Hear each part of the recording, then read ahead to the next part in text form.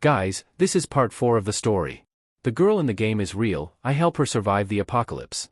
If you haven't seen the previous parts, the links are in the description and the pinned comment. Please support this video with a like and a comment, it really means a lot to me. And enjoy watching. Woof! Just watch what your dog bro does.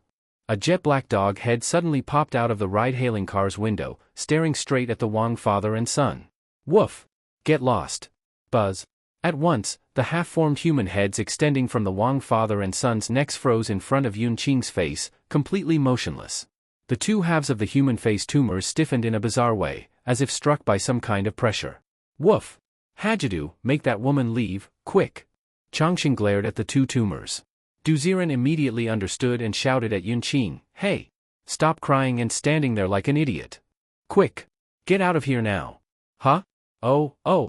Hearing a new voice, Yun Qing glanced at Duziren and immediately rolled on the ground several times.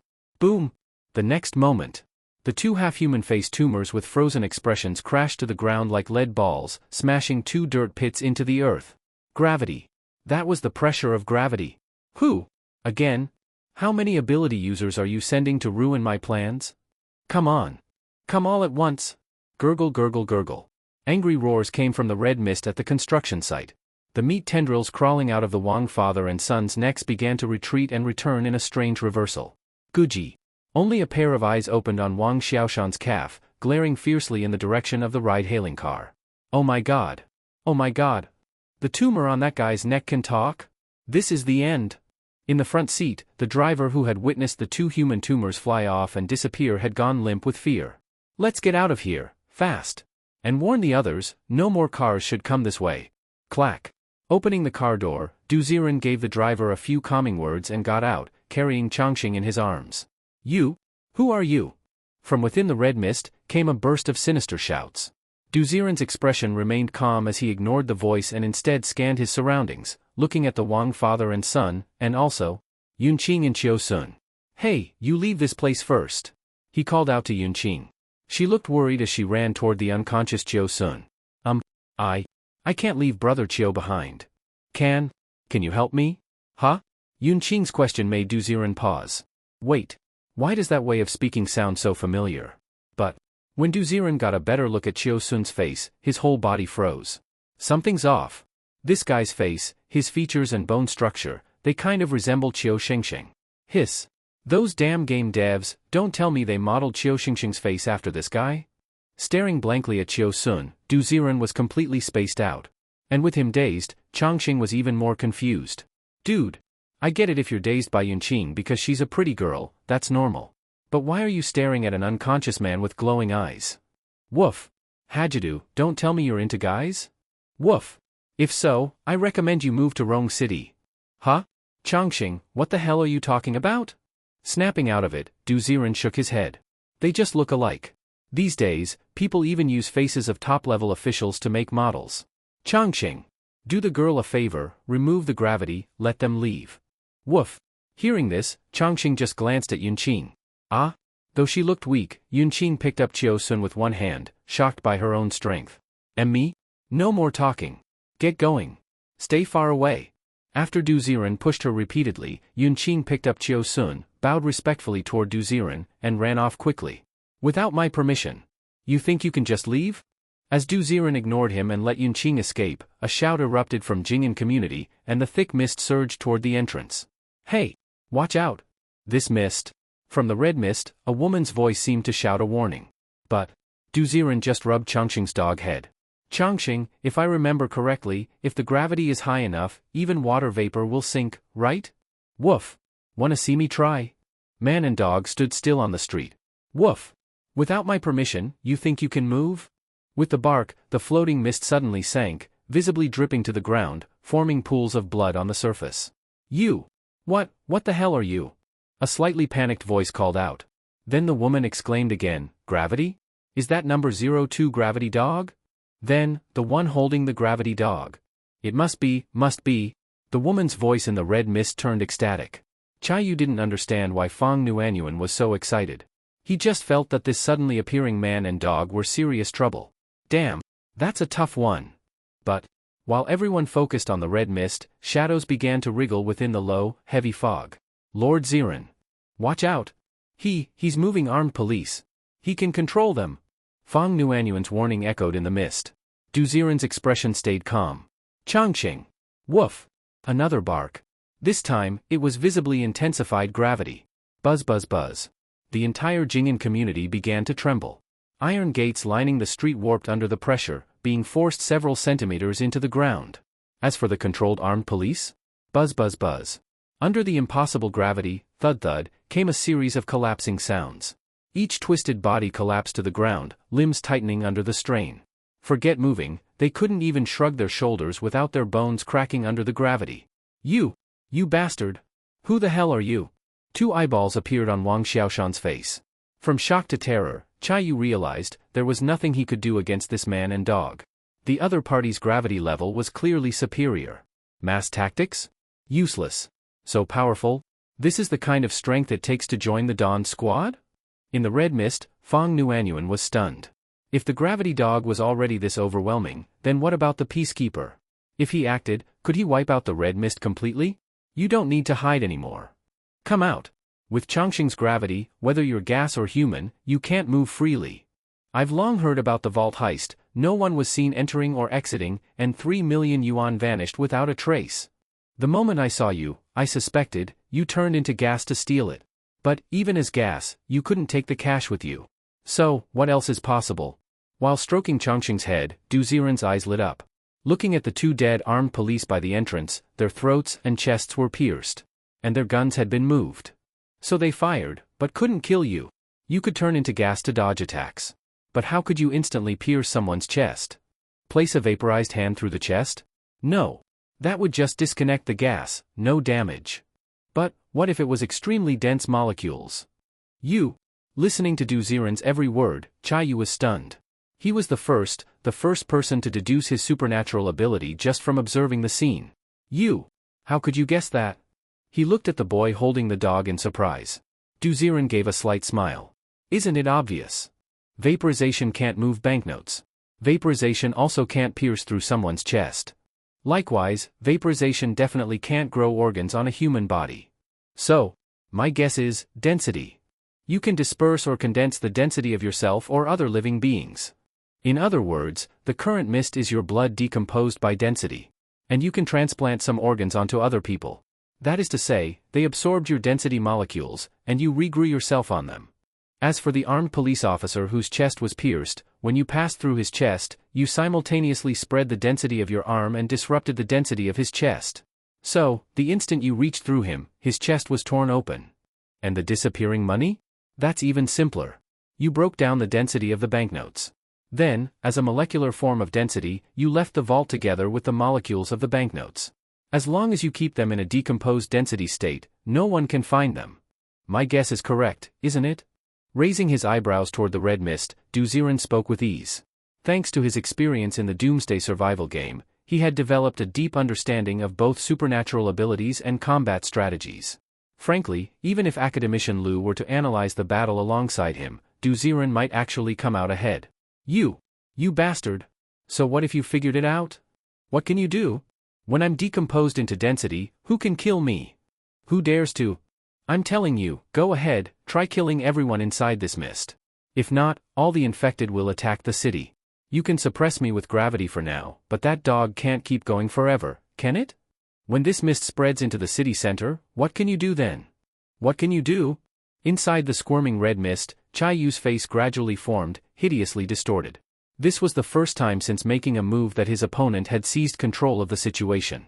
Even though he knew his ability was unbeatable, he couldn't shake off a growing sense of unease. Clack clack clack. Clack clack clack. Under the iron gate of the community, the Wang father and son's bodies were still trying to move stubbornly. Guji guji. From the back of Wang Xiaoshan's neck, a pair of human eyes appeared. You bastard, just sit there and watch his bones break under your gravity. All of this is your fault. You. Clack. Watching Wang Xiaoshan's body start to twist and snap. Du Ziren shook his head, holding Changqing as he walked up to Wang Xiaoshan. What? Are you scared now? Afraid? The human eyes were still squinting mockingly when Du Ziren suddenly slapped Wang Xiaoshan on the back. Pa! It looked like a light slap, but the eyes under the skin instantly contracted and disappeared from the back of his neck. Clunk. With the Du Ziren profile badge on his chest swaying, Wang Xiaoshan collapsed on the ground, his expression relaxing. His eyes slowly opened, confused as he looked at Du Ziren. He had regained his consciousness. Fuxing bro? Why are you here? Mouth wide open, Wang Xiaoshan wanted to say something, but suddenly remembered something and quickly touched his back. Gone. The hand that had grown from his back, gone. I came to deal with something. You and your dad, stand aside for now. Du Ziren patted his shoulder. The guy was clearly still out of it. Fuxing bro. It's dangerous here. You should get out of here.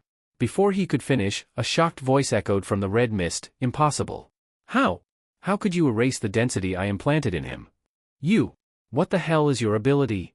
Academician Lu said my ability is affinity. Zombies and supernatural powers won't harm me. Of course, you can also call me by my title, Peacekeeper Du Ziren. Lifting Wang Xiaoshan off the ground, Du Ziren, under everyone's gaze, placed his hand on Wang Dashan's arm. Buzz. Visibly, the black veins under the skin of his bicep began to retreat. Holy shit. Fuxing bro. Are you a druid or something? Not a druid. It's just that those viruses avoid harming me, so they stay dormant. Your dad's symptoms seem more serious than yours, you can't leave yet. Take your father and stand far away. He urged Wang Xiaoshan. Though still confused, he lifted Wang Dashan's arm and quickly moved to the opposite side of the street. Buzz buzz buzz. The red mist continued writhing, trying to break through the gravity and surge out of Jing'an community. Affinity? Peace. So, you're the one sent to deal with me? I admit, your ability is tricky, but can you capture me? I'm telling you. No one can capture molecules, no one. When gravity fades, Wananchi is still mine. A humanoid figure had already appeared in the mist, staring directly at Du Ziren. His expression was still calm. He blinked, then smirked. Who said? I can't deal with you. Step. In front of everyone, Du Ziren gently put Changxing down and walked alone toward the red mist. Woof. Hajidu, what are you doing? Senior Ziren. You can't inhale that mist. At the same time, both Changxing and Fang Nuanyuan looked at Du Ziren in confusion.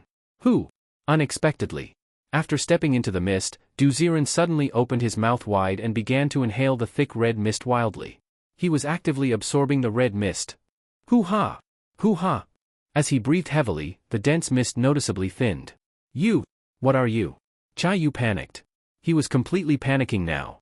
He could feel that, even though Du Ziren was soaking in the red mist, not a single density molecule of his own was able to gather on him. In other words, his ability was useless against Du Ziren. You're using affinity like that? He never imagined Du Ziren would use his body to destroy the red mist. And within the red mist, although Du Ziren only had his mouth open, every pore on his body seemed to sense nutrients and was swelling, expanding, and pulling everything in. Huff. In an instant. Centered on Du Ziren, he became like a vortex, continuously sucking in the surrounding red mist, devouring it all. Buzz. With each wave of red mist absorbed, Du Ziren clearly felt his blood and veins growing hotter and more energized. His body was being nourished. Affinity ensures I won't be harmed by virus powers, so even if I absorb your mist, it won't hurt me. But instead, if I completely absorb this red mist, can you still return to your original form? I'm not just in the red mist. I'm eating your body, aren't I? A calm, indifferent, and confident voice echoed through the red mist. At that moment, Du Ziren didn't seem like a boy who had just gained supernatural powers. He looked more like a battle-hardened veteran with years of experience. Affinity. So this is another way to use affinity? No wonder he's Captain Number 01 of the Dawn Squad. Looking at the composed figure inside the red mist, Fang Nuanyuan felt the huge gap between herself and Du Ziren, her eyes filled with admiration. They were both supernatural beings, and the time they'd had their abilities differed by only half a month. So why was Du Ziren already so skilled at using his power? Was this what they called battle talent? She stared blankly as the vortex at the center of the site grew larger and larger. Whoosh! The red mist was visibly dissipating. Damn it! You bastard! You're actually trying to eat me? Stop it! Stop now! Inside the twisted mist, Chaiyu's face was no longer ferocious. He was afraid. Afraid that Du Ziren would really absorb all of him. His density ability was completely useless against Du Ziren. If his entire being was inhaled into Du Ziren's lungs, and the gas got digested, wouldn't that mean death? And that damn dog too. Under gravity pressure, the moment I try to reform, I'll be pinned down and unable to move. Damn it. Damn it. Where did the police find these two freaks? Buzz. Seeing the last wisps of mist about to be pulled into Du Ziren's vortex, Chayu knew he had no choice but to fight. Surrender now? No way in hell. Wait for the chance. The moment the mist solidifies around him, I'll restore my density. If I only reform a head, I might still be able to move under gravity. If I time it right and land on his back, I'll bite through his spine. With ruthless intent, Chayu could already feel most of his body being absorbed by Du Ziren. Even if he reformed now, he'd only have a fraction of a body left. Whoosh! In the vortex of wind, just as the final wisp of red mist twisted and faded. Suddenly, the swirling mist rapidly gathered, and a real human head appeared above Du Ziren's head. Due to the gravity pressure, it fell fast, aimed right at the back of Du Ziren's head. My density is invincible. Buzz. The head flickered between vapor and solid form. In this half-solid state, it plopped onto Du Ziren's shoulder. Arg! With twisted, sharp teeth snapping forward, it was about to bite into Du Ziren's neck. Senior Ziren. Look out! Woof! Hajadu, it's too late. That's his physical attack. Your affinity won't work. Dodge! Dodge now! Cries rang out, and as Du Ziren was basking in the pleasure of absorbing the mist, he tried to react, but a cold chill was already spreading across his neck. Holy shit! Am I dead? That was Du Ziren's first thought. After all, how do you defend against an attack that can vanish and reappear at will? But, opening his eyes in despair, he looked at the human head clinging to his shoulder. 1 second passed. 2 seconds passed. Its mouth was wide open, pressed against his throat, but it hadn't moved at all. 2 seconds, just 2 seconds. It felt fast, but to Du Ziren, it was like time had frozen. Could it be? Affinity also works on people. Looking at Chayu's frozen, snarling face, Du Ziren grabbed a handful of his hair and lifted the human head into the air. In that instant, buzz! A strange sound echoed. The lingering red mist completely vanished, and all around the construction site, red-eyed people with bulging black veins lay collapsed. And in the center stood Du Ziren, shaking the human head in his hand, confused. What? You're not attacking me. You giving up? His calm voice sounded out. Chayu stared in shock at the hand gripping his hair, his eyes trembling. What happened? His mind had crashed. Because in his memory, he had definitely landed on Du Ziren's neck, his teeth had even pressed into the skin. But, why? Why was he suddenly in Du Ziren's hand? Why was he being swung around by the hair like a rag doll? What the hell happened? You. His lips trembled as he looked at the smiling, dazed young man, and for some reason, a sense of fear crept in. This guy. There's no way his ability is just affinity. He must be the government's ultimate weapon. As his head swung back and forth, Chayu realized something worse. Once Du Ziren had grabbed him, his density ability was completely disabled. Which meant, he was now just a freakish head, helplessly being tossed around by Du Ziren like a ball. This isn't affinity. This is power nullification, damn it. You. Facing Du Ziren's innocent question, Chayu felt like he was being mocked and humiliated. He gritted his teeth, but no longer dared to meet Du Ziren's eyes. He just looked down and struggled pointlessly. This. From afar, Fong Nuanyuan was also stunned. Just a second ago, Chayu was about to bite through Du Ziren's neck. And the next second? Du Ziren was holding his head? What kind of reaction time was that? What kind of person is Lord 01?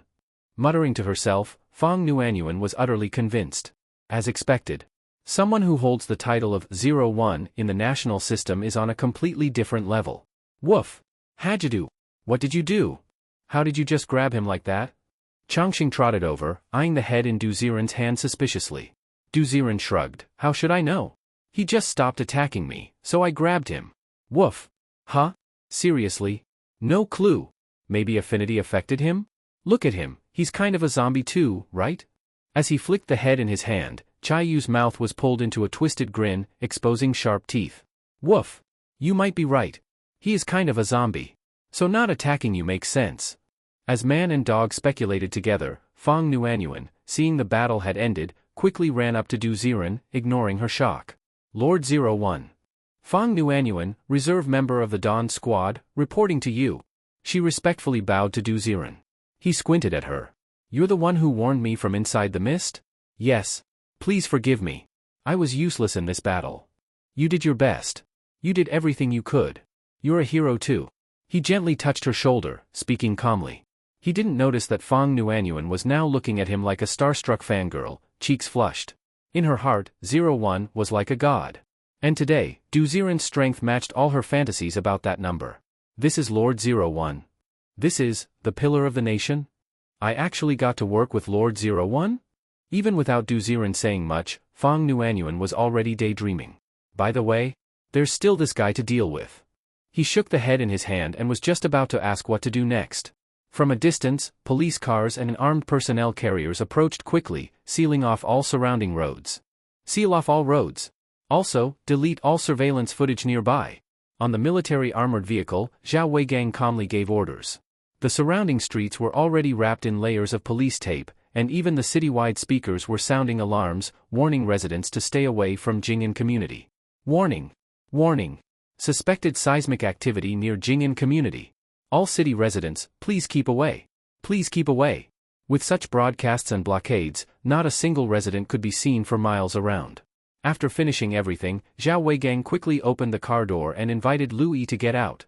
The two had already learned most of what happened in the battle through surveillance footage.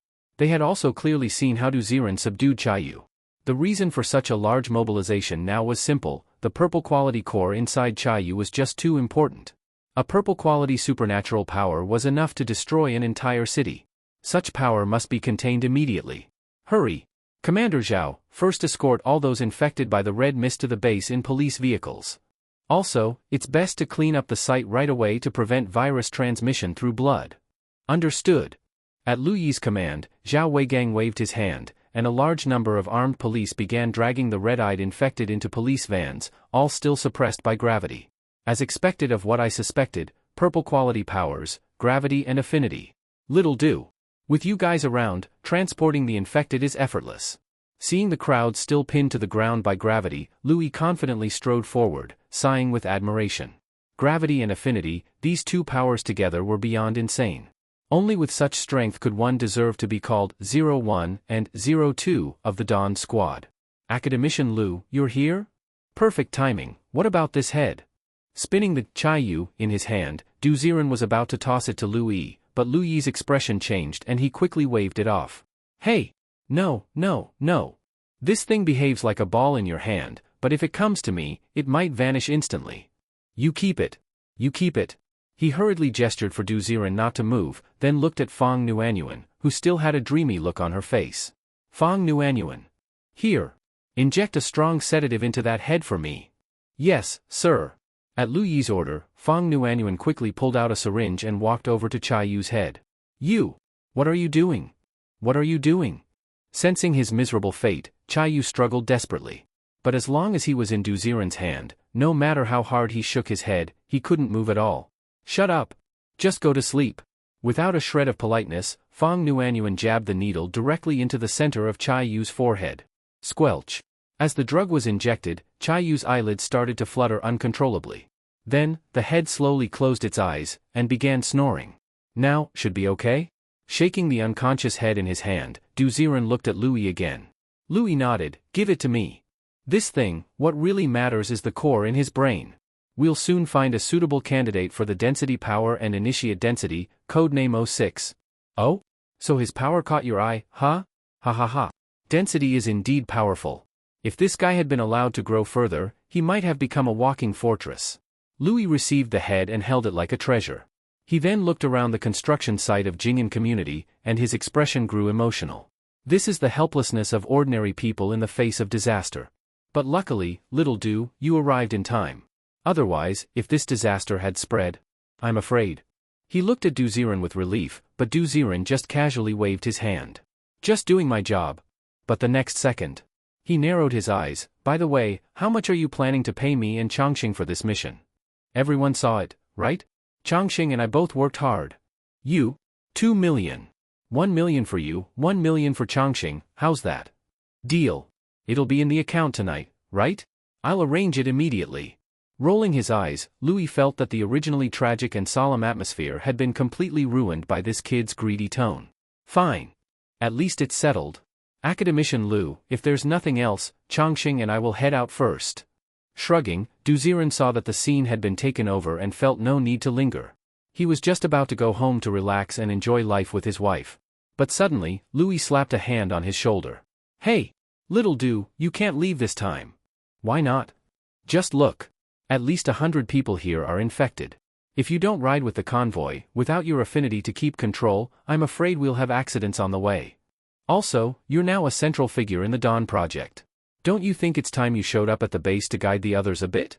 Well, looking at the vans full of red-eyed people, Duziren scratched his head and reluctantly nodded. Fine. But I'll only stay until they're under control. Then I'm going home. Sheesh, I don't get you. What's so great about staying at home all day? The base has everything. You'll be living in luxury.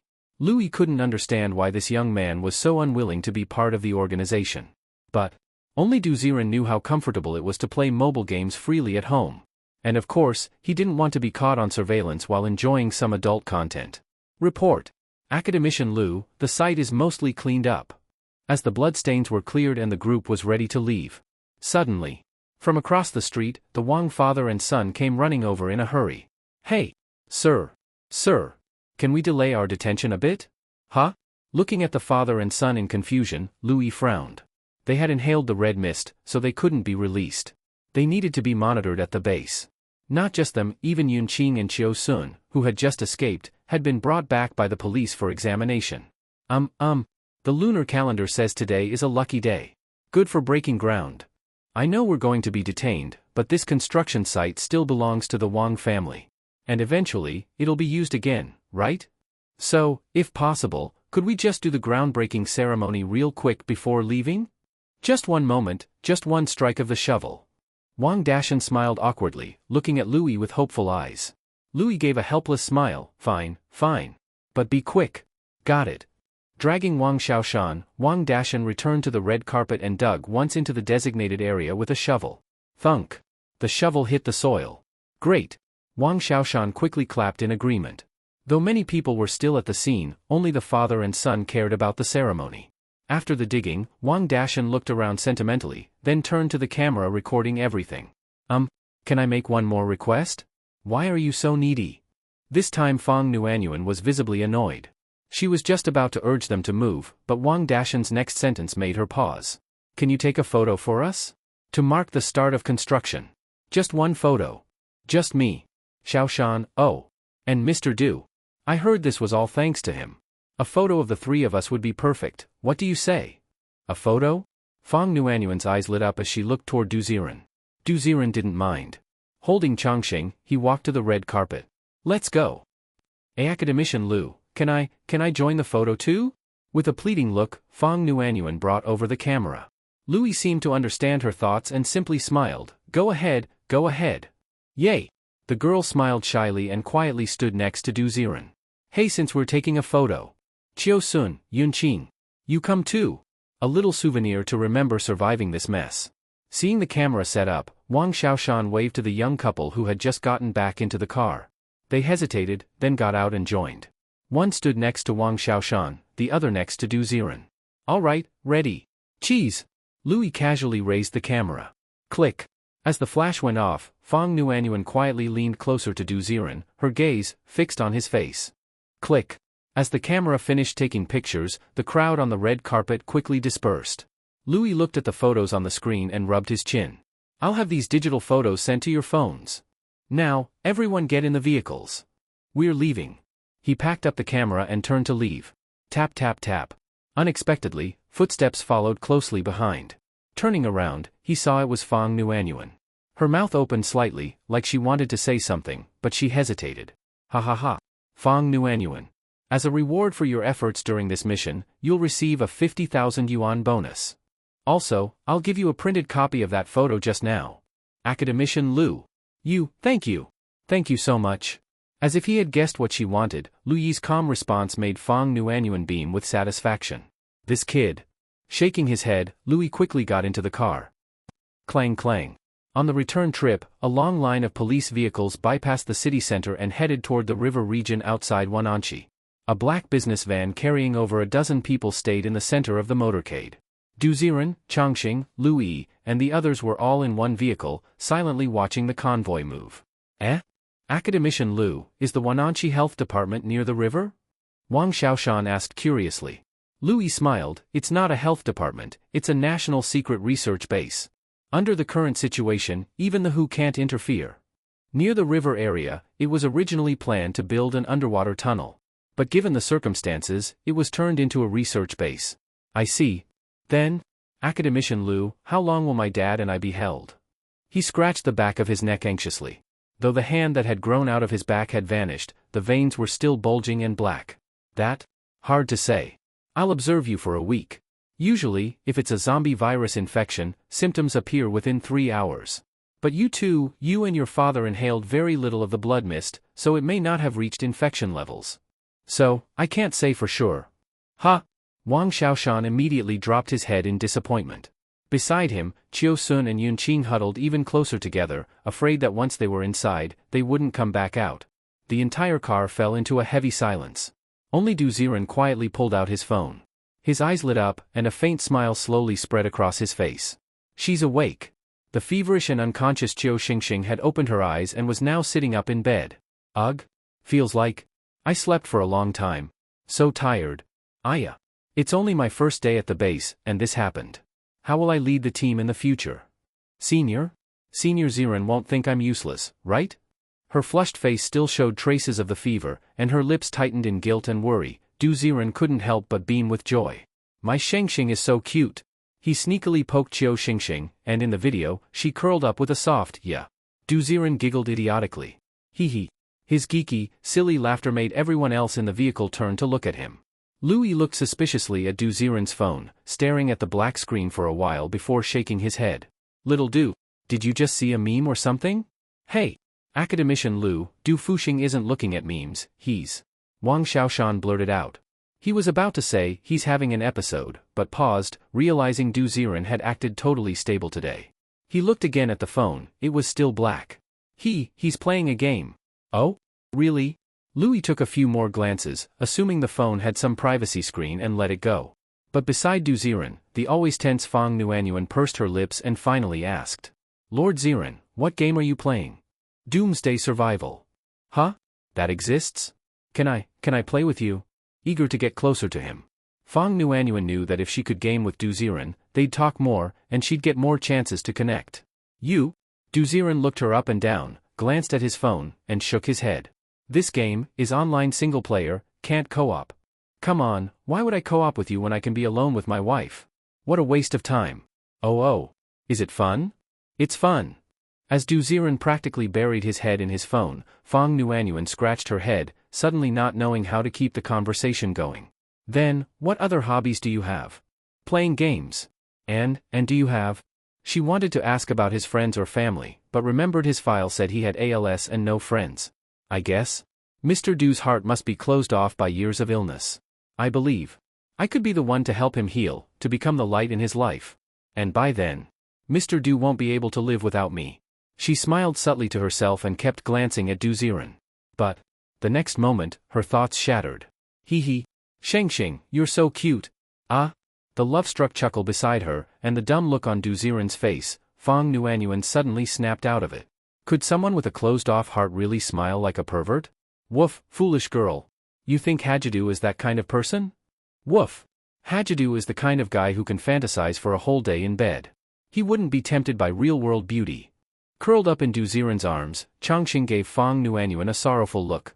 This guy was a weirdo, who could understand him? Probably only his self-imagined Chiu Xingxing could. Woof, in his sleep, Hajidu yelled Xingxing over 200 times. Foolish girl, you don't stand a chance. Hajidu is already beyond saving. With a pair of pitying dog eyes, Changxing wagged his tail and slowly closed his eyes. Clang clang clang. The convoy approached the riverside. Soon, it entered a reed-covered area guarded by armed police. After some bumping through the reeds, they seemed to enter a downward-sloping tunnel, and the light began to dim. After a long stretch of darkness, a corridor lit by wall lamps appeared. It stretched endlessly ahead, about 5 to 6 meters wide. On either side of the tunnel, countless doors lined the walls. We're here. Louis called out, and Zhao Weigang immediately opened the door. Everyone got off in a hurry. Depending on the danger level, the red-eyed infected were locked in a large room on the left. The Wang father and son were placed in slightly better quarters. Chiu Sun and Yun Qing were under soft surveillance, followed by guards 24/7. Almost as soon as they got out, Louis rushed down the tunnel, carrying Chai Yu's head. Little Du, Fang Nuanyuan will be looking after you while you're here. Fang Nuanyuan, understood? Before leaving, Louis gave her an encouraging glance. Fang Nuanyuan lit up and immediately moved to Du Ziren's side. Lord Ziren, would you like to take a look around? Aside from holding the infected, we also have theaters, recreation rooms, even a swimming pool. Would you like me to show you around or get you something to eat first? She looked at him expectantly, already imagining their alone time deepening their bond. But Du Ziren lifted his eyes, glanced at her, then looked back at his phone and waved. No need. Take Chongqing and go eat something good. By the way, is there a charging outlet? It's kind of urgent. He pulled a charger from his pocket, spotted a wall socket, crouched in the corner like a shut-in, plugged in his phone, and started playing again without a care. You, seriously? Sheng. Don't be afraid, it's okay, it's okay.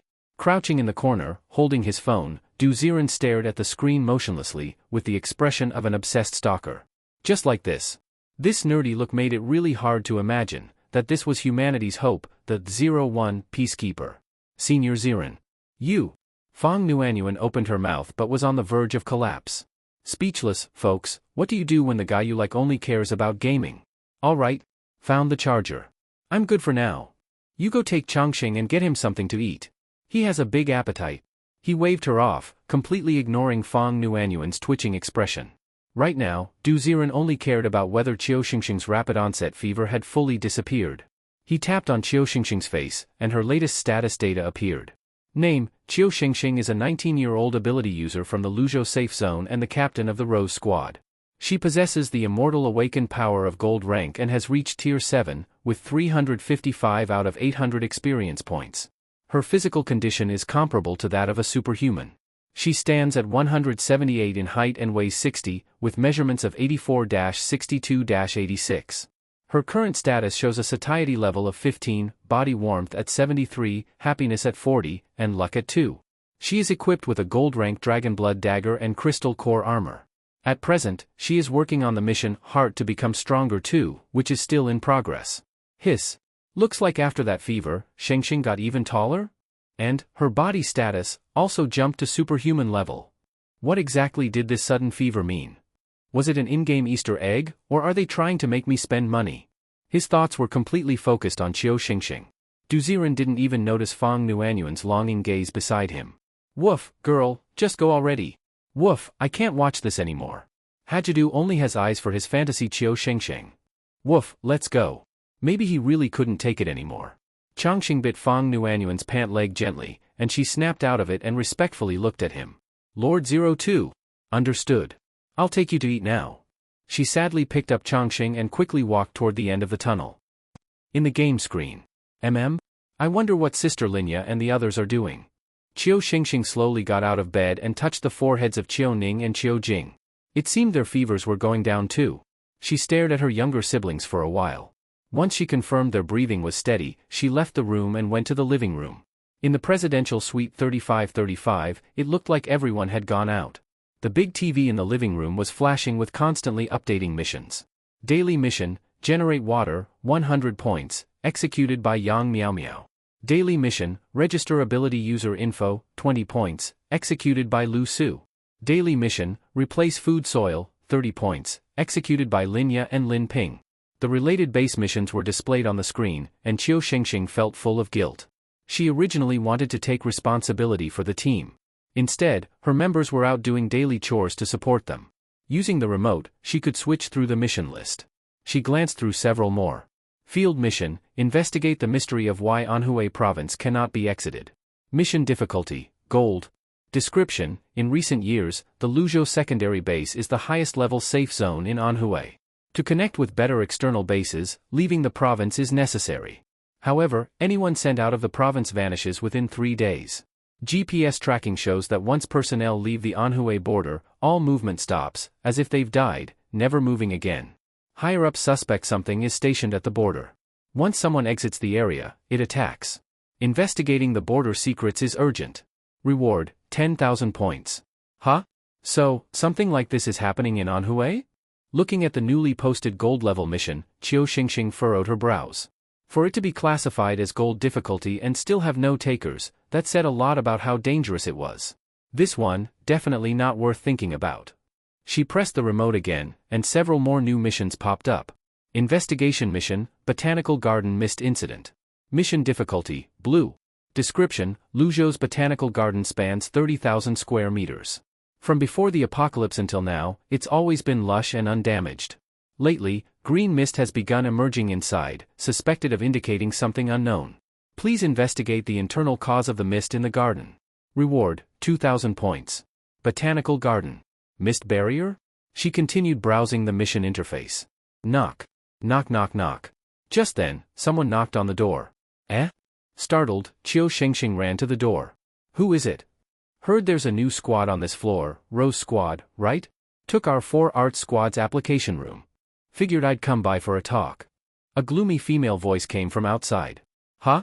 Took your application room? Qiu Shengxing was confused.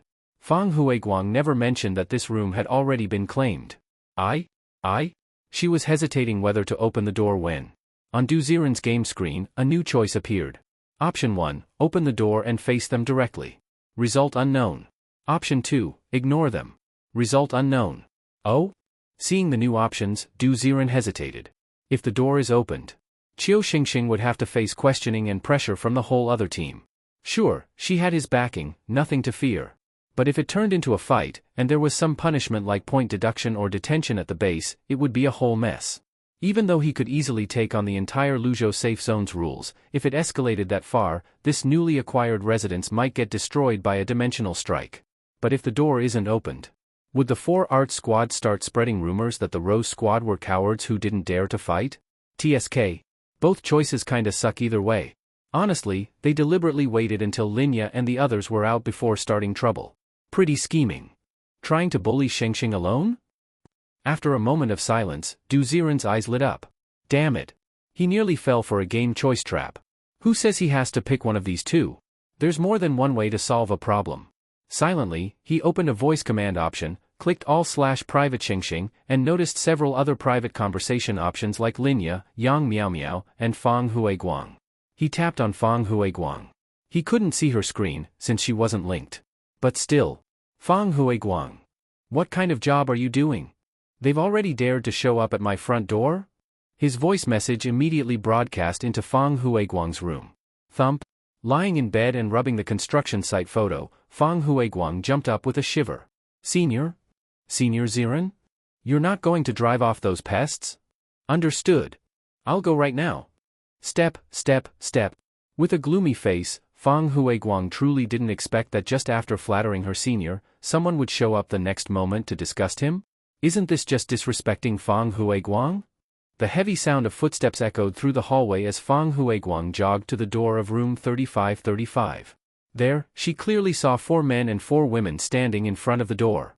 Among them, the 4 women were dressed in traditional robes, each carrying one of the 4 arts: qin, chess, books, and painting. Beside them, the 4 men wore camouflage uniforms. They were tall and muscular, with dark skin. For Art Squad, Field Combat Squad. What are you doing standing here? Even though she was facing 8 people, Fang Huiguang wasn't scared at all. She coldly stared them down. You, Fang Huiguang, you gave away room 3535, the last room on the 35th floor? Don't you know that this room was applied for by our 4 Art Squad? The woman holding the qin glared, seemingly emboldened by the men behind her. Even though she was a head shorter than Fang Huiguang, she dared to question her directly. You applied for it? Just because you applied, does that mean the room automatically belongs to you? With a sneer, Fang Huiguang raised an eyebrow and looked at the 4 men. What's wrong? Not confident enough? If you think 3535 is your reserved room, why bring men along when causing trouble? Everyone in the base knows. You 2 squads have long been working together. But, just because others fear you doesn't mean I, Fang Huiguang, fear you. You, Fang Huiguang. You abused your authority and gave this room to someone else. I heard the Rose Squad has 2 members who haven't even reached Tier 7 abilities. They're not even qualified. You abused your authority. Can't we step up and seek justice? One of the bulky men in camouflage, weighed down with sandbags, stepped forward and stared directly at Fang Huiguang. To be honest, being confronted by 8 people would overwhelm most. Especially 8 Tier 7 ability users. But Fang Huiguang just frowned. Idiots. Think about it yourselves, why would I help them? Do you really think you can afford to mess with the person inside? You, stop acting mysterious. I checked. Those people came from the black market mines. What kind of background could they possibly have? You're just playing favorites. The sandbag man was aggressive, but Fang Huiguang actually laughed. Fine then. According to you, I am playing favorites. So what? Field Combat Squad? You're helping the 4 Arts Squad cause trouble. Aren't you afraid that I'll get a superhuman to take your current room 3523 from you? Get lost. The moon emblem on her chest gleamed, reflecting the arrogance unique to a superhuman. You. The sandbag man stammered for a while but didn't dare speak further. She was right. If she really found 2 superhumans, forget about helping the 4 Arts Squad take over the 35th floor, even their own room could be stripped, forcing them down to the lower floors. Zhang Qin, let's go. Humph. The 4 men and 4 women gave Fang Huiguang one last angry glare but had no choice and walked away. Step, step, step. The noise outside faded. Creak. The door of room 3535 opened, revealing Qiu Xingxing's cute little head. Huh? They're gone. Was it you? You drove them away? Qiu Xingxing looked at Fang Huiguang in surprise. Fang Huiguang glanced at her and shrugged. If not for the senior, I wouldn't have bothered with you. Step, step, step. The sound of proud footsteps echoed in the corridor as Fang Huiguang left with a cold face. After a few steps, she seemed to remember something. Right. They hold grudges. If you go out on a mission, be careful. Wait. With the senior here, never mind. Just go back to being your silly sweet self. Shaking her head, Fang Huiguang walked away as if she'd just told herself a joke. Huh? Scratching her head, Qiu Xingxing looked around in confusion. Was it Senior Ziren who sent her?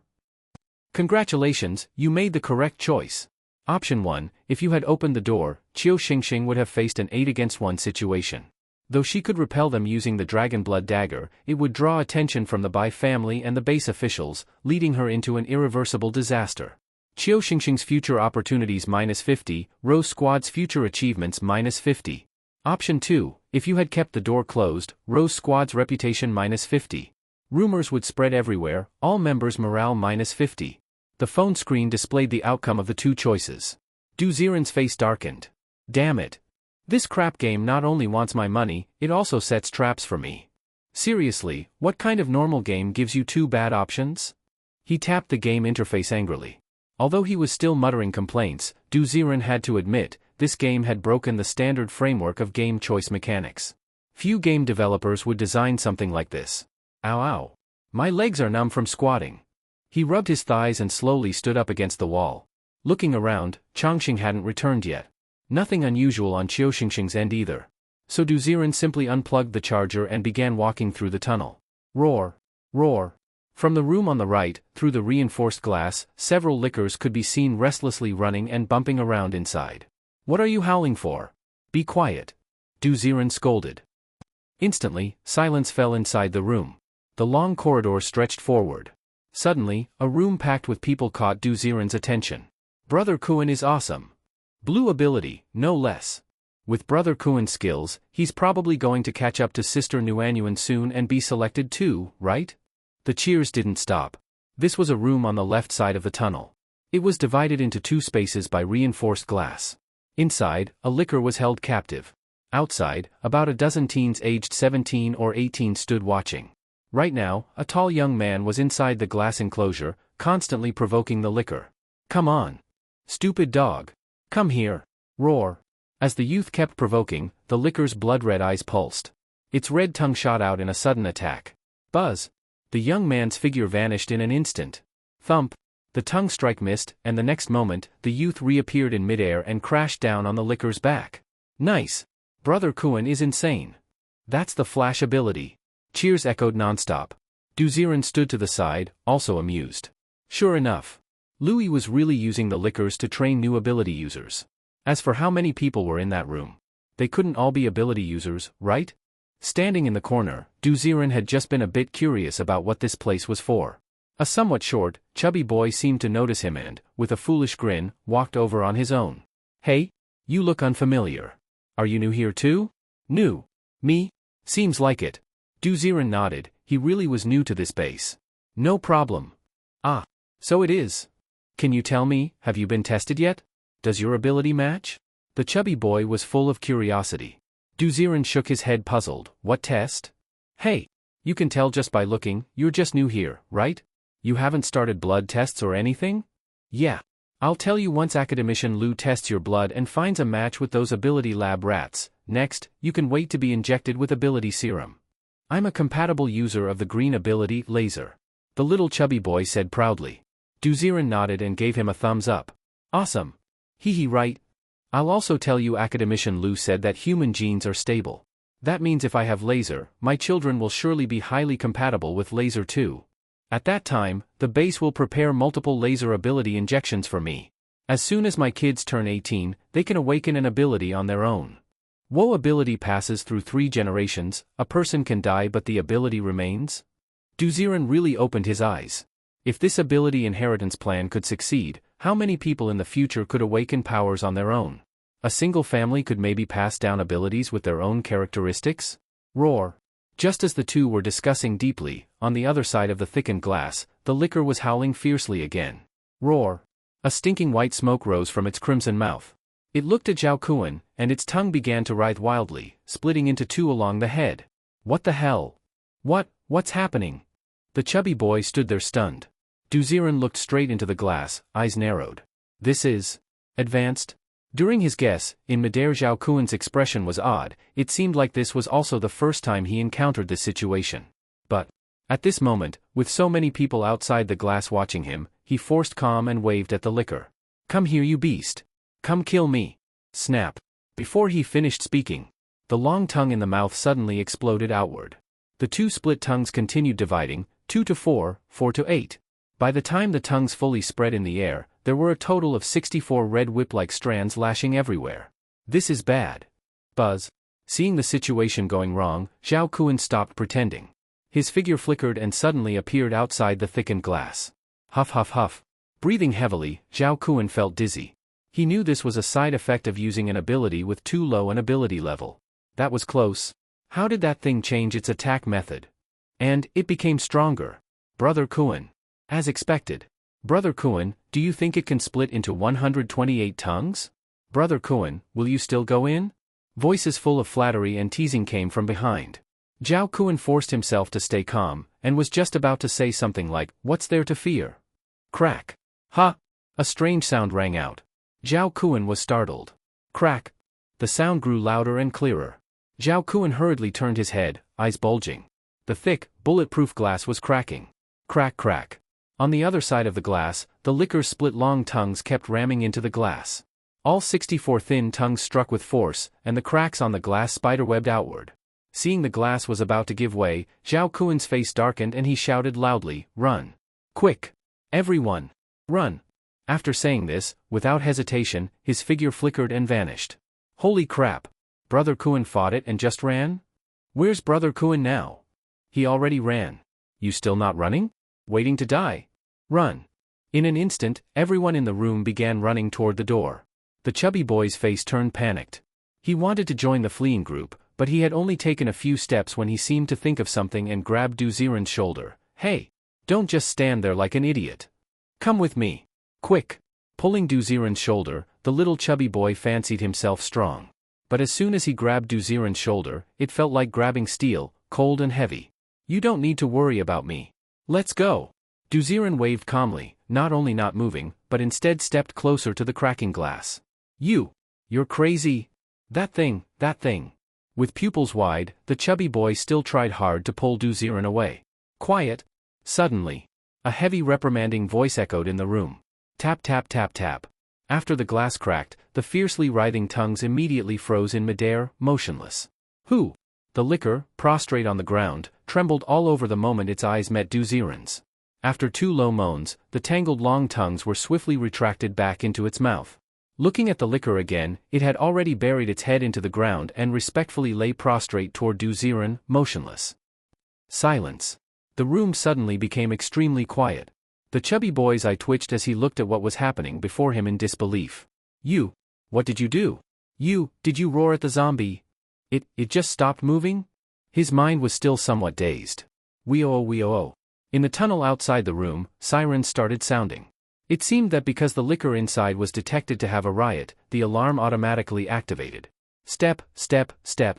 Within moments, rapid footsteps could be heard. Lord Chongqing. There might be a riot here.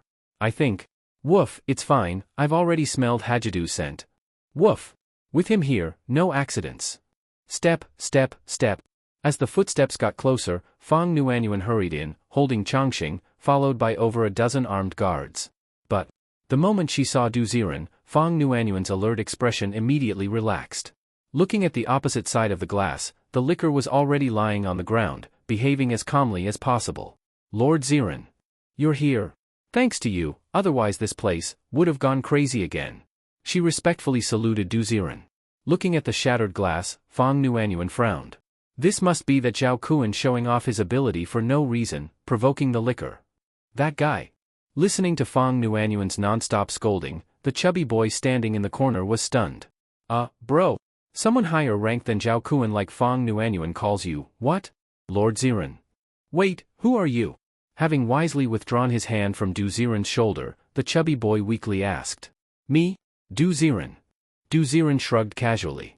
Upon hearing this, the chubby boy immediately took several steps backward uncontrollably. What? You are that 01. 01 Du Ziren? Hey! Lab Tech, what do you think you're saying?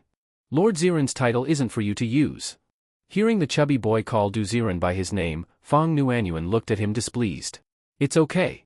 I actually like talking to him. By the way, what's your name? Looking at the chubby boy warmly, the boy swallowed hard a few times before shakily saying, my name is Huang Song. Oh. Huang Song? Laser Huang Song. When you have time, remember to come find me to play. Du Ziren patted Huang Song on the shoulder. Under his expression of shock, joy, and excitement, Du Ziren smiled as if dealing with something unimportant and slowly walked out of the room. In the long, dim tunnel, the sirens were still echoing. After Du Ziren took Chongqing from Fang Nuanyuan's hands and watched the staff keep arriving at the liquor room, his face looked somewhat tired. I say, do you have a room with a big bed here? Sitting and playing games is a bit tiring? I want to lie down and play. Yes. Please follow me. Fang Nuanyuan looked at Du Ziren helplessly. She still didn't understand. Don't normal people go back to their rooms to rest? You're going back just to change your posture while playing games? How much do you love games? Step, step, step. Walking along the long tunnel, guided by Fang Nuanyuan, Du Ziren arrived at a nearly 90-square-meter single apartment. The inside was arranged very warmly, a sofa, living room, bedroom, bathroom, everything was complete. Except for having no windows, everything was convenient. Hiya. Chongqing, find something to play with. I'm going to flop down. Du Ziren put Chongqing on the ground and directly collapsed onto the sofa, silently taking out his phone. Senior Ziren, you. Do you want me to stay and chat with you, or? Standing at the door, Fang Nuanyuan straightened her posture. Under the orange warm light inside, she wore a reporter's outfit and looked lovely, her eyes coquettish. But no need. Go do your own thing. You don't need me. Go do your own thing. The cold voice came out. Du Ziren's eyes did not leave his phone for even half a second, and Fang Nuanyuan was helpless. Where was the 01 hero with a beautiful girl storyline she expected? This pace was totally wrong. Was the paper girl in the phone really more fun than a real person? Standing at the door like a wooden stake, left waiting for nearly 3 minutes, Fang Nuanyuan finally shook her head and gently closed the door, leaving like she had been defeated. No choice. She did have some affection, but she couldn't just force her way to stay, right? Step, step, step. After her footsteps faded outside. Woof. Chongqing pressed the TV remote with his paw, casually switching TV channels, and teased Du Ziren. Woof, Hajidu, I don't get it. That woman obviously has feelings for you. Woof. Why don't you try pursuing her? Woof, having a real partner is better than just smiling at your phone every day, right? You understand nothing. Do you know how cute Shengxing is? In front of Shengxing, any kind of sexy doesn't matter. Still looking down at his phone, Du Ziren lay on the sofa with no trace of a human dawn hero image. Woof, hopeless. This kid. The man and dog were busy on their own, and the room briefly fell into silence. Your bank card ending 0304 just received 2 million yuan, current balance 6,920,000 yuan. Du Ziren's phone received the reward from the mission. Leisurely turning over on the sofa, he opened the game interface. In the Doomsday Survival game, it was already afternoon in real time. Linya, Yang Miao Miao, and the others had finished their daily missions and returned to the presidential suite. Seeing Qiu Shengxing recovered and sitting on the couch, everyone couldn't help but smile. I guess Senior came secretly. Hi, maybe Senior did something that caused Captain Qiu's fever? You're so dirty. At the same time, at the end of the underground long tunnel, inside Lu Yi's laboratory.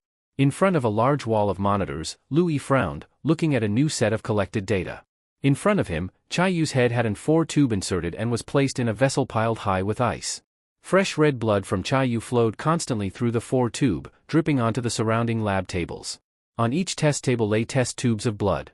As Chaiyu's fresh blood flowed in, without exception, every blood sample immediately turned black. Failure. Failure. Still a failure. Damn it. Why isn't there a single compatible subject? Bang. In frustration, Lu Yi's fist slammed on the table. His face was ashen.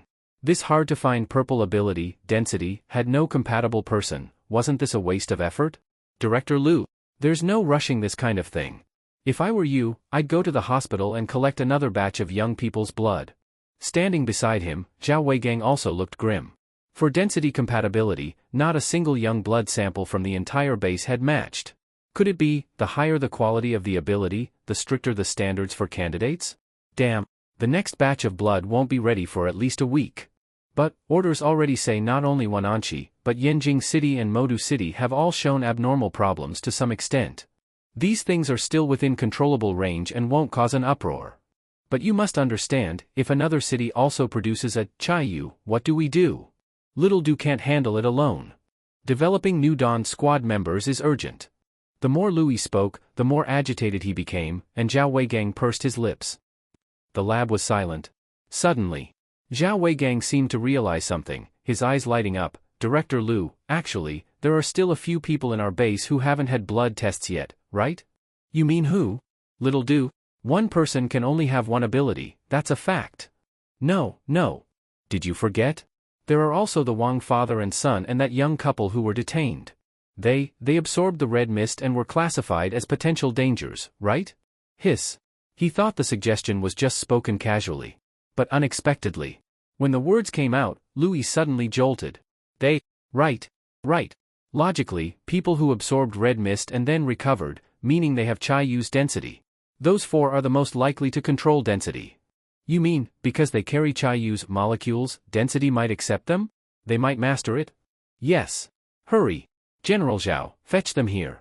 If they match successfully, Du Ziren will lead the team and observe the new density match. Once their mental condition is stable, they can be enrolled as new Dawn squad members. Understood. Step. Urgent footsteps rushed out of the laboratory. A short time later. In a small enclosed bedroom, Wang Xiaoshan glared at the TV, watching his old father snoring in bed, looking helpless. Oh! If I'd known, I wouldn't have come to that groundbreaking ceremony. Now don't talk about construction, if I grow another hand, they'll dissect me for research.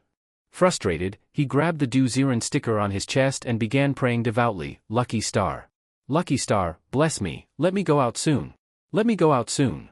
Knock. Just as he finished speaking, someone knocked on the door. Wang Xiaoshan's eyes lit up. Holy crap.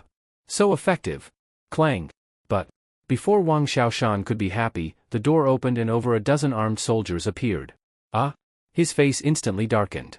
Wang Xiaoshan thought, if they were here to tell him he could leave, they wouldn't come with this kind of force, right?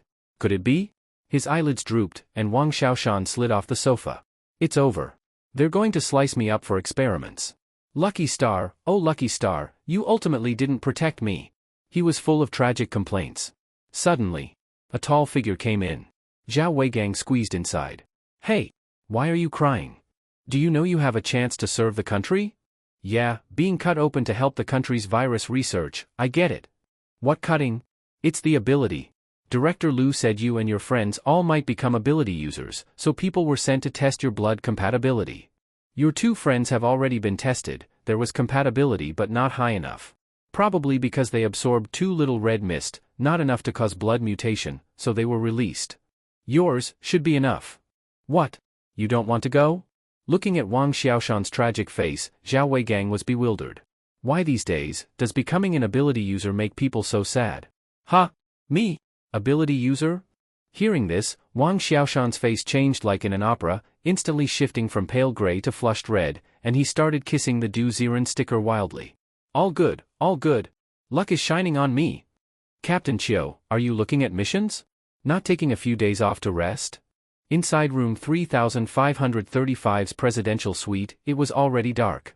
Chiu Xingxing stared at the Investigate Botanical Garden mission, deep in thought.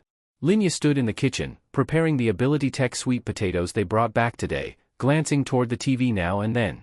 Senior said that if we don't want to endure the humiliation of escaping from the mine black market again, we have to keep growing. I think this mission isn't too difficult, maybe we can try it. Chiu Xingxing pointed at the mission and glanced at the steaming sweet potatoes in the kitchen. They were steaming hot, but emitted no food aroma at all. This was food catalyzed by Ability Tech. Although it could be harvested in large quantities in a short time, it had lost its original taste and nutrients. But, even so, these tech sweet potatoes were worth 10 points each. The hardships of the apocalypse were evident. Growth, huh? All right, tomorrow we'll take this mission together. Agreed. I actually want to go see the so-called Modu City safe zone. Maybe, when we all become superhumans in the future, we'll be able to go to the so-called first-line safe zone. Lu Su spoke with longing. Chiu Xingxing's mouth twitched. She wanted to say, outside Wananchi, there was a place that would kill anyone who left the province. Superhumans might not even survive going out. But, as the team captain, she just smiled and nodded. Yeah. Later we'll all go to the first-line safe zone together. Great. In the rare harmony among the squad, the girls chatted and laughed with each other. The warmth coming from the screen seemed to reach through the screen and even touch Du Ziren on the other side. Ah, how nice, how nice. The so-called companions, the so-called goals to move forward toward. Xingxing's life trajectory is opening up step by step. Staring at the screen dazedly? Suddenly, a noisy sound wave came from outside the house, like a loudspeaker broadcast. Announcement. Announcement. The Dawn Plan progress is expanding. A new member 06 density has appeared. At 7 a.m. tomorrow, all participants in the plan, please gather at the plaza. 06. Density? Found a compatible person? The voice continued in his ears. Du Ziren shrugged, not paying much attention. On his phone screen, Chiu Xingxing had already finished joking with her squad members and returned to the small house. Night was deep. Tonight, in both the real world and the game world, everyone slept peacefully. Du Ziren dozed off on the sofa and finally had a real sleep. The next day. Knock knock knock. The door was knocked, and Fong Nuanyuan's voice came in. Senior Ziren? Senior Ziren? Are you awake? After yawning, Du Ziren slowly got up from the sofa. I'm awake. What is it? That, you heard last night's broadcast, right? It was about the new member 06 appearing. All members of the Dawn Plan have to go to the gathering site. As the 01, you have to go too. Oh? Wait for me a moment, I'll just wash up quickly. Entering the bathroom, Du Ziren was shocked to find Changxing standing in front of the mirror, meticulously applying gel to his dog head. Hey bro? Changxing, what are you doing? There's no female dog there, you. Woof, Hajadu, come on, I am the Noble 02 after all. Woof. It's fine to make myself look cooler, right? No problem, no problem. After washing up simply, Du Ziren checked his phone as usual. In the Doomsday World game, Chiu Xingxing's squad had all gathered and were heading toward the building's first floor to apply for the mission. You know, when you look at it like that, there was indeed a sense of two lives, two worlds interacting and overlapping. Click. After the door opened, Fong Nuanyuan was dressed very formally today, in a black suit with sunglasses, looking like a cool big sister. Senior Ziren. She bowed slightly to Du Ziren, and he nodded. Shall we go? Over here. Step step step. Wow. Who do you think it is? Who could it be that joins the Dawn squad? And comes in as 06 right away? Could it be Zhao Kuan? Him? How's that possible? Yesterday he messed up big time. I heard that the mysterious 01 came later and nothing happened. 01. Damn. If I'd known, I wouldn't have run away yesterday. Just seeing 01 once in my life would be enough. In the huge underground plaza, Louis stood under the spotlight, looking fondly at the young people in front of him. This group of at least 200 young recruits were all compatible ability users. That meant they were all future backbone forces. Ahem ahem. Zhao Kuan, how are you leading the team? Zhao Weigang stood to one side and rebuked, after which Zhao Kuan stepped out of the crowd and glared at everyone. Everyone quiet. Quiet. Line up by ability level. Huang Fatty, who told you to stand in the front row? You, with the green ability, stand in the second row. With a gloomy glare at Huang Song, he was clearly unhappy. But Huang Song wasn't convinced. The entire front row was actually meant for those with green abilities. In the whole base, only Zhao Kuan and Fang Nuanyuan had blue abilities. The real reason he was pushed to the second row likely had more to do with the fact that he wasn't one of Zhao Kuan's bootlickers. School is a mini-society, so is the base. Why can't I stand in the front row? Just as he was about to talk back, a boy next to him quickly pulled him back. Huang Song. Are you crazy? Zhao Kuan's a wild one. He might be promoted to 06 today. If you offend a 06, do you even want to keep living? You should know, all of us here will eventually belong to the Dawn Squad. TCH. So what if he's a 06? Let me tell you, Lord Ziran of 01 is way more humble than him. Humph. You talk like you actually know Lord 01. Get to the back. Zhao Kuan snorted coldly, clearly irritated. Even though he knew he wouldn't be the one promoted to 06 today, just hearing people guess he might be still gave him a little thrill. You. Gritting his teeth, Huang Song was about to curse again when Academician Lu. Lord 01 Ziran, I've brought him here. Suddenly, a gentle female voice rang out. Everyone instantly turned to look.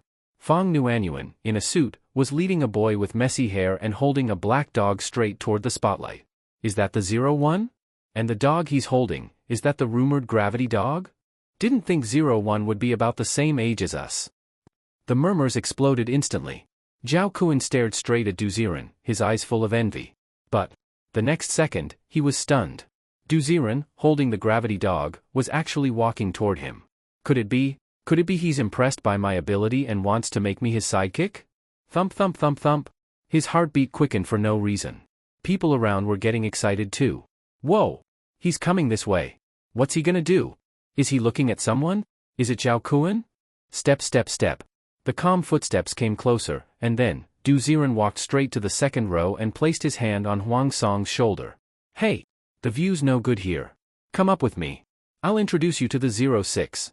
Lord Ziran. Why you? Huang Song's face turned a little red. If yesterday he had still been clueless, then today, he was completely overwhelmed. This guy, number one in the plan, was the goal all of them ability users were striving for. Let's go! He dragged Huang Song out of the formation.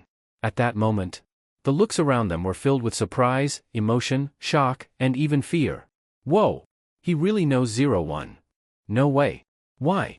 I want to shake Lord 01's hand too. You. Huang Song. Zhao Kuan's mouth trembled, and he couldn't get a word out.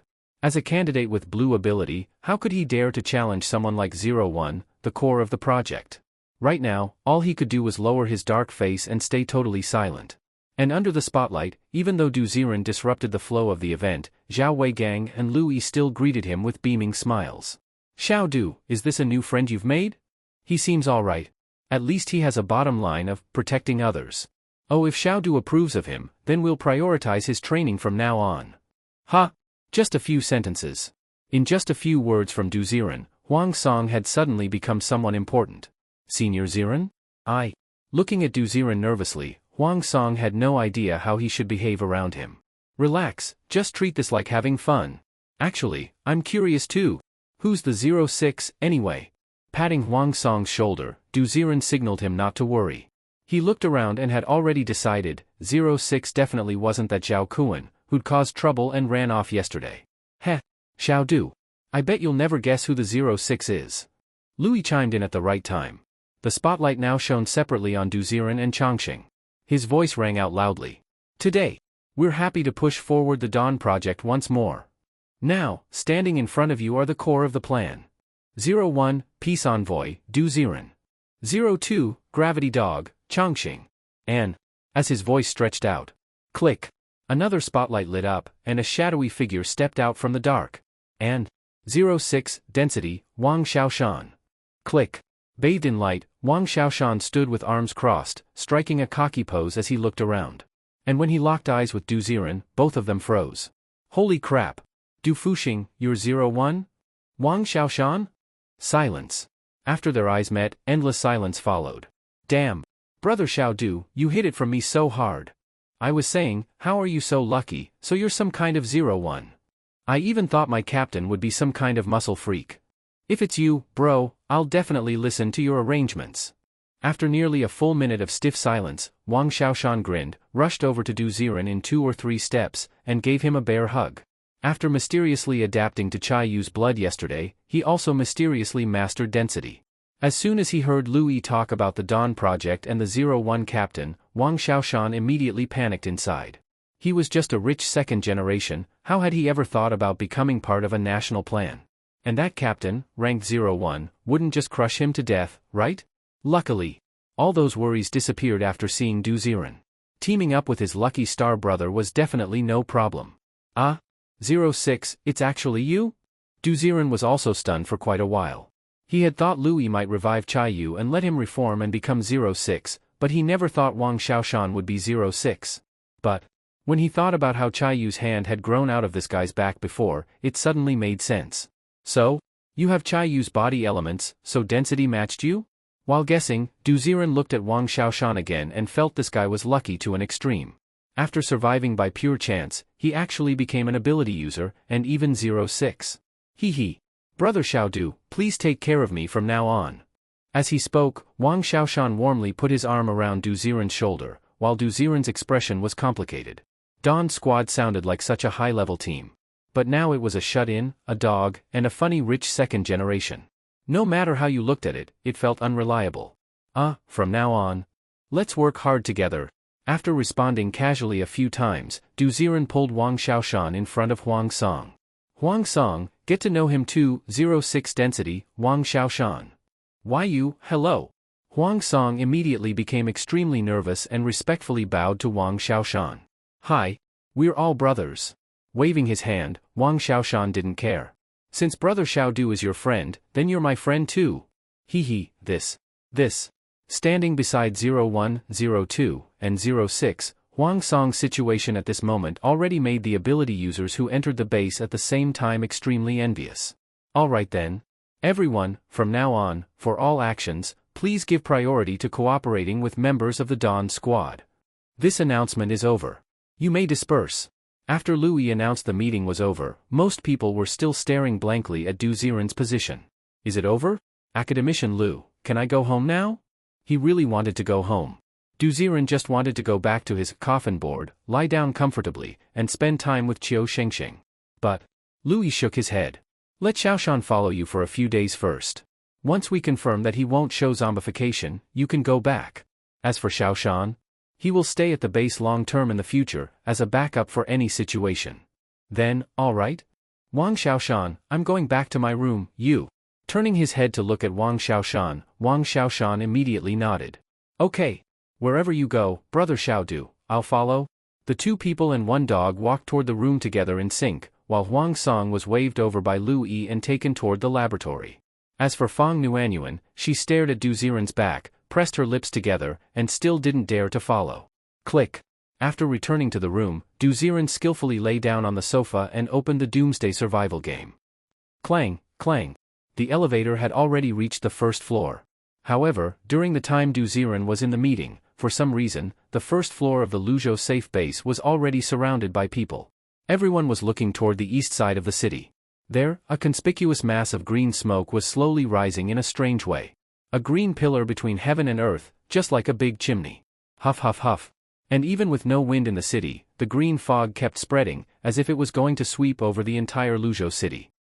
What is that? Green fog? No, it looks like miasma. The crowd discussed noisily. Bai Jigong was still sitting at the entrance, but this time he was no longer reading a magazine. Instead, he focused his eyes and stared at the source of the fog. It's in the direction of the botanical garden. Looks like something went wrong with the disaster there again. He silently tapped the red light in his ear that looked like a Bluetooth earpiece, as if connecting a call with someone. Hello? Yes. Old sir, the presence over at the botanical garden may want to cover Luzhou City. Increase the mission difficulty and rewards? Understood. Nodding, Bai Jigong rarely walked toward the bar counter. After saying a few words to the staff, he slowly looked at the crowd that was still discussing. Everyone. Let me briefly explain the current situation. In the past, there have always been some special zombies in the Luzhou City Botanical Garden. They only stayed hidden in the park and didn't threaten other areas, so we didn't manage them. But, for some reason, the old sir said he felt a pressure approaching the city. So the presence in the botanical garden instinctively began to spread and cover outward. What problems the fog barrier causes, we don't know yet. For now, what we can be sure of is that if the fog barrier keeps spreading, our outings will definitely be affected. So, starting now, we are updating the Botanical Garden mission and the Explore Luzhou City Edge mission. Snap. As he said this, Bai Jigong snapped his fingers. Buzz. From the front desk, a beam of projector light flashed, shining onto the marble wall and projecting 2 new missions. Mission: Investigate the Botanical Garden. Mission difficulty: Purple. Mission requirements: After finding the source of the fog barrier, try to analyze the reason for its spread. If necessary, you may need to kill the source of the fog barrier. Note, if the fog barrier source is killed, the difficulty of this mission will not be lower than gold level. Mission rewards: Complete exploration of the fog barrier source, reward 10,000 points. Kill the fog barrier source, reward 10,000 points. Mission: Explore the edge of Luzhou City. Mission difficulty: Unknown. Mission requirements: There may be some presence approaching that disturbed the long stable presence in the botanical garden. Please explore clearly what that presence is. Note, the danger faced by this mission is unknown, but anything that can disturb the botanical garden speaks for its strength. Mission rewards: 10,000 points. Buzz. As these 2 missions appeared, the first floor hall immediately fell into chaos. Wow! That green botanical garden investigation mission actually got upgraded to purple difficulty. Purple difficulty and unknown level difficulty, only superpowered ones and 7th rank squads can take these, right? Heh, even they might fail in this mission. Damn. Why does it feel like things are about to get chaotic? Nonsense. When has the apocalypse ever not been chaotic? As the discussions kept exploding, Qiu Xingxing and the others stood in the corner, each with gloomy expressions. The promised blue difficulty mission had now jumped to purple difficulty. Should they still take it? Could they take it? Buzz. While the squad was silent, a new notification window popped up on Du Ziren's phone at the right time. Chapter 2, Fame Arc begins. Fame Arc, gaining some fame. Please choose one of the missions just released and complete it. After completing the mission, Rose Squad Fame plus 50. Squad Reward Unknown. Qiu Shengxing Luck plus 1. Fame Arc has started. On the sofa, Du Ziren stared at the options on the screen, deep in thought. Investigating the botanical garden and investigating the edge of Luzhou City, on closer thought, the former was actually less dangerous. Why? Because earlier, there was a mission: investigate the secret of the edge of Anhui province that can't be left. That mission said there was an existence at the edge of Anhui that attacked anyone trying to leave. That existence was directly classified as gold level. Could it be? That same existence is now awakening and spreading outward, which is what triggered the activity in the botanical garden. Investigating Luzhou's edge likely means facing a gold level boss. By comparison, whatever is in the botanical garden can't be scarier than that, right? And the main task of becoming known requires choosing one of the current missions. So, I should choose Investigate the Botanical Garden. While thinking, Du Ziren was about to press the loudspeaker button to notify Qiu Shengxing. Whoosh! Whoosh! Brother Xiao Du. Look at my teleportation, cool or what? Just tell me, am I cool or not? Suddenly, from the wall came Wang Xiaoshan's proud voice. Looking up, his entire body had already vanished, leaving only his head floating on the wall. The floating head flickered here and there, one moment in the corner, the next on the ceiling. It was clear Wang Xiaoshan, like a child with a new toy, couldn't stop playing with the density ability. Woof, Haji Du, doesn't he look like an idiot? Changxing glanced at Wang Xiaoshan, then lay down bored, flipping through TV channels. Xiaoshan. If your head doesn't hurt, go ahead and play. If you can keep moving around for a whole hour, I'll give you my 0-1 position. Du Ziren rolled his eyes at him. When Wang Xiaoshan heard this, his face lit up. You serious? Serious. All right. Just watch. Whoosh, teleportation. Thud. Before he could finish, Wang Xiaoshan's body fell from the air, turning solid again as he slammed into the ground. Owa. My head. Holding his head, he made a painful grimace, totally ignoring the rest of his body. So, better use less of your ability. With a dumb laugh, Du Ziren didn't bother with him anymore and pressed the loudspeaker. Shengxing, if you're still going to choose to go out, I suggest you pick that Investigate the Botanical Garden mission. Luzhou Safe Camp, first floor. The confused members of Rose's squad suddenly heard a familiar voice. Huh? Senior? Senior's back? If it's his suggestion, maybe we really can take the mission? All the girls instantly looked toward Qiu Shengxing. Qiu Shengxing nodded. Actually, I never planned to give up the mission. If we keep being timid like this, we'll never grow. So, let's do it. We'll take that mission. No more words. Led by Qiu Xingxing, they strode toward the bar counter. Step, step, step. The movements of the squad immediately drew attention from those nearby. Huh? What are they doing? That's the newly registered Rose Squad, right? I heard they're close to Fang Huiguang. Got connections? Connections? Then why are they rushing forward? Taking a mission? Amid all the questioning voices, Qiu Xingxing walked to the bar and pointed at the projected mission on the wall. We, Rose Squad, will take the Investigate the Botanical Garden mission. Oh? You're taking that mission? Her voice wasn't loud, but the moment she finished, all eyes, especially Bai Jigong's, focused on Rose Squad. Bai Jigong narrowed his eyes and suspiciously examined the girls. That guy isn't with you today. And you still dare take it? You know, even superhumans might not be able to handle that mission, right? He joked as he looked at Qiu Xingxing, but her expression didn't change. If you don't push yourself, you'll stay mediocre forever. Senior's experience taught me. People need to be hard on themselves. Be hard on yourself? Oh? Surprised, Bai Jigong couldn't believe those words came from a girl with such a sweet face. He laughed, shrugged casually. All right. Then go ahead and take it. Whatever the result is, it's your choice. Then, Lu Su, Sister Linya, meow meow, let's get ready to leave. Tightening the crystal core armor under her military coat, Qiu Xingxing was just about to lead them out of the first-floor revolving door. Unexpectedly, from the crowd, 4 men and 4 women locked eyes and stepped forward in unison. For Art Squad will also take the Investigate the Botanical Garden mission. Field Battle Squad too. Ha, aren't they the famous couple team? Why are they joining in? The crowd got noisy again as these 8 people stepped forward. Oh? You? Bai Jigong glanced at the 2 team leaders, then at Qiu Xingxing, his amusement deepening. There's no limit to how many people can take the mission. In the end, we'll just see who brings back something more valuable. I'm not getting involved in outside matters. Well then. Young Master Bai, wait for our triumphant return. Zhang Qin gave a flirtatious smile. After completing the mission registration at the bar, she looked at Qiu Xingxing, her gaze clearly provocative. Little girl, sometimes, having a protector outside won't help you. If you fall into a mud pit, you might never get out? Humph. Ignoring her, Qiu Xingxing led her team out of the base. Step, step, step. As the 3 teams walked out together, the rest of the hall went silent, staring at the remaining Investigate Luzhou border mission. Soon after, Fang Huiguang stepped out of the crowd and looked at the wall. Bai Jigong, did the old man say anything about that remaining mission? Well, isn't this the mirror lady? You actually came out? I thought you'd follow those girls and protect them. Seeing her, Bai Jigong chuckled. Fang Huiguang's face was unusually calm. They don't need my protection. As for those trying to pick on the weak, they might find this time they've grabbed a tough nut. Oh? You really trust that guy? Senior doesn't need your opinion. If the old man didn't say anything about that existence, I'll go investigate it myself. As she took a step forward, ready to accept the remaining mission, Bai Jigong frowned. Hold on. What is it? That existence, the old man said he can't sense it. What do you mean? Exactly what it sounds like. He can't sense the existence, but its pressure is definitely still approaching. What? The old man's meaning is, we should observe first. Whoosh! Thin miasma drifted through the air. Far to the east, thick smoke slowly spread outward in streams. Ugh! Isn't it best not to breathe this smoke? Linya covered her nose, but could still faintly smell a rotten odor in the air. It was like old wood soaked in water, decay, rot, and a faint stench. Yeah, it's probably best not to breathe it.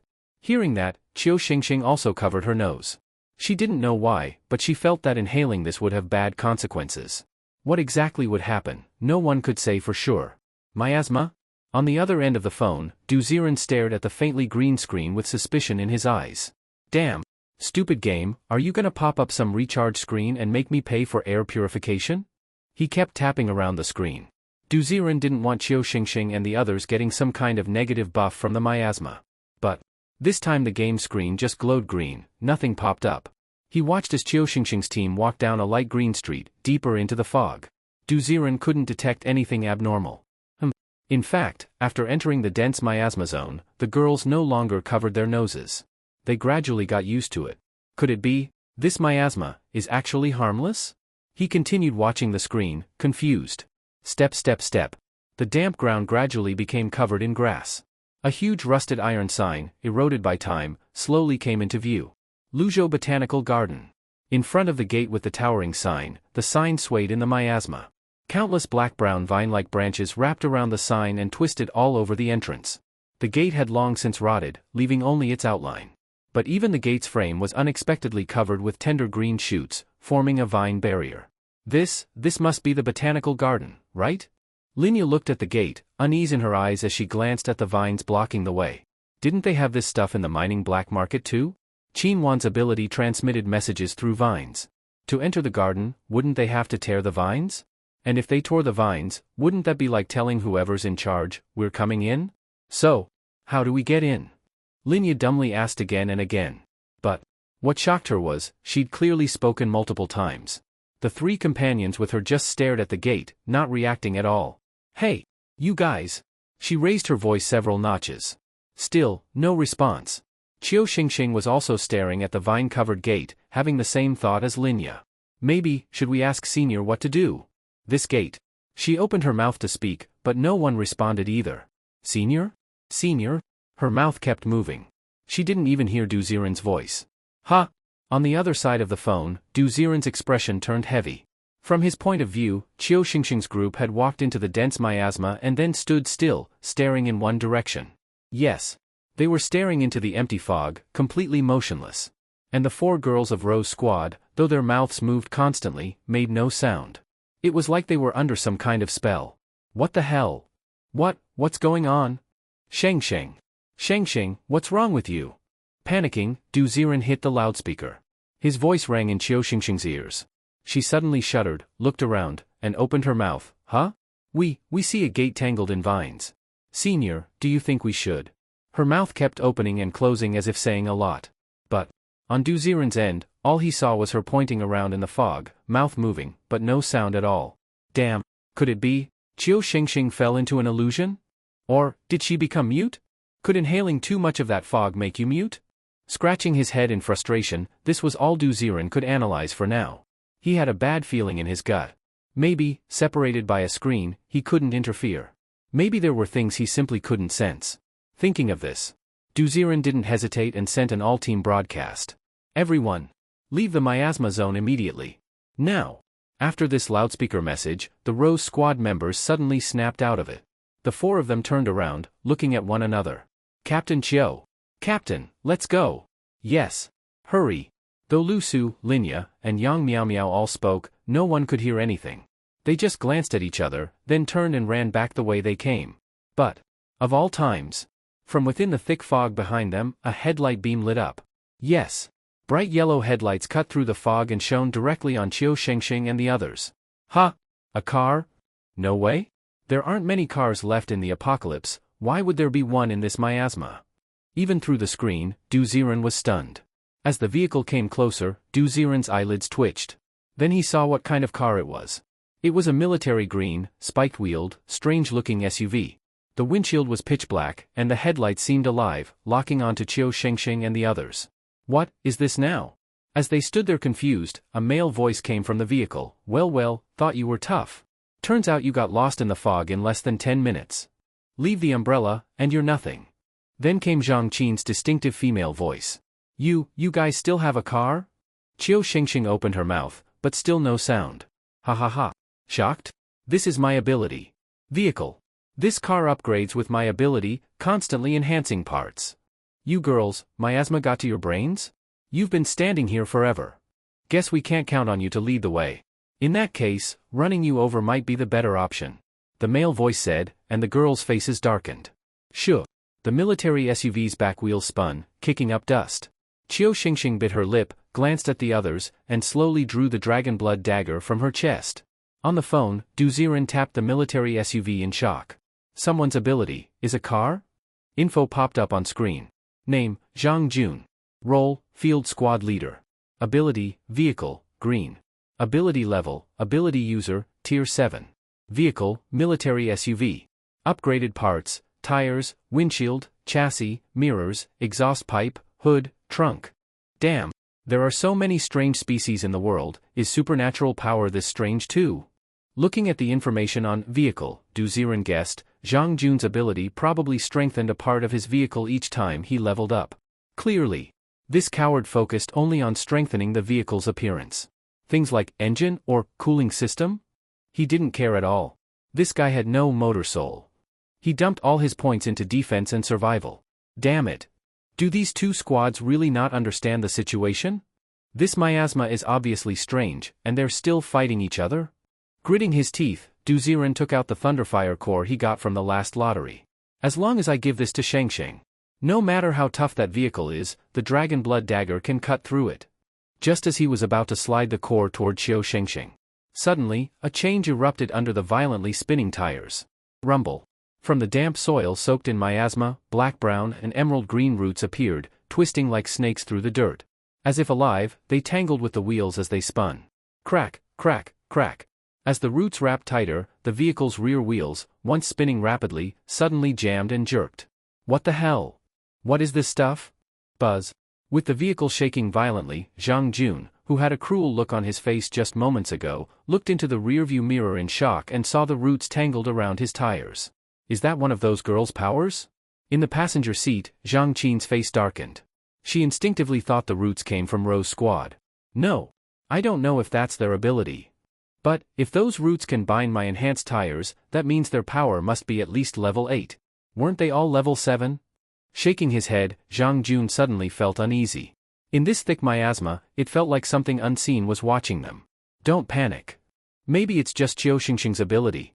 So what if she broke through to level 8 on the spot? We've got 8 people. 8 level 7 supers. Relax. She doesn't have Fang Huiguang to protect her anymore. I'll take her down for you. As she spoke, the guqin in Zhang Qin's arms began to hum with low notes as she plucked it. Buzz, buzz, buzz. The sound of the qin spread through the fog. After just a few seconds, Qiu Shengsheng and the others felt a sharp headache. Ugh. It hurts. Feels like my head's going to explode. Covering her ears instinctively, Qiu Shengsheng winced as she staggered, losing control. Buzz, buzz, buzz. As the qin's tone intensified, her eyes turned red, she couldn't hold on much longer. On the other end, Duziren's face tightened. Shengsheng. Shengsheng, what's happening to you? From his view, after hearing the qin's tone, Shengsheng opened her mouth wide, face full of pain, but no sound came out. Damn it. He frantically tapped the vehicle target. After several clicks, new character data appeared. Character, Zhang Qin. Position, 4 Arts Squad Leader. Power, Soul Tuning Qin, Mental Attack. Level, Supernatural User, Level 7. If that qin is a mental attack. Quickly switching to the Rose Squad team chat, Duziren's voice came through. Everyone, prepare your cores. Ha! Senior? What are you doing?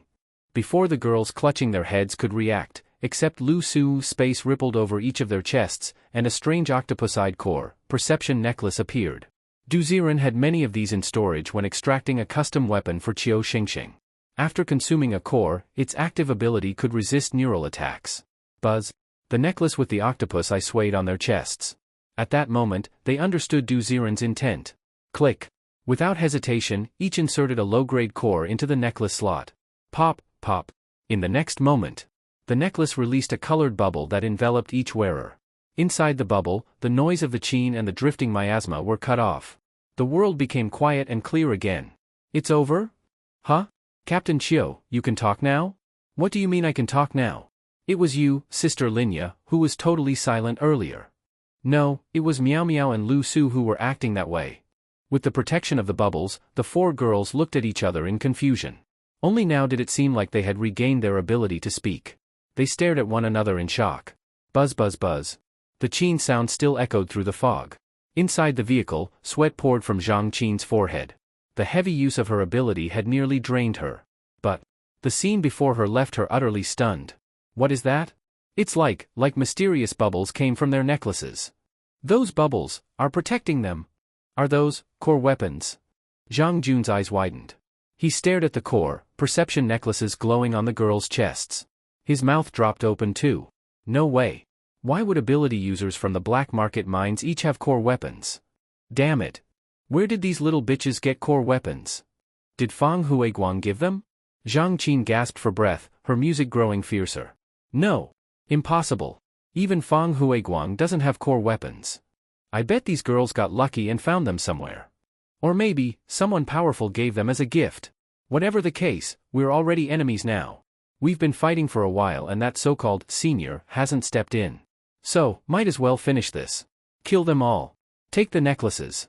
With madness and greed in his eyes, Zhang Jun licked his lips. An ordinary person with treasure is doomed. Core weapons were rare items in second-tier camps. Well then. Qianqi, Zhaoshu, Li Hua. Get ready to strike. They were all in sync. Hearing this, Zhang Qin turned toward the 3 female squadmates in the back seat. Each held a power-related tool. Yes, Captain. The girls were just about to activate their powers when. Thud. Suddenly. A heavy knock pounded on the reinforced black vehicle glass. What? Startled by the noise, they turned to look.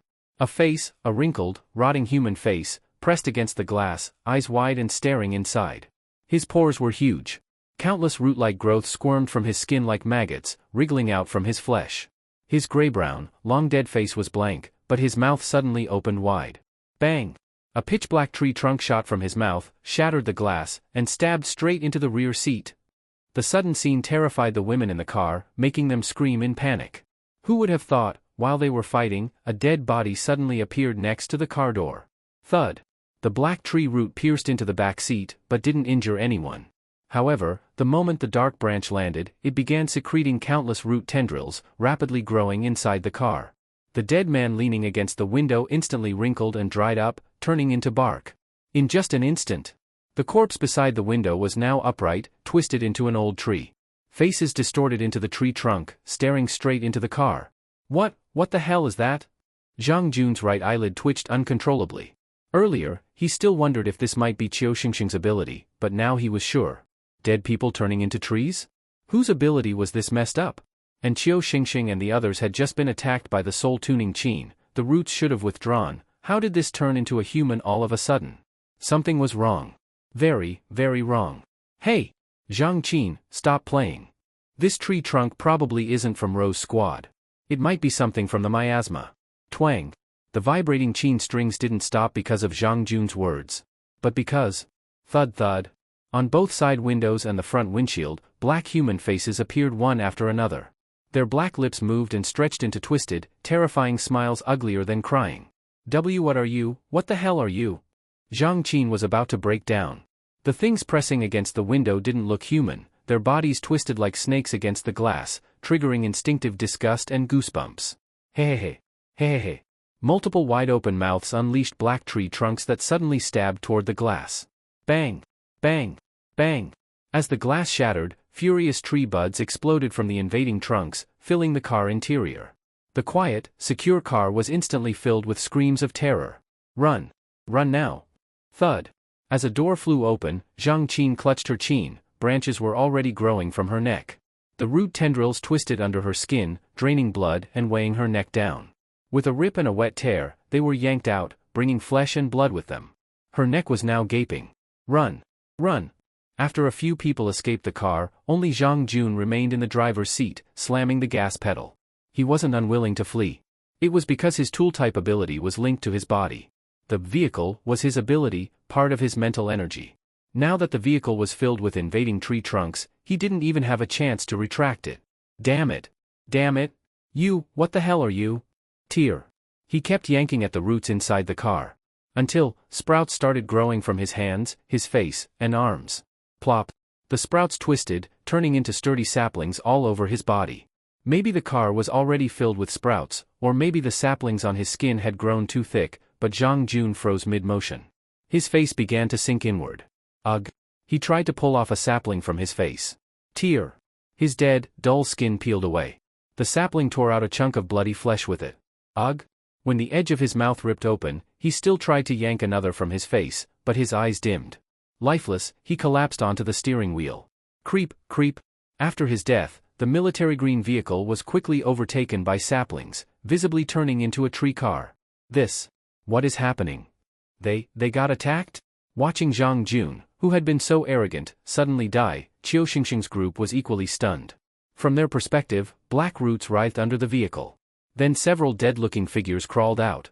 Those corpses climbed onto the car, spat out tree trunks, and in an instant, the car became a tree vehicle. Run! Run now! Led by Zhang Qin, only 7 of the original 8 remained, fleeing desperately back the way they came. Ha, ha! In the fog, gray-faced corpses were still crawling out from under the tree vehicle. Ha, ha. But this time, all their eyes turned toward Qiu Xingxing's group. Thump thump thump. Suddenly, the damp ground around them shook violently. Dozens of black corpse hands burst from the soil, reaching for the girl's legs. Watch out! Underground. With her detection ability, Lu Su was the first to notice. She yanked Qiu Xingxing back several steps. Thud. Mud flew, shallow pits exploded open. And from the black soil, things crawled out, no longer human. Their arms were black tree trunks. Their legs were twisted branches. Though their torsos resembled humans, they were covered in black flowers. Their heads were twisted flesh flowers that pulsed and bloomed. Every time the flesh flower bloomed, rows of sharp teeth inside it dripped foul saliva. What is that? Yang Miaomiao's face turned pale in terror. Linya, still calm, focused on one of the flesh flower tree creatures, and with a burst, over a dozen earth spikes exploded from below. Thud thud thud. The spikes pierced through the tree creature's body, pinning it in place. But its face, now a pulsing flower, buzzed and bloomed wide. Boom! It burst open, and detached from the neck, flying straight toward Linya. This. Linya was stunned. Even with its body impaled, the head could still fly. Hey! Linya! Water shield! Yang Miao Miao reacted quickly, instantly forming a water curtain in front of Linya. Splat! The flesh flower smashed into the shield, creating ripples. Strangely, even though it was detached from the body, the face flower could still move. Its petals bit and twisted, distorting the water curtain. Ha, ha! More and more flesh flower creatures crawled out of the pits.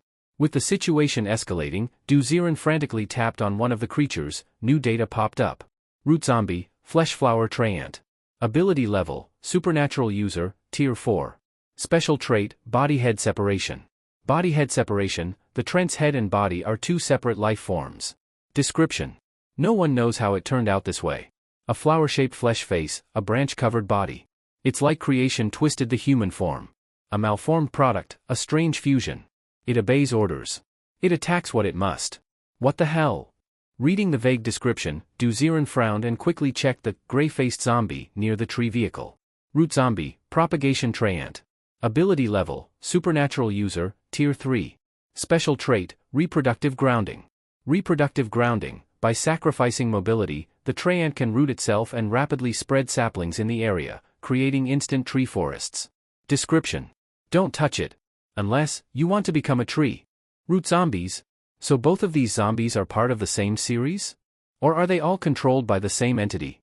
Du Ziren quickly scanned the info on both types of zombies. Strangely, these zombies didn't appear before, nor after, but suddenly came out from underground right when Qiu Xingxing and Zhang Qin were fighting. Could it be that zombies understand the concept of when the snipe and clam fight, the fisherman profits? No matter what's going on now, I can't let Xingxing and the others get caught in this. Scratching his head, Du Ziren pressed the loudspeaker. Given the current situation, if they fought, there was a high risk the propagation treants would spray saplings and use them as hosts. So, Xingxing, run in the other direction. I'll handle this. Du Ziren's voice echoed through the team channel, and everyone on Xingxing's side looked startled. Senior Ziren, you? Don't worry. I can still handle this. Go now. Then, we'll wait for you at the gate? Having spent so long with Du Ziren, Qiu Xingxing had already guessed what he was about to do. She gave a signal and ignored the crumbling pits still forming around them, running back toward where they had retreated from earlier. The gate? What gate? Du Ziren was confused. Had a gate even appeared in the game interface? No, right? Forget it. No time to think about that now. Dimensional Blade. He pressed the long unused skill button. Dimensional Blade still had 7 charges, no reason to waste it. When the charge dropped to 6. Buzz buzz buzz. In the dense miasma, space twisted and warped unnaturally. In the greenish world, faint black cracks opened up. Then, whoosh whoosh, cold wind poured from the cracks, shaking everything nearby.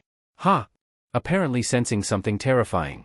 Both the propagation treants under the tree car and the flesh flower treants in the pits turned simultaneously to the black rift in the air. Boom! Suddenly. Whoosh whoosh whoosh. It was like countless invisible blades swept across the earth, tearing deep slashes into the ground. Bang bang bang. The tree car exploded into shards of iron, the treants beneath it burst into countless green sprouts, shredded midair into root fragments, flying everywhere. In the pits, the flesh flower treants didn't even get to split their heads. Both flower faces and bodies were instantly shredded and buried in the dark soil. Buzz. Distortions rippled through the thick miasma, stirring the fog until the entire area became clear and calm. This was the power of Dimensional Blade. Far away. Pant pant pant. Zhang Qin had sprinted over 100 meters without stopping, not caring if any zombies followed behind. But when she felt an overwhelming aura from behind, she froze and looked back. In the green fog, the mist had been split open in slices, like it was cut by a blade, an eerie sight. What is that? It's like a powerful force forcibly sliced the miasma open for a moment. Her pupils widened. Zhang Qin couldn't imagine who had done it. Anyway, with her level 7 ability, let alone slicing the fog, just breathing a bit of it would paralyze her. Captain, could it have been Qiu Xingxing's group? Zhao Shu asked in disbelief. Zhang Qin's face changed. Her? If she could do that, we'd have been sliced with the car a long time ago. If she had that kind of power, the base would be worshipping her. Well, yeah. So who do you think it was? I suspect it was some expert. Either someone passing through, or also here to investigate the source. Captain, is it possible that expert is the one backing Qiu Xingxing? Maybe. The girls looked at each other, suddenly feeling anxious. Meanwhile, the remaining members of the field squad narrowed their eyes, a fierce glint flashing. Who cares who it is? Didn't you notice? He still didn't eliminate the miasma completely. That means, he doesn't have a way to deal with the real threat. We might be able to follow him secretly. See if there's a chance to gain something. The camo-clad man with a sandbag on his back spoke slowly. Everyone's eyes lit up. After all, if they just followed, they wouldn't need to act. If that senior died, they might be able to loot something off him, right? At the very least, if he killed the threat, they'd get intel and wouldn't have come here for nothing. Sounds doable. But how do we get past the tree car? Don't forget, those routes are dangerous if we get too close. Zhang Qin still looked hesitant. Li Hua glanced around and suddenly exclaimed, "Hey! Did you notice, no zombies chased us?" She opened her mouth, muttered for a bit, and realized, no one was reacting. "Hey!" She tapped Zhang Qin's arm, and only then did Zhang Qin look at her in irritation. "What?" As soon as she said that, she noticed Li Hua's strange expression. "Did you say something?" Their mouths moved, but neither heard a word. After a while, the camo man finally spoke. "I think, we've all lost the ability to speak." He moved his mouth and, seeing no one respond, became certain. A moment later, he grabbed Li Hua's notebook and quickly wrote, "We've all lost the ability to speak." Holding the page up, everyone's mouths moved, and then they understood. "We're all mute now?" Zhang Qin quickly wrote the next line in the notebook. The camo man thought for a second and replied, "It must be the miasma. We were fine in the car earlier, right?" "Oh yeah. So, do we keep moving?" "Yes. Actually, something just occurred to me." "What?" "Why, when we attacked Qiu Xingxing's team, did the zombies only target our car, but not them?" "Ah?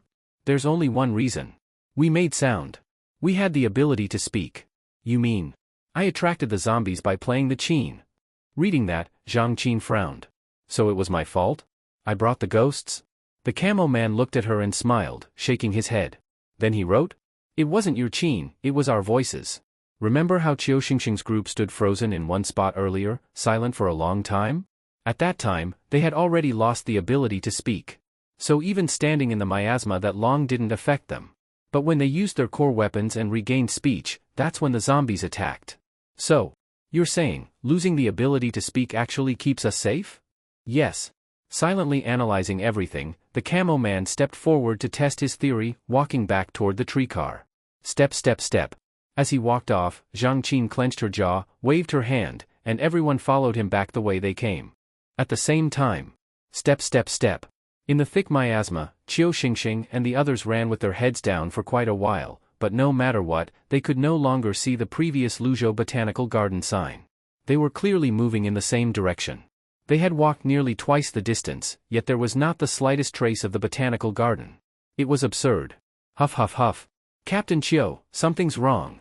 We've been walking for so long and still haven't found that gate. Did we go the wrong way? Are we lost?" Linya panted heavily and looked around with suspicion. All around was a sea of green miasma, with nothing at all that could be used for orientation. "I think, maybe we..." Crack. As her words ended, the bubble given by the crystal core perception necklace on their bodies completely shattered because the crystal core was fully consumed. After the thick miasma swept over her body again, Qiu Xingxing looked straight ahead, and her eyes suddenly lit up. Right in front of them, within the hazy miasma, the Luzhou Botanical Garden sign once again appeared faintly. There. Look. Huh? It's really there now. Why wasn't it there just now? Following Qiu Xingxing's pointing, everyone looked over and was somewhat surprised. Maybe the miasma was too thick and we didn't notice it? While guessing, they once again arrived in front of the vine-covered gate. Should we go in and take a look? Looking at the vines on the gate, Lin Yu Zhudong looked toward Qiu Xingxing. Qiu Xingxing nodded, seemingly understanding Lin Yu's meaning. Earlier, they hesitated to enter because they were afraid of damaging the roots on the gate and attracting the attention of that presence. But now? Fighting had already broken out outside. That presence surely already knew. Was there still any point in worrying about being discovered? I think we should wait for Senior Ziren. That's fine too. If Senior Ziren comes, even if there's something inside, we probably won't need to worry too much. The thick miasma drifted. The women all fell silent. No one noticed that during this moment of silence, everyone actually opened their mouths and said something, but no one seemed to hear anything. One by one, they stood blankly in the fog. On the other side of the phone, Du Ziren continuously slid the screen, releasing spatial blades. Puff puff puff. Terrifyingly, even the black, wet soil was scraped open into grooves half a meter deep by the spatial blades. The root zombies hidden underground were cut into fragments, but rumble rumble rumble. As the black soil surged underground, dense roots swelled beneath the thick earth, and wave after wave of root zombies dug their way out, as if endless. Damn it. This isn't a botanical garden at all. This is clearly an anomaly field. How many zombies are buried underground? Frowning deeply, after one round of spatial blades, Du Ziren couldn't be bothered to deal with the newly emerging root zombies anymore. Quickly switching the game screen, Du Ziren followed Qiu Xingxing's camera view and unexpectedly discovered that the girls were just spinning in circles in the same place. In the end, after the protection of the perception necklace shattered, they finally stopped, stood in the miasma, and stared blankly in one direction. This scene was almost exactly the same as before. Did they get affected again? He poked Qiu Xingxing's cheek on the screen. Her tense expression suddenly froze, then instantly turned into joy. Senior Ziren? Qiu Xingxing's mouth was open, but no sound came out. Lost your voice again? Xingxing, why did you stop running? Narrowing his eyes, Du Ziren pressed the loudspeaker. There. Qiu Xingxing pointed toward the botanical garden gate. Du Ziren followed her gaze, but saw only thick miasma, nothing else. What? Gate? What? Completely ineffective communication. Seeing Qiu Xingxing repeatedly opening her mouth, her face full of urgency, Du Ziren thought for a moment, slid a crystal core from storage, and handed it to her. Xingxing, activate the perception necklace's protection skill again. Understood. After embedding the crystal core into the octopus eye necklace, colorful bubbles quickly appeared around Qiu Xingxing's body. Once she was enveloped by the bubble again, she kept speaking, and only then did sound return. Senior Ziren. There. Gate. The big gate. Pointing straight ahead, Qiu Xingxing looked again, and her expression suddenly froze. Gate? Where is the gate? Du Ziren was completely confused. Of course, Qiu Xingxing was just as confused. The gate disappeared. What are you talking about, Xingxing? The gate, wasn't it right in front of us? Qiu Xingxing's sudden voice sounded. Linya and the others looked at her in shock, their mouths open but making no sound. They all pointed straight ahead, faces full of confusion. Ha! Why can't you speak? The women looked at each other, their expressions strange. On Du Ziren's side, watching the scene, he finally understood. Wait, maybe only people who are contaminated can see the so-called gate. The level of contamination causes loss of speech. The reason you all stood blankly wasn't because you didn't speak.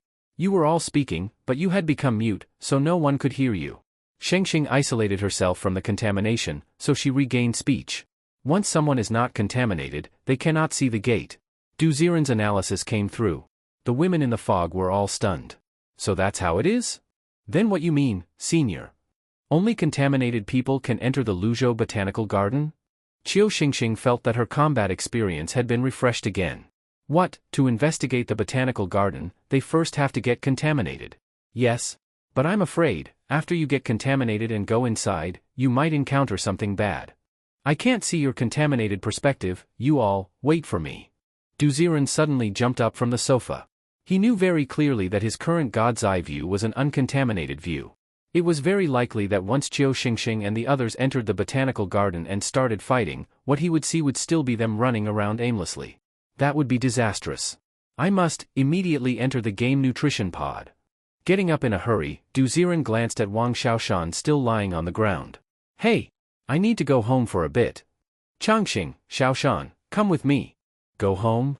I mean, brother Xiaodu, everything's here, food, drink, toilets, why go home? Wang Xiaoshan looked at Du Ziren in confusion. Du Ziren said with a serious face, to play the game. What? You can play here too, can't you? You really have to go home? Yes. I must go home. TSK, what a strange guy. Fine, fine. I'll go with you. After all, Academician Lu said I'm still in the observation period. Helplessly standing up, Wang Xiaoshan picked up Changxing. The two of them and the dog hurried out of the room and quickly headed toward the exit of the long tunnel. At the same time, outside the Luzhou Botanical Garden. On the ground where black soil flew everywhere, countless root zombies crawled out, opening their bodies like flowers. It was as if they sensed something, and all of their gazes turned in unison toward the direction of the Botanical Garden gate. The tangled tree root thighs moved, dragging long traces on the ground. At this moment, large numbers of root zombies, both the reproductive traiants and the flesh flower traiants, poured out of the earth, quickly crawling in the direction of the Botanical Garden. Whoa! Good grief, they really aren't attacking us. At the edge of the overturned earth, Zhang Qin looked around in surprise at the surging root zombies. Clearly, 7 living people were standing by the roadside, but those root zombies acted as if they couldn't see them, ignoring them entirely as they rushed in one direction. Looks like, my guess was correct. They won't attack infected people. The camouflage man with a sandbag once again took the paper from Li Hua's hand and began writing and drawing on it. Nice. Jiang He. Then if that's the case, following them is even more promising. I guess these zombies are going to find Rose Squad now. Their crystal weapons isolate the contamination, so they've become the actual targets. Good, good, good. I want to see how that so-called senior master saves them. Taking the paper with glee, Zhang Qin casually wrote a few lines, causing everyone around to brighten. Let's go, see how they repel the enemy. Silently following the root zombies, the group of people inexplicably became dazed. Because, within the thick miasma, the tall sign for the Luzhou Botanical Garden suddenly appeared right before their eyes, seeming so eerie. In front of the Botanical Garden entrance, Qiu Xingxing still stood at the gate, waiting for Du Ziren's reply. Senior said to wait for him, so she waited for him. She resolutely followed Du Ziren's orders. But, after standing quietly for a long time, Qiu Xingxing did not hear from Du Ziren. Instead, she heard a series of zombie roar sounds. Roar! Turning her head to look, through the thick fog miasma, large groups of root zombies limped toward the gate. Sheng! Quick! Disable that protection bubble first. That thing made you the focus of concentrated fire. You're no longer an infected person. Linya immediately reacted. She rushed to Qiu Xingxing's side and, with one hand, flipped open the necklace at her chest and took out the crystal core from it. Buzz! The bubble instantly exploded, and under the dense fog barrier, Qiu Xingxing's throat began to feel dry. Ah, I know. Staring blankly at the distant sea of zombies, since she had lost her ability to make sound, those zombies that rushed straight at her clearly paused, momentarily losing their direction. Roar, roar. They looked at Qiu Xingxing in confusion. After a moment, several flesh flower traiants, as if confirming something. Bang! Bang! Bang! 3 flesh flower faces suddenly exploded from their heads, the writhing flesh flowers opening, and their densely packed teeth splashed foul saliva, about to cover Qiu Xingxing's face. Sheng! Run! Before the words were even finished, Linya urged loudly and found that Qiu Xingxing was still standing still. Only then did she pat her forehead, remembering that she had lost her voice. Sheng! Run! Run toward the gate you mentioned.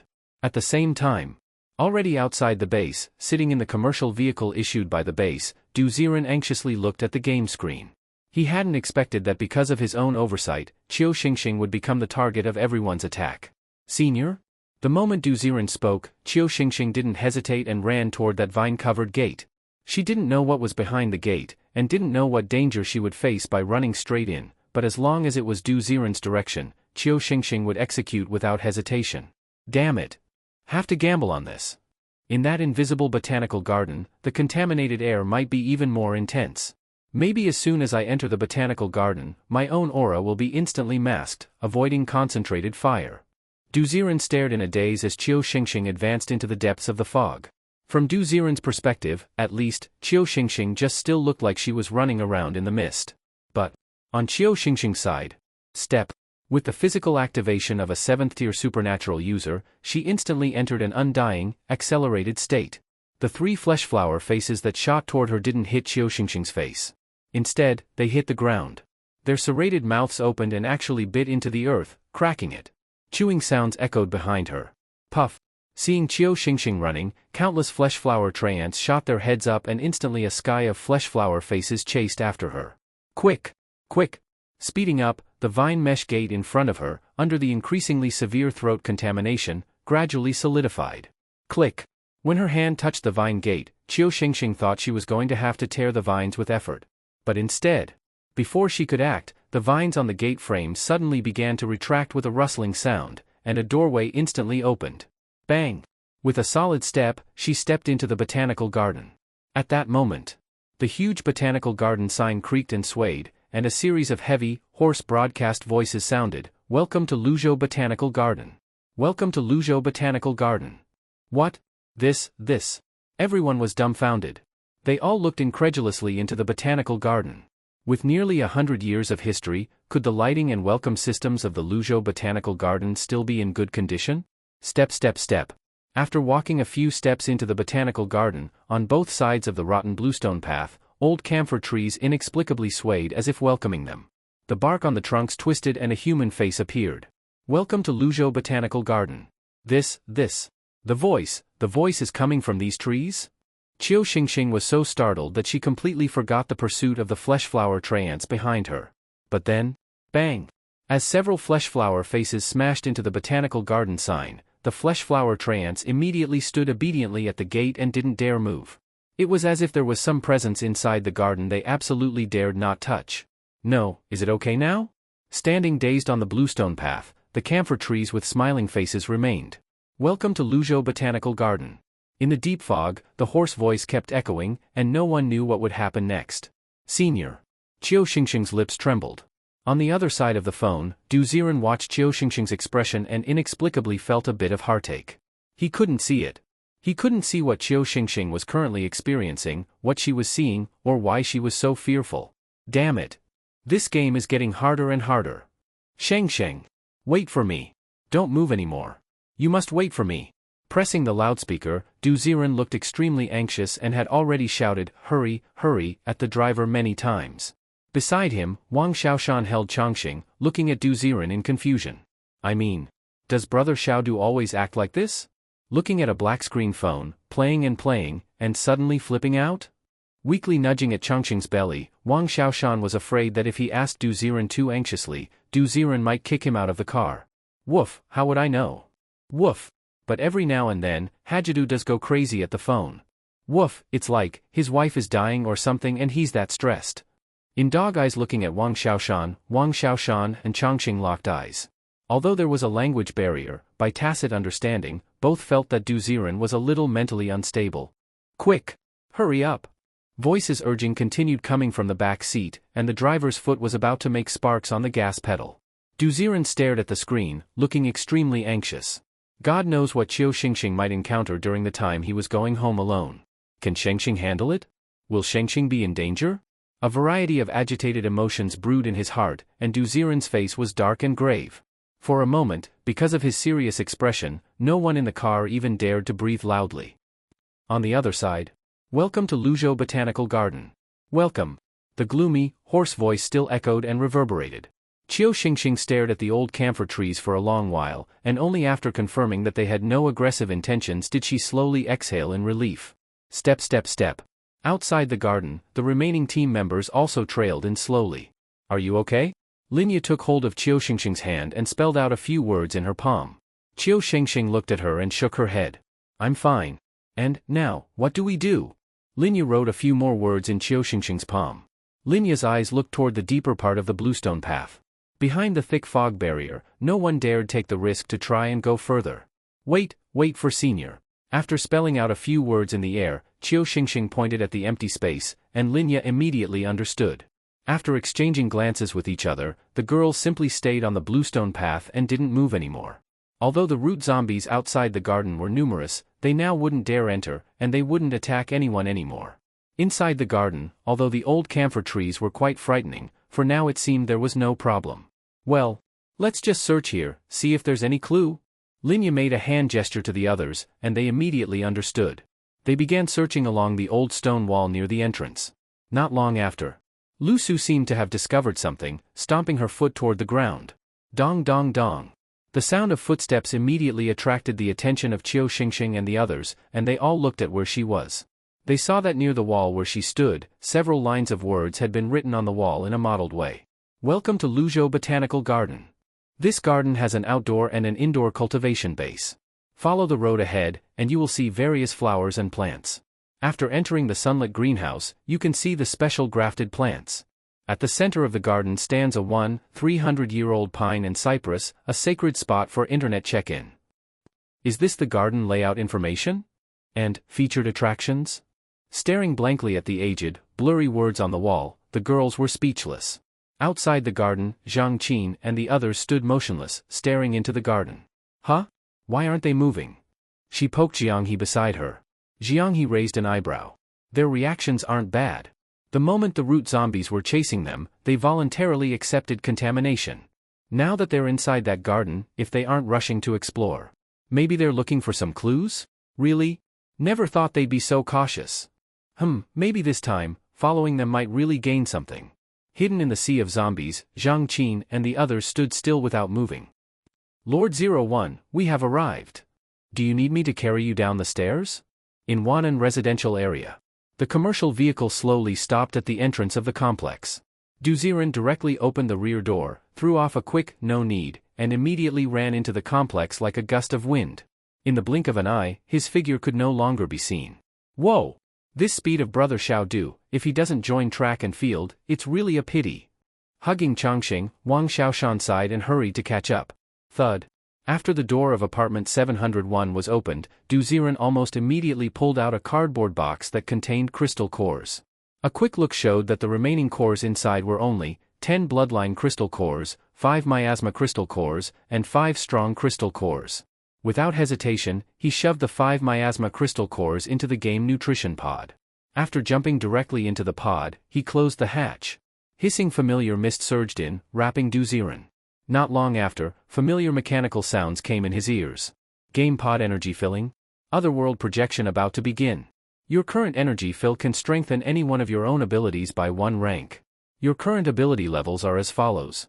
Flame ability, white, ability level, level 6 supernatural user. Steel blood ability, green, ability level, level 9 supernatural user. K9 ability, blue, ability level, level 6 supernatural user. Ability nullification, purple, ability level, level 5 supernatural user. Time ability, gold, ability level, level 2 supernatural user. Huh? All of my abilities seem to have increased by 1 rank? Why is this? Could it be the upgrade came from AFK play? Unable to understand why this upgrade happened, Duziran's thoughts were not on that. His only thought was to quickly go protect Qiu Xingxing. After a moment, he pressed the plus button for the Steel Blood ability. If it were before, he would definitely have pressed the plus for time ability to raise the most critical gold ability. But Steel Blood had already reached a critical point. If it could be raised to the superhuman stage, underpaid combat power, could he then experience the Steel Blood ability of an evolver? Thinking like this, a mechanical voice came through. You have upgraded the Steel Blood ability.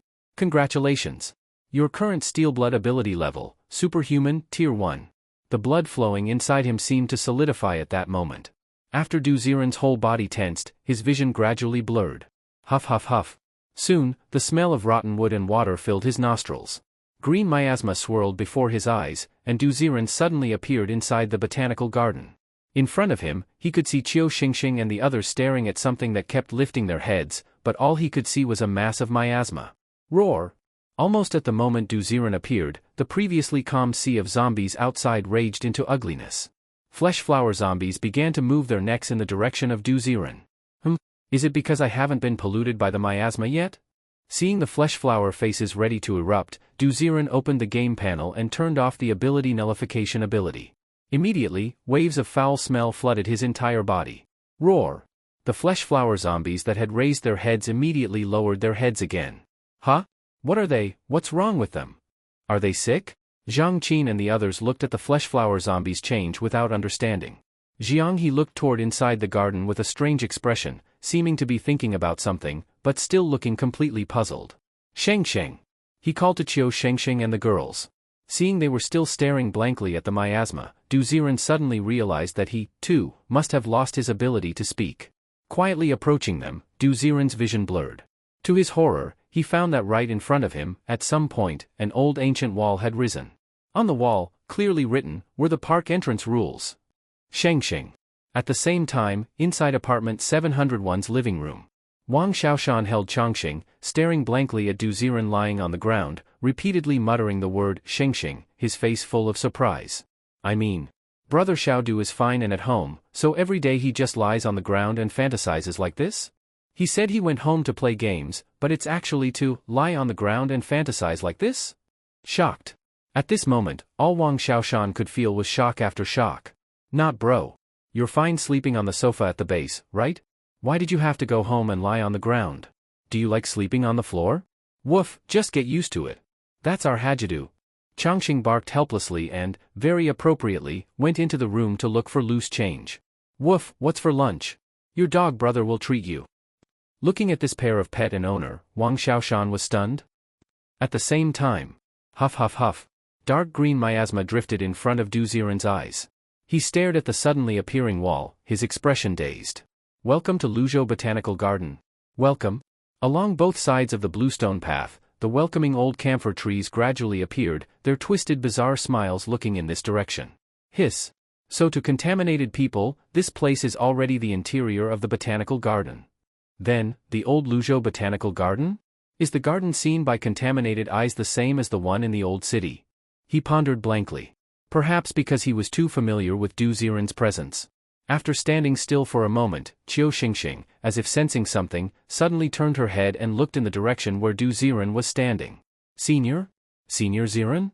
Her mouth opened, but no sound came out. But, thanks to the 40 happiness points reward, heartfelt thought bubbles were slowly floating above her head. Senior, did you come? If Senior Ziren is here, I can rest assured. But, always relying on Senior, is that really good? The pink bubbles drifted constantly. Du Ziren recovered his mind and smiled slightly. Silly. There's no such thing as a wife worrying about bothering her husband. He walked over and patted Shengxing's shoulder. Shengxing was startled for a moment and then her face lit up. Her lips moved constantly. Senior. Unable to hear her voice, Du Ziren then slowly opened the loudspeaker option. Shengxing, don't worry. I'm right beside you.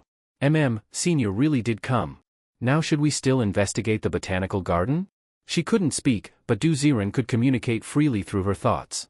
Maybe in this boundless fog barrier, only the two of them could still communicate effectively. Let's go. But, we must be careful in the current situation.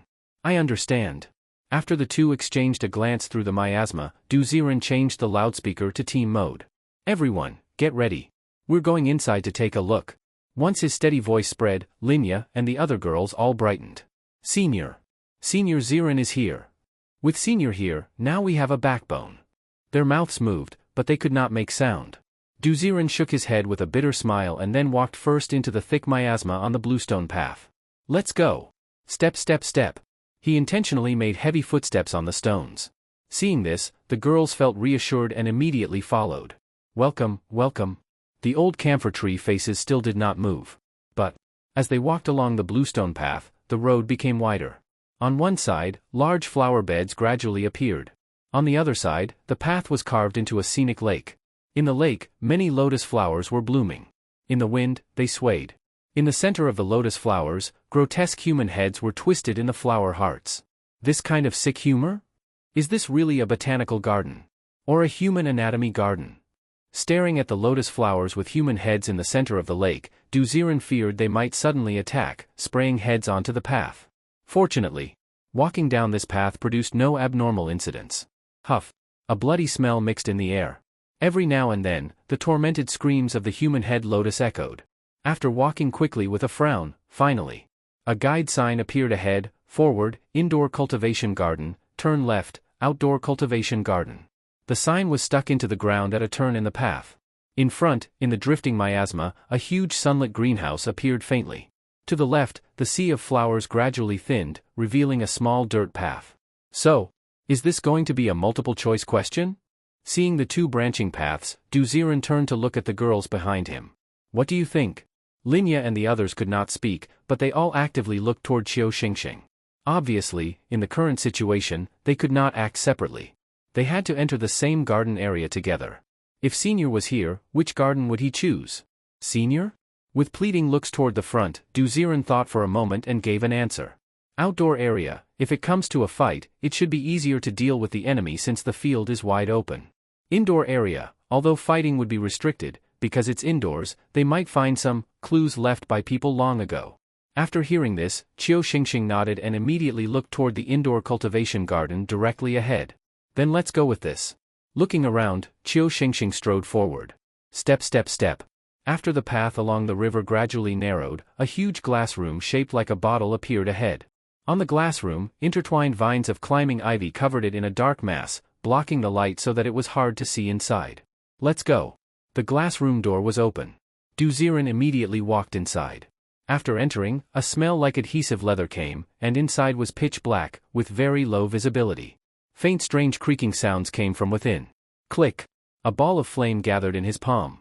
With a bang, the firelight exploded, illuminating the entire space. Du Ziren turned toward the sound. Inside the glass room, countless potted plants were densely arranged. In the pots, various trees and flowers of different sizes were planted. But what made him gasp, in the middle of rose bushes with green sharp thorns that had been cut, human fingers were stuck at the ends. In the center of camellia buds, the floral pistils were hollowed out, and black human eyes were embedded inside. All kinds of horrifying scenes appeared before his eyes, making him extremely uncomfortable and his scalp go numb. This is grafting? Du Ziren was dumbfounded. He knew about grafting techniques for crops. People had once tried cutting the vines of chili peppers and tomato vines, then wrapping them with tape and rejoining them. In this way, tomatoes grew from chili vines, and chili peppers grew from tomato vines.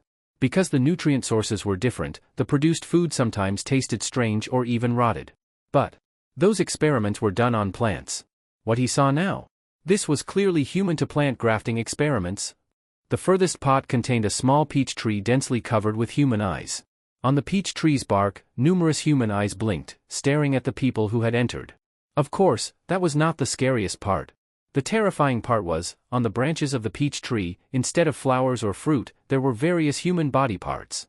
Human hands, human legs, human heads, fingers, chests. All kinds of human tissues connected along the trunk, swaying and making strange sounds. Click click. Moreover, the branches of this grafted human peach tree were twisting, slowly crawling out of the huge planter. This thing is coming to life? His right eyelid twitched violently. Du Ziren quickly clicked in the direction of the grafted peach tree, and a line of information appeared before his eyes. Grafted, human body peach tree, zombie. Power level, tier 6 ability user. Abilities, control, regeneration. Control, within a certain range, the human body peach tree can control various human plant hybrids to launch attacks. Regeneration, the roots of the human body peach tree are connected underground to the main body. As long as the main body is alive, the tree can grow back at any time. Details, it doesn't know when it became self-aware, nor why it exists. It only feels that the transplanted human bodies inside it are constantly seething with hatred. What? It's also a zombie? At that moment, Du Ziren felt like he had entered some massive new map. New types of zombies were appearing one after another. Narrowing his eyes, he looked around the room. That thing has a power called control, meaning the other plants. Plop, plop. Sure enough.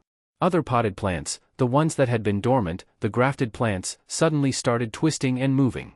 At the center of the camellia flowers, clusters of human eyes began forming, growing like grape bunches.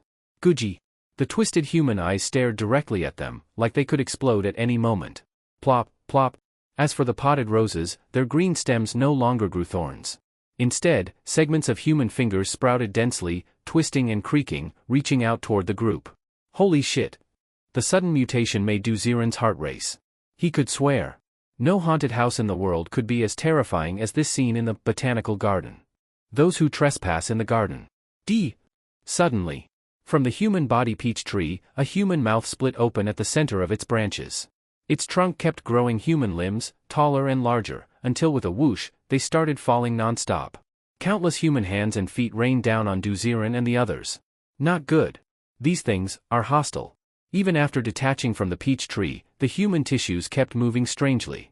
Du Ziren focused upward. Boom! A burst of blazing fire exploded, waves of flame rolling out instantly. Pop! Pop! Pop! The blown-up limbs and flesh splattered everywhere. Blood mist and pieces filled the air. Pop! But something strange. Even those charred and shattered remains still wriggled, piecing themselves back together, crawling toward Du Ziren. Tap, tap, tap. At once, several blobs of dark flesh oozed forward like slimes. Why? Aren't infected supposed to be immune to attacks? Qiu Xingxing's shocked voice echoed in her mind. After a moment of shock, she pulled out the dragon blood dagger, gathered the rest of the team, and quickly moved closer to Du Ziren. Not sure. But clearly, the creatures inside this room don't like infected either. This place is trouble. As the black meat sludge kept approaching, Du Ziren understood clearly, this thing's trait is regeneration. Killing it won't be enough. As long as the main body lives, no matter how much you kill, it's useless. Ability nullification. A flicker of purple flashed in his eyes. Du Ziren locked onto the human body peach tree. With a thump, its regeneration was disabled. The crawling black meat instantly melted into black water. Ho ho ho! He thought this might relieve the danger. But after ability nullification activated, the mouth on the tree's branch cracked open in a sinister laugh. Plop, plop.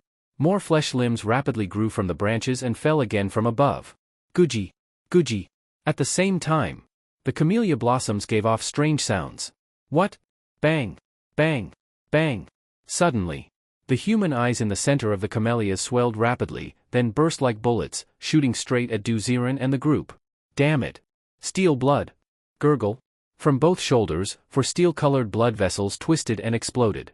With a vibrating hum, they extended in all directions, surrounding Du Ziren and the women. A massive amount of molten steel gushed out, instantly forming a shell around them. In moments, a steel shelter enclosed the area. Bang! Bang! Bang! The flying eyeballs smashed against the steel shelter, none could break through. It seemed like things were safe. But Du Ziren could feel it. On the steel shell, the shattered eyeballs were writhing, multiplying. A dense cluster of splitting eyeballs began forming. In no time, the steel shelter was covered with twisted, ferocious human eyes, staring in through every direction.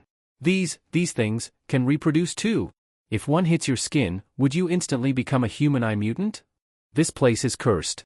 In that terrifying moment, the women trembled, murmuring in fear. Du Ziren's face was grim as he stared toward the camellias.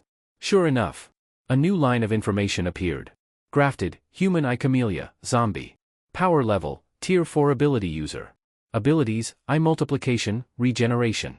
Eye multiplication, once stimulated, the human eye camellia keeps producing new eyes.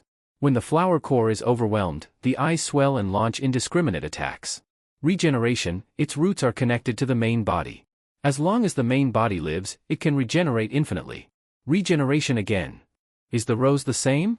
Glancing at the yet-to-mutate rose pot, another line of data appeared. Grafted, finger rose, zombie. Power level, tier 5 ability user. Abilities, finger barrage, regeneration. Finger barrage, when the rose stems have no more room to grow fingers, you'll realize how terrifying their attacks can be. Regeneration, the main body connects to its roots. Damn. So all these grafted things are linked to the main body? Their attacks on infected, are because of the main body? His mind raced. Whoosh, whoosh, whoosh. Suddenly, sharp sounds rang out, Du Ziren's pupils contracted. Looking outside the steel shelter, the rose stems were stretched straight, filled with dense fingers, all pointed at the shelter. Next moment. Whoosh! One taut finger launched, bang, piercing several centimeters into the steel plate, its nail embedding right in front of Du Ziren. What? That powerful? If not for the steel, the whole room filled with those roses, we'd be skewered instantly. Secretly relieved he used steel blood in time, Du Ziren glanced at the tense women, his eyes flickering. They can regenerate. So we absolutely can't drag this out. Next, I'll activate a null zone to disable their regeneration, then use burning sky to incinerate them completely. Protect yourselves, don't let those things latch onto you. His deep voice came through. Qiu Shengsheng and the others quickly raised their guard. Whoosh, whoosh, whoosh. The fingers kept bombarding the steel shell. Rumble. On top of the steel shell, countless body parts dropped, piling up into a mound of flesh. Inside the indoor grafting zone, under the flickering firelight, it looked like a mountain of corpses and a sea of blood. Outside the indoor zone, Zhang Qin and the others stood with mouths agape, stunned by what they saw inside. Holy shit. This is a mission a human is supposed to do. If we'd gone in, we'd be dead in seconds. Frantically flipping papers, Zhang Qin felt lucky she hadn't jumped in blindly. Zhao Jianghe looked grim. He took the papers and wrote a few lines. This mission is way off balance. Not just us, even ability users would get wrecked. Those girls clearly have someone with them. That steel barrier is pretty strong. But if this keeps up, that hidden person might not last either. If they fall, listen to me, don't hesitate. Run straight out of the miasma zone. This is beyond what we can handle. This time, I'm afraid the Luzhou safe zone is in serious trouble. This miasma creature, just seeing its effects without even meeting the real thing, already looks terrifying. Then if the being that causes the miasma creature to become active shows up, how scary would that be? Suddenly, Zhang Qin seemed to have thought of something and quickly wrote it down on a piece of paper. The seven of them looked at each other in silence. But that silence came quickly and left just as fast. Inside the indoor zone, Du Ziren skillfully opened the recharge interface. After using ability nullification and flame, he tapped the plus sign. Option 1. Spend 15,000 yuan to experience the ability nullification and flame powers of a superpower user for 30 minutes. Option 2. Spend 150,000 yuan to experience the ability nullification and flame powers of an awakened one for 30 minutes. 2. Without hesitation, he pressed option 2. A line of transaction info flashed across his screen. Your bank card ending in 0304 just spent 150,000 yuan.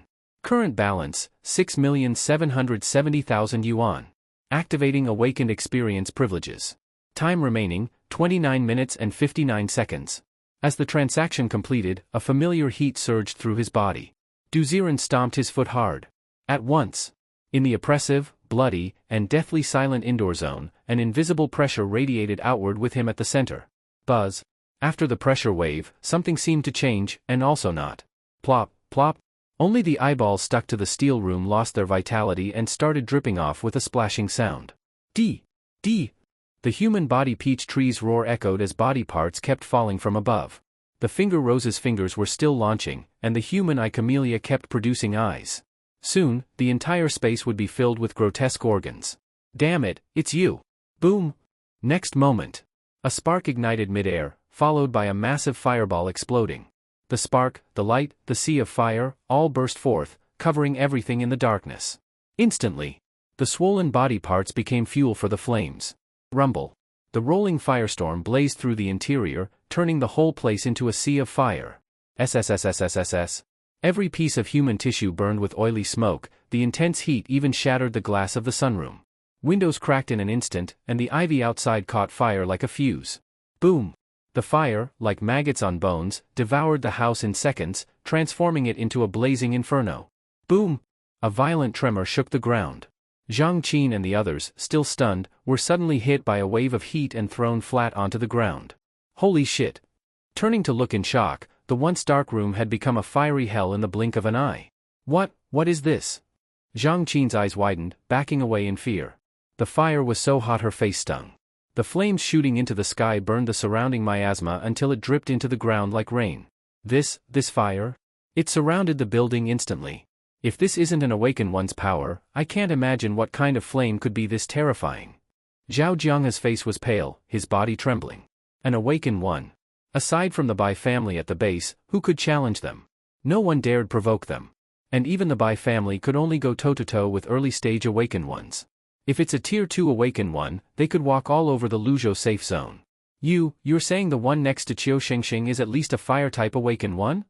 Writing in panic, Zhang Qin didn't even care about her scorched hair, her eyes were full of fear. Yes. Didn't expect these women to have such a powerhouse behind them. Phew, good thing we didn't fight them. Otherwise, we'd have been wiped out in our van. Zhao Jianghe looked relieved, pulling Zhang Qin to leave. Aren't we going to keep following them? Are you stupid? Whether we follow or not, we need to hide. If an awakened one has made a move, the chaos inside will end soon. We'll figure out what to do later. Without another word, Zhao Jianghe led the group into hiding, his eyes fixed cautiously on the sea of fire. Whoosh, whoosh, whoosh. Amid the burning flames, the steel house around Du Ziren melted into liquid metal and dispersed. He stood tall in the flames, eyes scanning like the Lord of Fire. Plop, plop. Without the protection of regeneration, the human body peach tree burned up, shriveled, and collapsed, leaving only a charred black streak on the ground. In ceramic pots, countless grafted plants were set ablaze, curling into black ash. Looking around, there were no plants left. Only scorched smoke and black soot remained. So powerful. Is this what he's like when serious? So strong. He vaguely heard Qiu Xingxing's voice behind him, full of admiration, and Du Ziren nearly grinned to the back of his ears. Is everyone okay? He had just wanted to ask about Qiu Xingxing and the others. Plop, plop. From the dry soil, pitch-black roots began to emerge. The sight felt eerily familiar. Du Ziren instinctively panicked. Not good. Rumble, rumble, rumble. The soil churned, and a massive black root burst out. The root was 4 or 5 meters thick, with other roots connecting to it, dragging up human body peach trees from underground. D. The grotesque trees hung from the thick roots, mouths opening, bark eyes glaring hatefully at Du Ziren. 1, 2, 10, 20. Looking around, there were dozens of human body peach trees rising with the roots. Damn it. So everything in this house was just the tip of the iceberg. They're all connected to the main body. If the main body can move, how many grafted plants can it bring? His right eyelid twitched wildly. The ground shook again as massive black roots coiled like dragons, dragging out more and more grafted horrors. Du Ziren didn't even hesitate and shouted. Run! Everyone get out of the indoor zone. This is the root of the main body, you can't kill them all. Run! The squad's loudspeaker echoed. Qiu Xingxing looked at her teammates and instantly dashed for the exit. Rumble, rumble, rumble. The black roots still twisted, and just as another wave of roots tried to block the way. Burning sky. Boom! In the roaring firestorm, Du Ziren grabbed several puppies and, with the body of an awakened one, charged through the flames and leapt into the green miasma. Rumble. Another wave of fire surged inside the indoor zone. Watching the huge black roots twisting in the sea of fire, Zhang Qin and the others outside were already numb. This was like gods fighting, and mortals suffering. Go! Quick, let's go! This isn't something we can handle anymore. Terrified by the massive black roots, Zhao Jianghe pulled everyone and disappeared into the miasma. Step, step, step. Du Ziren's figure flickered in front of the guidepost.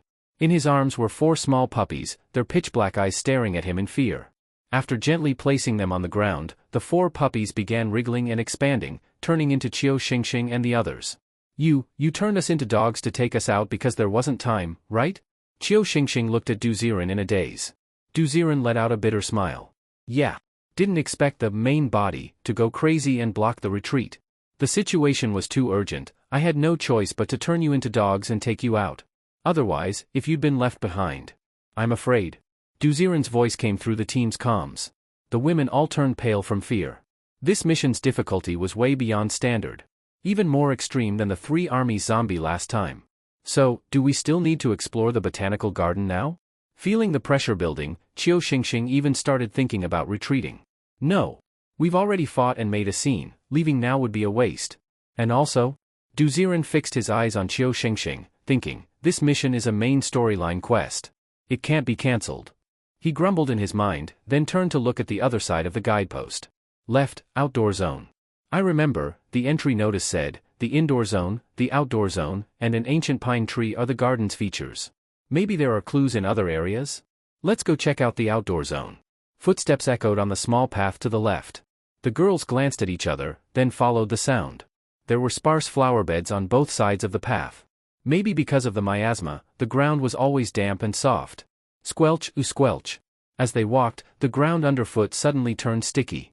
Once the flowers disappeared completely on either side, they saw a wide stretch of yellow-brown soil ahead. The ground looked smooth and yellowish, without a single plant in sight. This place? Squelch. With another step, Du Ziren was shocked to find he had sunk 3 or 4 centimeters into the ground, like stepping into a mud pit. Squelch. As he pulled his foot out, a sticky yellow-brown liquid, like tar, clung to his ankle, tugging tightly. This is? Whoosh. A burst of flame lit up on his foot, and the yellow-brown slime sizzled and burned, giving off an oily smoke. This feels like a swamp. Qiu Xingxing's worried voice came through.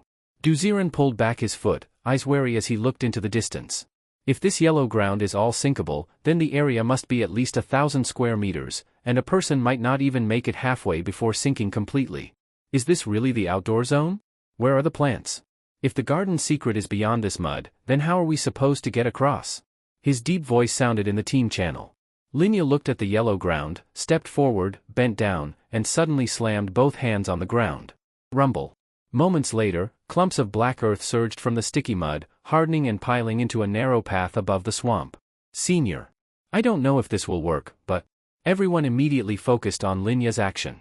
Even though she couldn't speak now, her intention was clear. You all stay put, I'll try it first. Cautiously eyeing the yellow-brown land, Duziren wasn't worried about the strength of the black path, he was more concerned about what might be hiding under the mud. Step, step, step.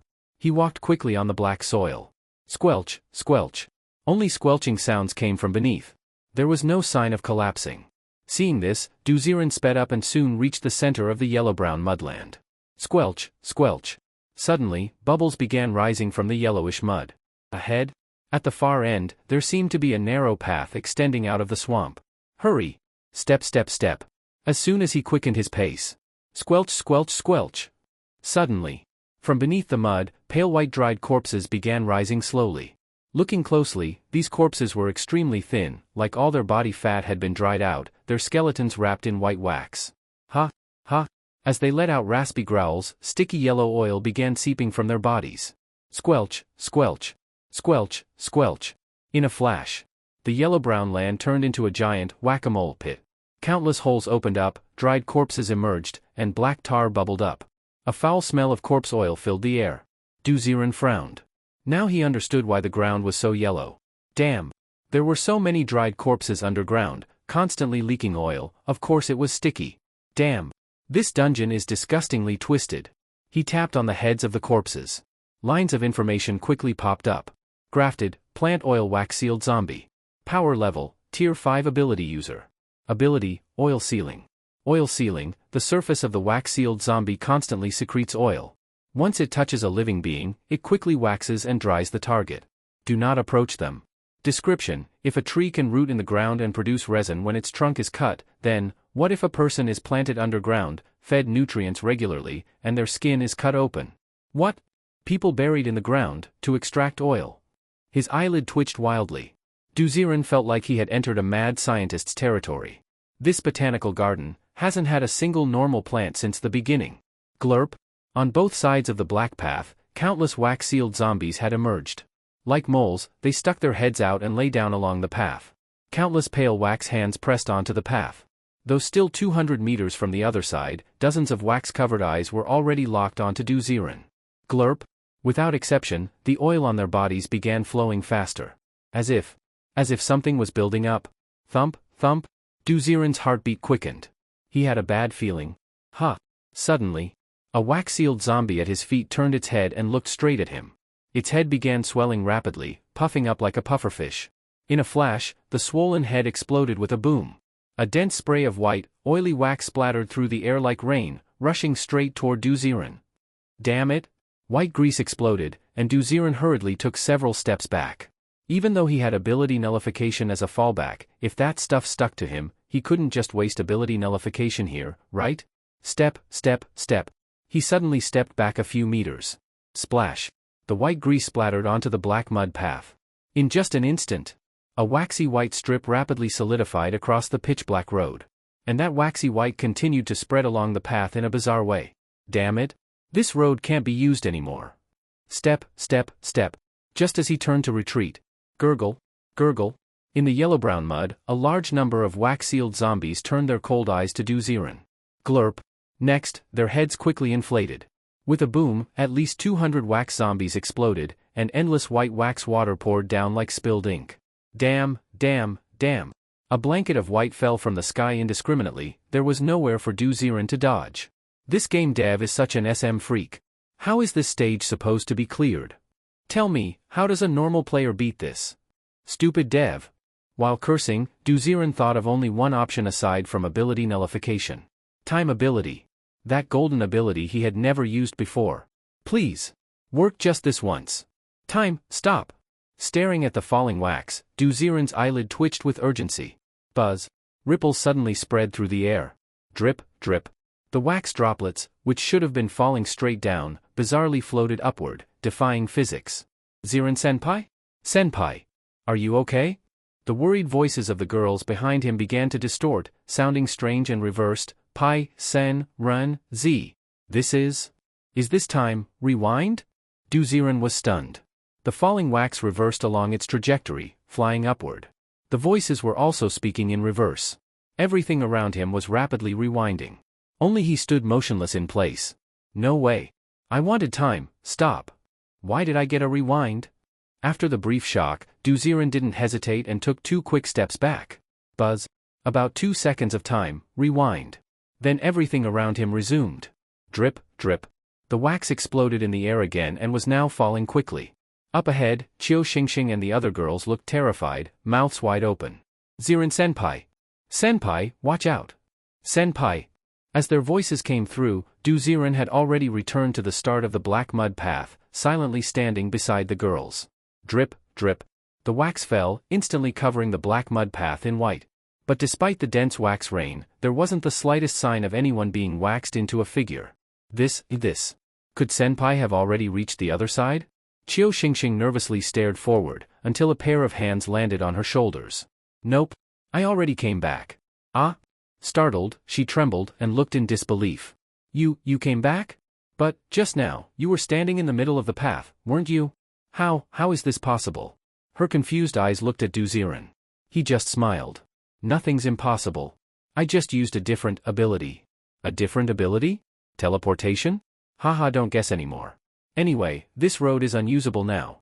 Patting her head, Du Ziren shook his own, staring at the waxed-over black path, a nervous glint in his eyes. Actually, if he'd used time, stop, he'd have only had 2 seconds. He probably couldn't have run off the black path. But by using time, rewind, everything went back 2 seconds, and with his movement, he really could return safely. Hiss. So this time ability isn't something I activate consciously. It activates passively, choosing the ability that suits the situation? This is a passive skill? As he puzzled over it. Drip, drip. The yellow-brown mud was now covered in white wax, turning the entire field into a frost-like landscape. Whoosh, whoosh. Soon, a gust of wind blew the miasma, and the white ground gradually turned yellow again, back to its former state. So this is the secret of the outdoor zone. But in that case, there's no way to investigate further? Looking around in confusion, Chiu Xingxing was at a loss. Du Ziren stayed silent for a moment, then shook his head. No. Actually, there's still one way. What is it? I can cross alone, but not with all of you. If I take you with me, the safest method is to steelify the entire yellow mud ground. Steelify? Exactly.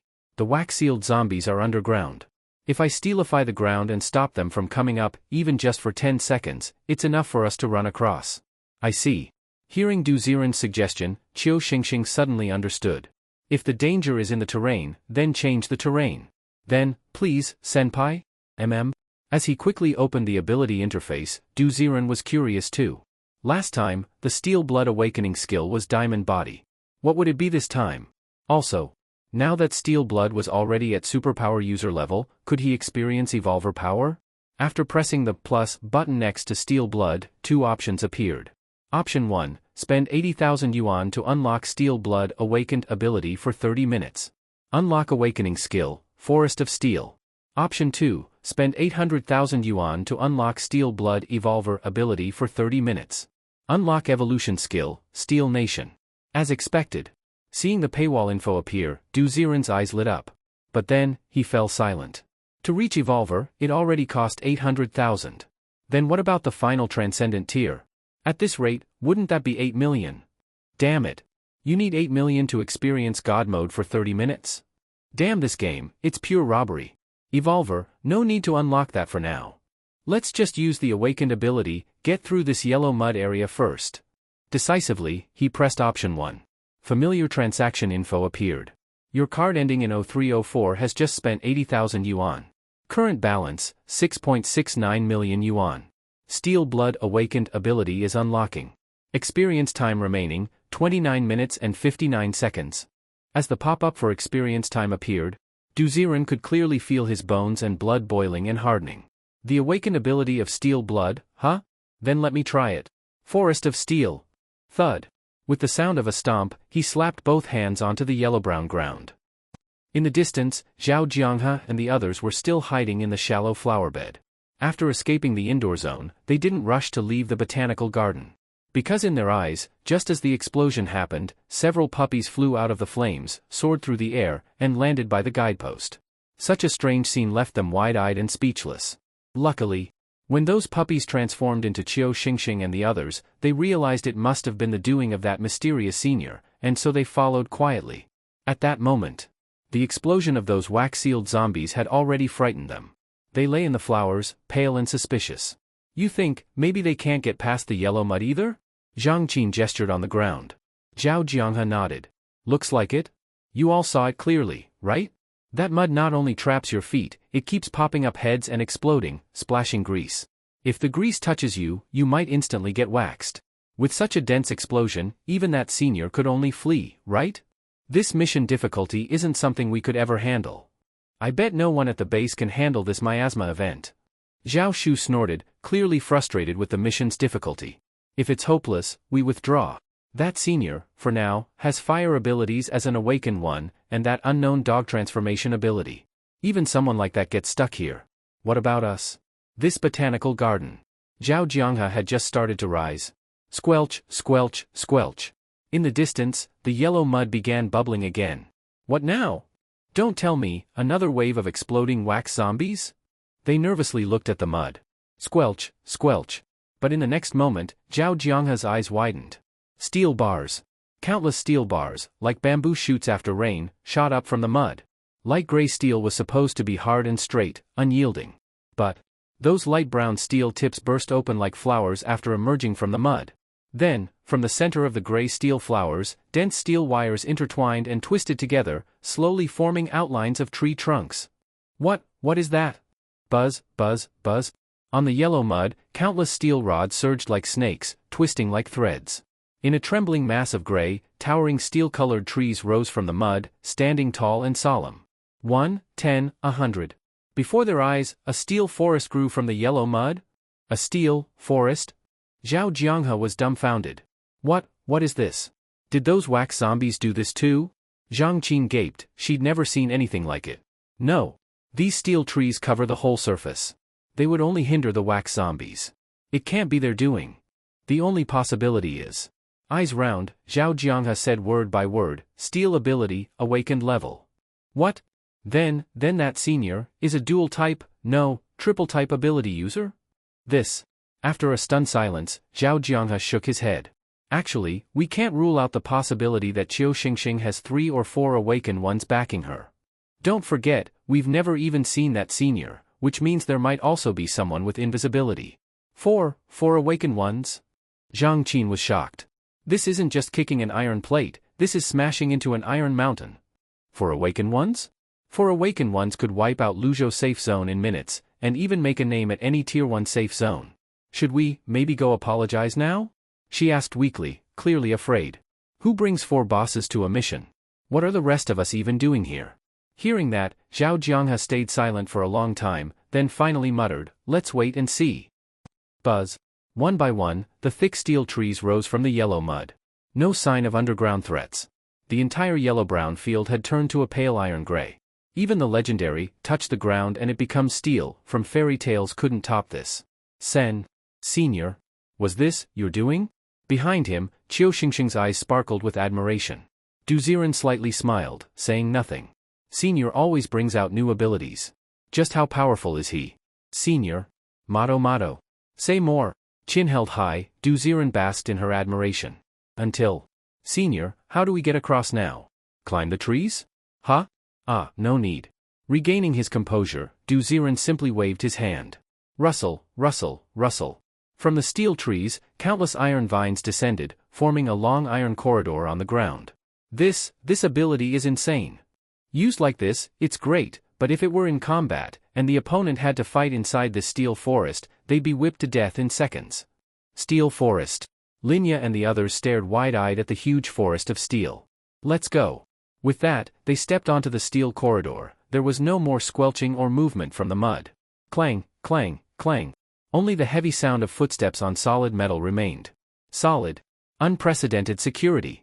No need to worry about zombies popping up from the ground, this was the power of absolute domination. Clang, clang, clang. As they walked forward, past the yellow mud, a long narrow path came into view. On both sides were green weeping willows. But instead of lush buds, what grew on the swaying branches? As the miasma blew past, there was a clack, clack, clack. What? Looking closer, the ends of the willow branches weren't buds, but rows of snow-white teeth. When the wind blew, the teeth clattered against each other, like someone grinding their teeth. So gross. Unable to bear such disgusting flora, Duziren quickly walked past the toothed willows. The path led to a colorful flower-filled plaza. At its center stood a square stone platform. The platform was at least 100 square meters. Other than some wild grass around the edges, it was completely empty. Looking beyond it, just plain paths and decorative wildflowers. The end of the path had no clue at all. What, there's nothing here. Did we go through all that for nothing? Looking around suspiciously, Qiu Shengsheng looked visibly discouraged. The other girls also pressed their lips tightly together, unable to say anything. Was it all for nothing? Duziren squinted his eyes, scanning the area before fixing his gaze on the large square stone altar. The entry notice said this botanical garden had 3 featured zones.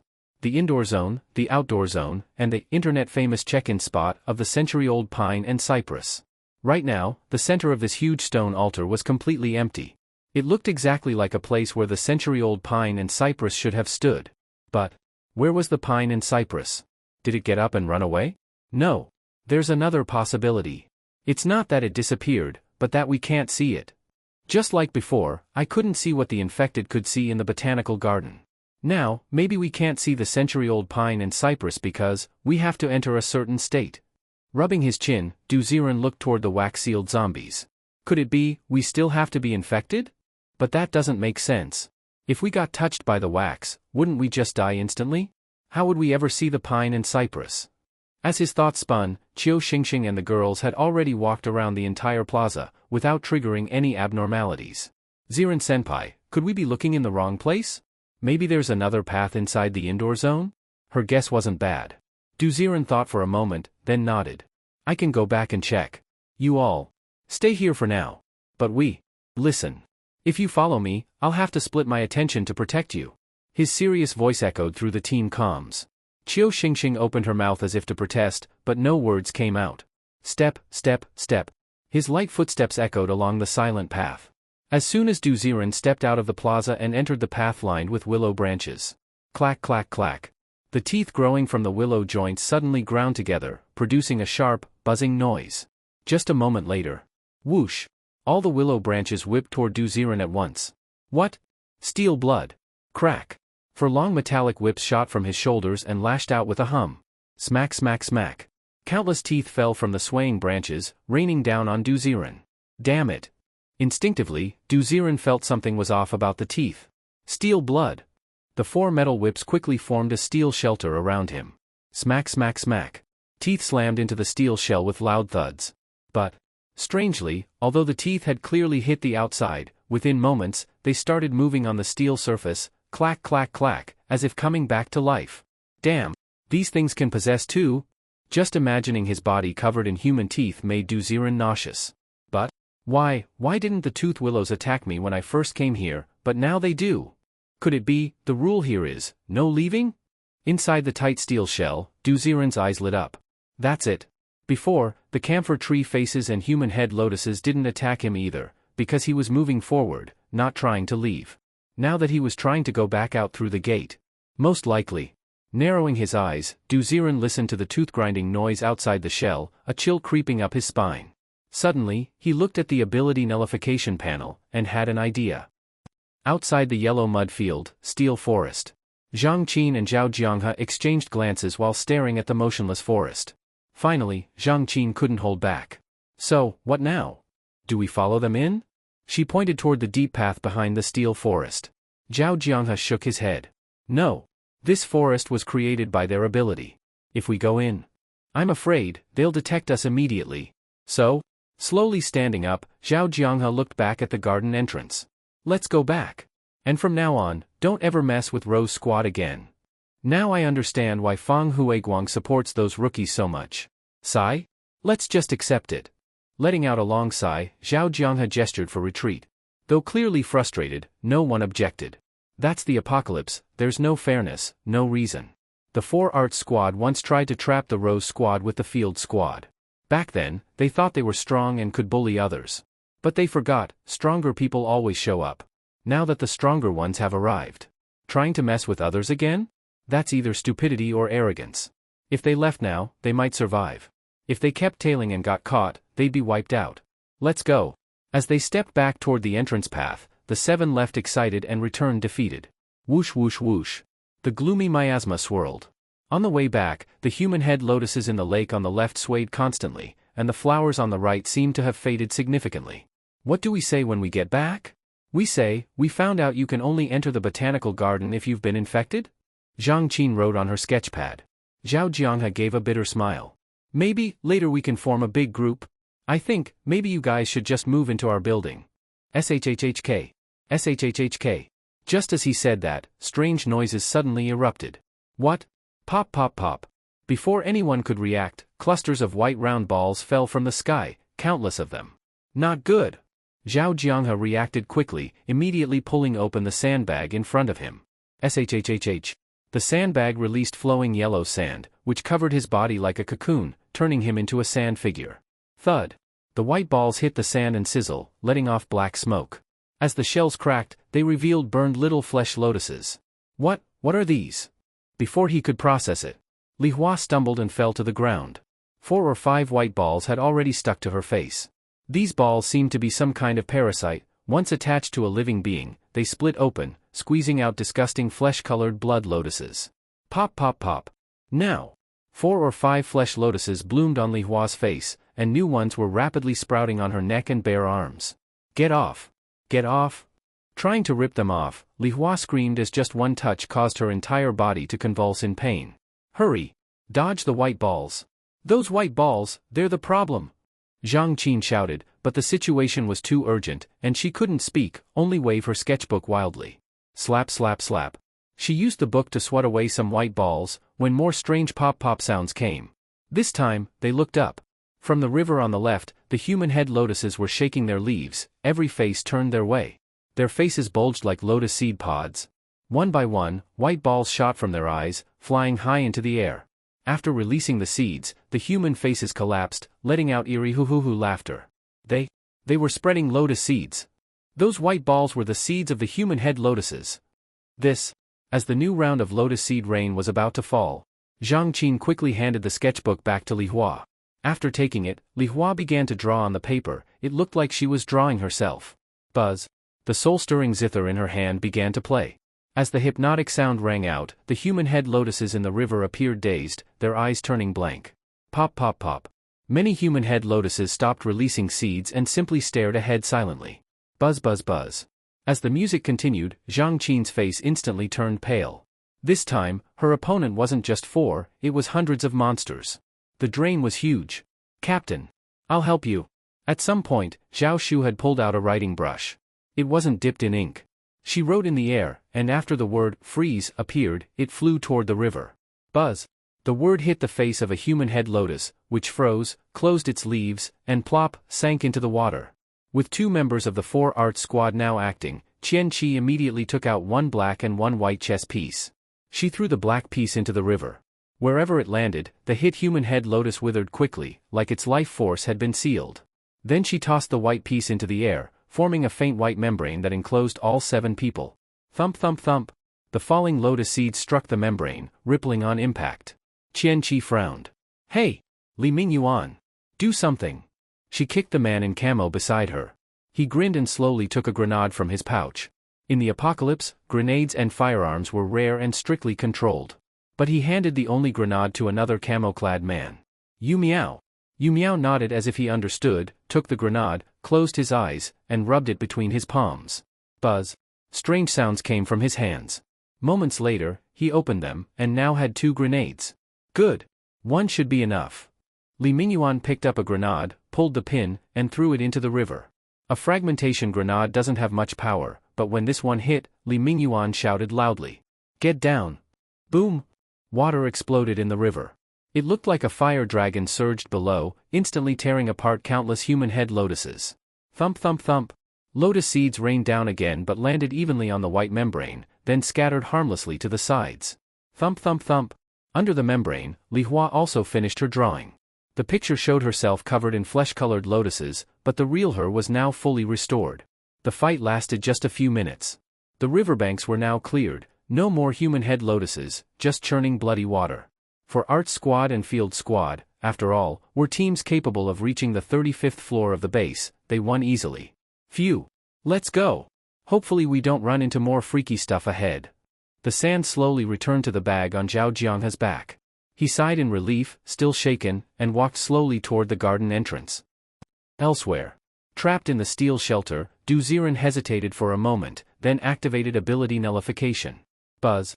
The green miasma's effect instantly vanished. Clack clack clack. The tooth grinding outside the steel shelter stopped without a trace. As expected.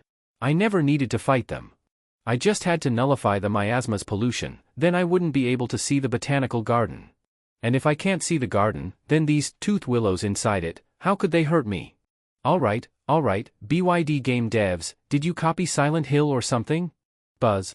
Walking calmly, Du Ziren retracted the steel whips. When he looked around again, the eerie path, the tooth willows, the yellow mud road, all were gone. In front of him was clearly an old, ruined suburban area. Collapsed buildings everywhere. The miasma lingered. Not a living soul in sight. Right? If I can't leave from inside the botanical garden, what if I return to the real world and walk to where the guidepost should be? Step, calmly walking through the city streets. Roar. Occasional zombie howls echoed from the miasma. Du Ziren wasn't scared. Just glancing toward the sound was enough for information to appear: reproductive tree zombies, flesh flower tree zombies. Barking at me? He glared. Woof woof. Instantly, the howling monsters in the miasma turned into long-haired dogs, trotting after him. Let me think. A straight walk back should take about 3 minutes. After a while of walking down the wrecked streets, Du Ziren arrived in a women's lingerie store. Looking at the broken mannequins, it was hard to imagine this matched the botanical garden's guidepost. Well then. It's time to witness a miracle. Closing his eyes, he silently deactivated ability nullification. Buzz. In the next moment. The store twisted around him. Once again, he was standing by the guidepost in the botanical garden. Ha! I really made it back. Breathing in the rotting miasma, Du Ziren heard footsteps moving away behind him. Turning around, it was Zhang Qin's group. Their faces were pale as they walked toward the garden exit. Leaving already? The human head lotuses are gone, so you wiped them out? But, if you're leaving, won't the camphor tree faces at the gate get upset? Staring quietly as they left, Du Ziren glanced at the blood-red river, showing no interest in warning them about the exit trap. Instead, he opened their info one by one. Name, Qian Qi. Team, 4 Art Squad. Ability, Black and White Chess, Green. Level, Tier 7. Effect, Mastery of Black and White Go Pieces. Black is lethal, white is defensive. Power depends on the user's strength. Name, Xiao Shu. Team, 4 Art Squad. Ability, Calligraphy Brush, Green. Level, Tier 7. Effect, words written with the brush have special effects. Their power scales with the user's strength. Name, Li Hua. Team, 4 Art Squad. Ability, Creative Painting, Green. Level, Tier 7. Effect, characters drawn in the picture take the user's real-world damage. Oh? Not bad, they're actually quite capable. Too bad this mission's difficulty is downright insane. He smirked, looking at the 4 Art Squad's abilities. Honestly, their power qualified them for base floor 35. But they were unlucky, bumping into his personally trained Rose Squad. So, what about those other guys? He looked toward the leader of the group, Zhao Jianghe, and tapped his info. Name, Zhao Jianghe. Team, Field Squad.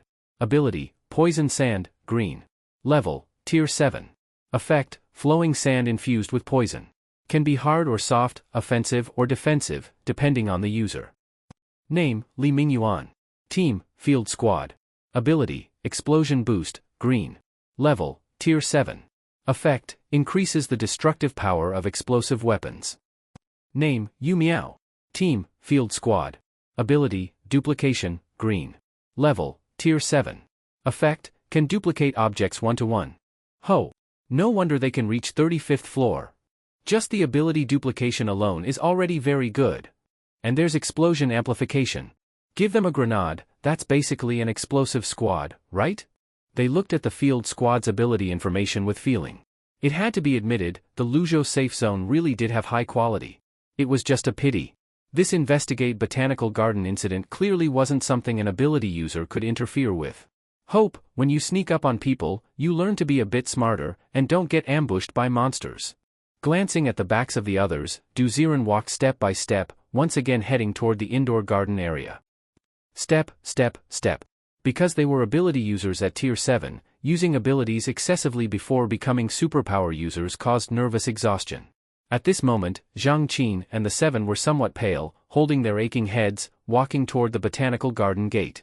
Outside the botanical garden gate, a large number of reproductive tree people and flesh flower tree people were still blocking the entrance, blankly looking into the garden. Hey, do you think? Will these guys also attack us? Li Hua raised her drawing board and quickly wrote that line. Zhao Jianghe looked at it. His face was gloomy. Actually, this guess was possible. As long as someone entered the botanical garden, not one could think of leaving.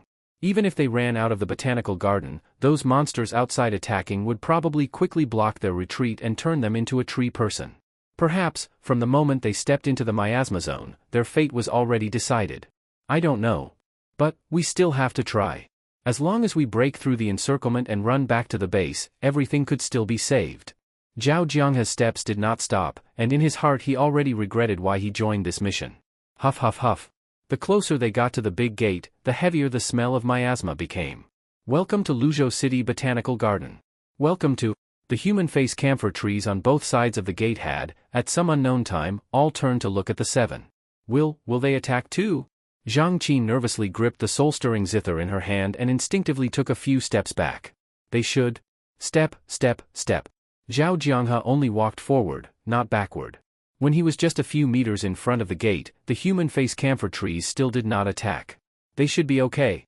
Just as he tried to step out the gate, he suddenly felt dizzy. Buzz. On the gate frame, vines had grown at some unknown time. But as soon as he casually touched them, Zhao Jianghe was stunned. Because he had actually instantly appeared inside the human face camphor tree's welcome line. Me? This.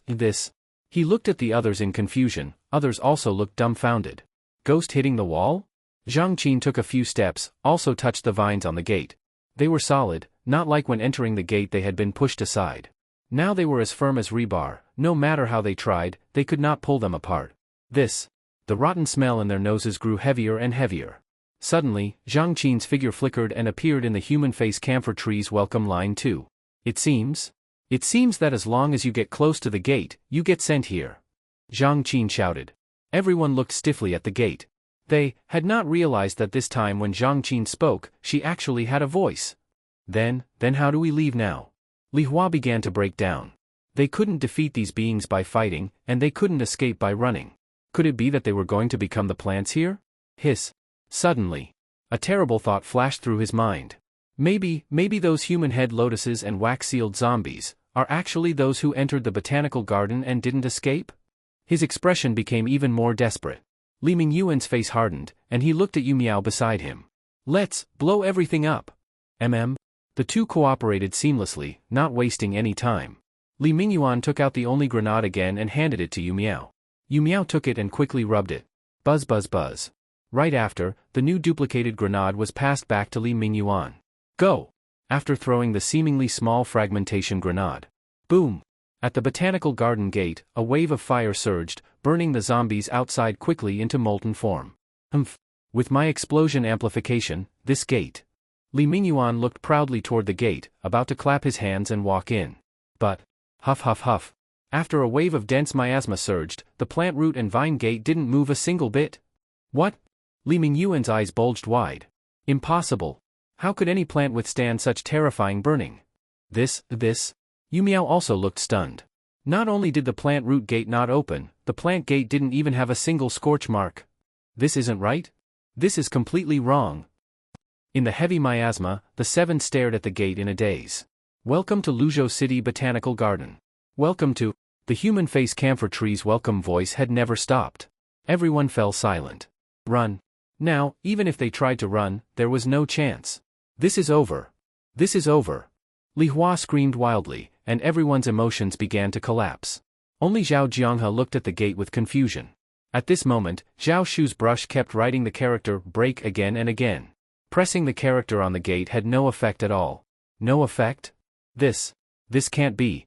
And just now with the ghost hitting the wall phenomenon. We're not in a supernatural world, right? The vines can't instantly teleport people, right? If it's strange. It seems, when we got near the gate and the human face camphor trees spoke, didn't the miasma get thick? Could it be? As if he thought of a possibility, he hurriedly looked at Zhao Shu. Hey! Write the character awaken on me. Huh? Hurry. Oh.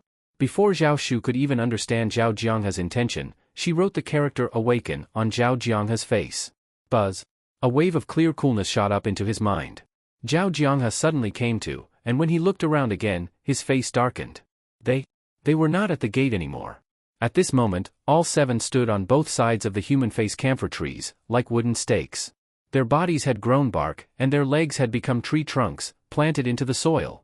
Zhao Shu closed her eyes tightly, still holding her brush, writing something unceasingly. Welcome to Luzhou City Botanical Garden. Welcome.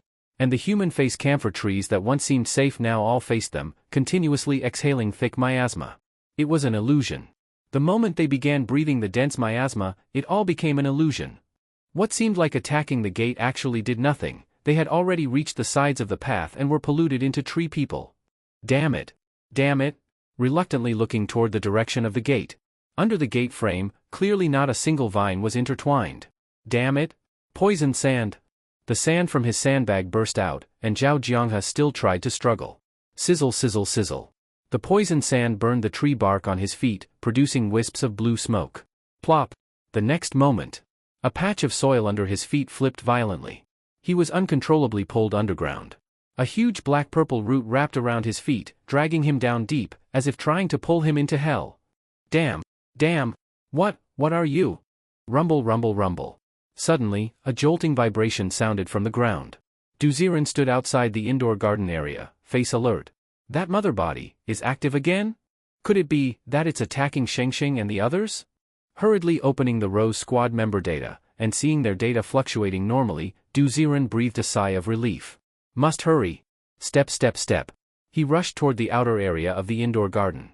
This time Duziren didn't just rush in to observe. Instead, he first walked around the outside of the outdoor garden buildings, from front to back, carefully inspecting. Behind the broken glass house was a thick miasma, with no end in sight. This meant that behind the indoor garden there couldn't be another road either. The only remaining possibility was, might there be some kind of basement inside the indoor garden? Thinking that, Duziren calmly walked toward the indoor garden. A strong smell of smoke reached him. Inside the house, in the dark, suddenly with a swoosh a huge black root, like a snake, swung in violently, shaking the ground. I know the botanical garden intersects with reality. I don't have to fight you like this. Seeing the huge root swinging in, Duziren tensed, and ability nullification began to activate. Huff. Thick green miasma rose into his nasal passages. The scene before his eyes began to twist and change quickly. Buzz. The twisted root instantly disappeared. The scene abruptly changed into an old supermarket. Roar. As soon as he appeared in the supermarket, more than 10 flesh flower zombies all turned to look at Duziren. A large number of flesh flower faces sprayed out. Noisy. For steel tendrils burst from his shoulders, sweeping like octopus tentacles. The flying flesh flower faces were instantly sliced into fragments in midair. Thick blood mist splashed down around him. Roar. The headless zombies left were roaring and trying to close in on Duziren. Duziren looked around the supermarket, thought for a moment, and took a few steps inward then. Ability nullification, deactivate. Roar. Though the zombies behind him were closing in, as Duziren breathed in the miasma, everything before his eyes began to blur again. Rustle. The familiar sound of twisting roots rose up. But this time, it wasn't a giant root appearing in front of him, the sound was coming from behind. Turning his head, the huge root was still coiled at the entrance of the indoor garden, making terrifying snarling sounds. Actually, if you discover the secrets of how reality and the botanical garden overlap, exploring the botanical garden wouldn't be that difficult. However, ordinary people probably don't have the ability to neutralize pollution, right? Thinking silently, Duziren walked slowly along the scorched floor of the house. On the pitch-black ground, aside from plant burn marks, there was no sign of a basement. Large patches of indoor soil were cracked because black roots had broken through, and faintly he could see black roots writhing under the earth. Damn, how deep do its roots go? Cursing under his breath, Duziren didn't want to fight this thing right away. Without finding its origin, fighting it now might very well empty his wallet. Ability nullification. Activate. Buzz. Everything before his eyes twisted again, and Duziren returned inside the supermarket. Just as he was about to step out of the supermarket and return toward the guidepost direction. Suddenly, looking at the murky city beyond, Duziren's brow furrowed as a bright idea suddenly flashed in his mind. That's not right. If that botanical garden can only be seen and entered by the polluted, then, what about the real Luzhou City Botanical Garden in reality? Did it also disappear out of thin air? If the real Luzhou City Botanical Garden still exists, could it be that the clue is actually in the real world? Hiss. The more he thought about it, the more possible it seemed. Duziren didn't go back, he strode out of the supermarket. Roar roar. In the center of the supermarket, the headless zombies looked at Duziren's new location with confusion. Roar. Just as they tried to leap toward Duziren. Get back. Howl howl howl. In an instant, 10 or so running headless zombies transformed into 10 or so headless dogs, wandering aimlessly around the supermarket. Step step step. In the miasma-filled city streets, Duziren opened the map. Where he was now was actually far away from the real Luzhou City Botanical Garden. The direction of the garden was behind him, at least more than 10 kilometers away. Damn. So that means once polluted by the miasma, the source of the pollution leads you far away from the real Luzhou City Botanical Garden. In this way, the polluted absolutely cannot find the truth. Thinking about how cleverly this game was designed, Duziren's figure flickered. A moment later. In the miasma drifting street, Duziren stood in an empty lot with a rotting sign. Is this, the real Luzhou City Botanical Garden? Looking carefully, compared to the earlier polluted botanical garden, this botanical garden didn't even have a gate. Not even a sign. Only 2 bare rusty poles stuck into the weed-covered ground. A gate? What gate? There wasn't even a wall. A thick green field of grass spread out. Rusted rebar stuck up in the grass, it vaguely showed where the original garden gate had been. Hiss. So this is the real Luzhou City Botanical Garden. Rustle rustle rustle. Stepping on the thick wild grass, Duziren walked past the rusty poles. The grass had already covered the roads and paths, and a few flowers peeked through the grass. A vast green grassland stretched as far as the eye could see. Plop. Walking, Duziren's foot suddenly fell into emptiness and he nearly fell over. Raising his foot, he pressed again. The ground ahead was wet and hollow. Looking closer beneath the grass, it was actually a lake under the grass. This is that viewing lake after entering the garden? The cultivation pond for human head lotuses? Gurgle gurgle. Air bubbles rose from under the grass. Rising up was a patch of yellow-brown foul-smelling bubbles. Ugh. Backing away quickly from the lake, Duziren's eyelid twitched. He could vaguely see something rising from under the lake. Pollution source withered plant skeleton. Ability, blood conversion, pollution. Ability level, ability user, tier 7. Details, it seems to have been polluted by something, sadly silent at the bottom of the lake. No one knows what it experienced then, nor does anyone know how long it has been lying here. It only knows that it will drag anyone who passes here into the water. Or, take them to a new world. What? A line of information suddenly appeared before his eyes. Gurgle gurgle. And then, after foul bubbles rose under the water surface. Boom! A huge skeletal mass exploded out of the lake, splashing pungent water everywhere. Gurgle gurgle. Looking closely, this massive skeleton wasn't just a single remains, nearly a dozen skulls, arm bones, leg bones, and joints were interlocked into a twisted bony shape. Because of years of rot, the bones had become deformed and fused together, piecing together a giant bone body. Between the bone gaps were pitch-black foul grass fragments, from which fresh green sprouts were growing. Puff puff puff. As it floated on the water surface, from under the water, large waves of corpse water surged. There were actually even more dense piles of skeletons rising from underwater. Damn, what exactly happened here? With the naked eye he could see human bones floating among the wild grass. It was impossible to imagine how many people must have died here. Click click click. The huge withered plant skeleton eerily stood on the water grass, about 2 meters tall. As it moved, large black grass shoots fell from the gaps between the bones. Human.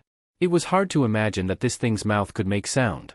In the eyes of more than 10 twisted skulls, black filthy water dripped continually. It seemed to be crying. Blood conversion? Pollution? This time the ability information didn't introduce it. What exactly? Staring blankly at the withered plant skeleton, it didn't attack, it just gazed at Duziren, constantly moaning. Human. Buzz. As its wailing echoed, Duziren's vision blurred. He could clearly feel the familiar miasma spreading again in his nasal passages. His face inexplicably felt tight. On Duziren's face, tick-tick drops of blood water began to appear, as if his cheeks were evaporating and melting. You. Just by looking at me, you can make me melt and send me to the pollution world? Damn it. Burning sky. After a burst of intertwining flames in his palm, Duziren casually threw down a ball of firelight. Boom! In an instant, the firelight blazed bright like the sun. A spark of red instantly burst in the grass and quickly spread into a large area of flames. Boom! The raging firelight seemed like a sea of fire pouring down, burning the wild grass black and twisted. The black water under the grass dried up. Human.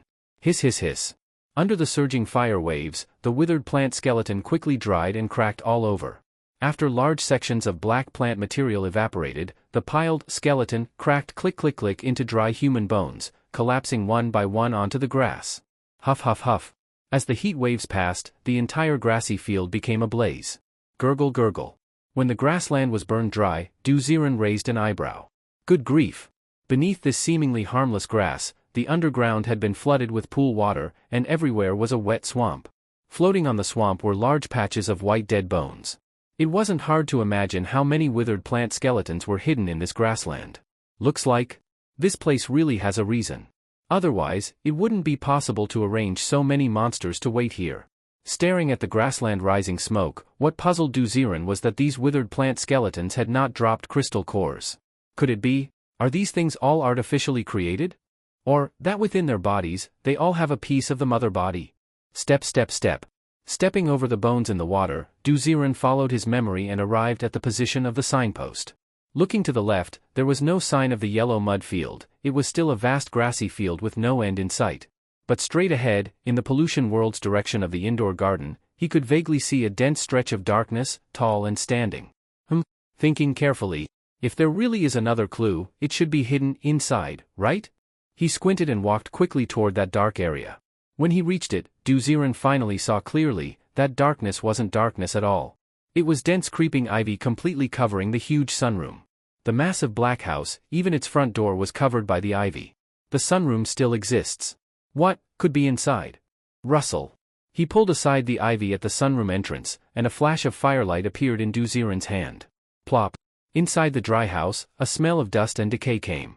After the firelight left his palm and rose slowly, Duziren's eyes suddenly froze, rapidly widening. White bones. So many white bones. Countless white bones were bound to old faded seats by the creeping ivy vines. There were about 12 skeletons, each more or less incomplete. For example, missing fingers, missing arms, missing thigh bones. Next to these incomplete bodies were several dead potted plants. In the black soil of the pots were 12 skeletons corresponding to the missing bone parts.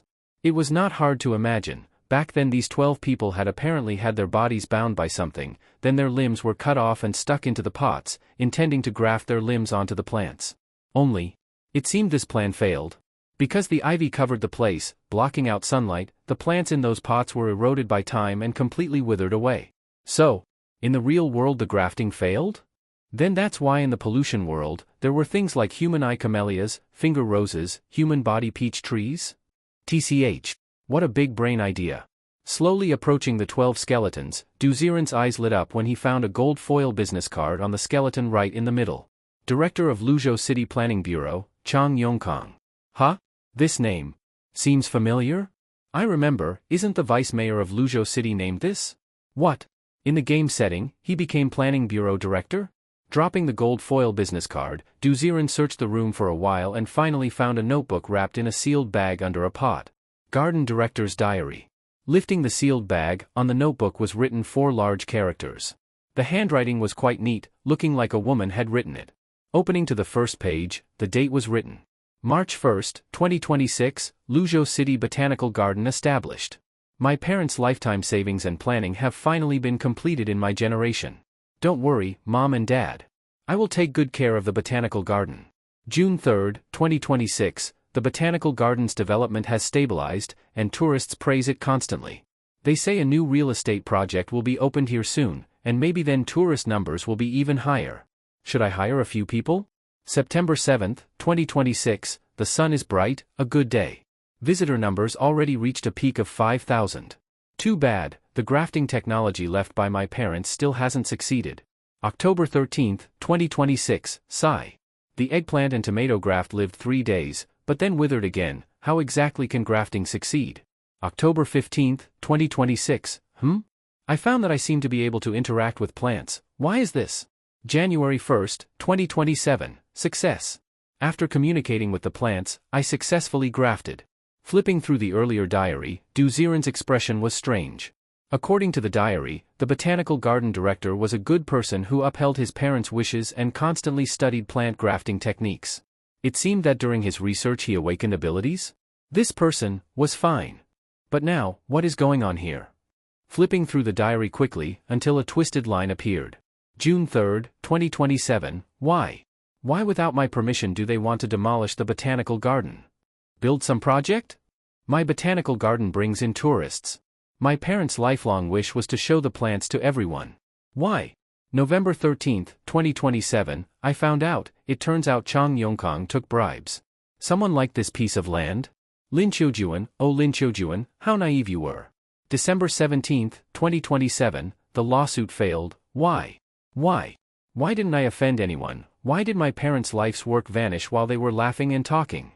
March 1, 2028, he couldn't hold on till the end? This day is the original founding date. March 3, 2028, Chang Yongkang. When you brought the construction team to forcefully tear this place down, did you ever think what it would feel like for the ivy to crawl all over you? Did you ever think plants could get angry? March 4, 2028, if we graft humans and plants, humans are so greedy, could plants absorb their nutrients? Hiss.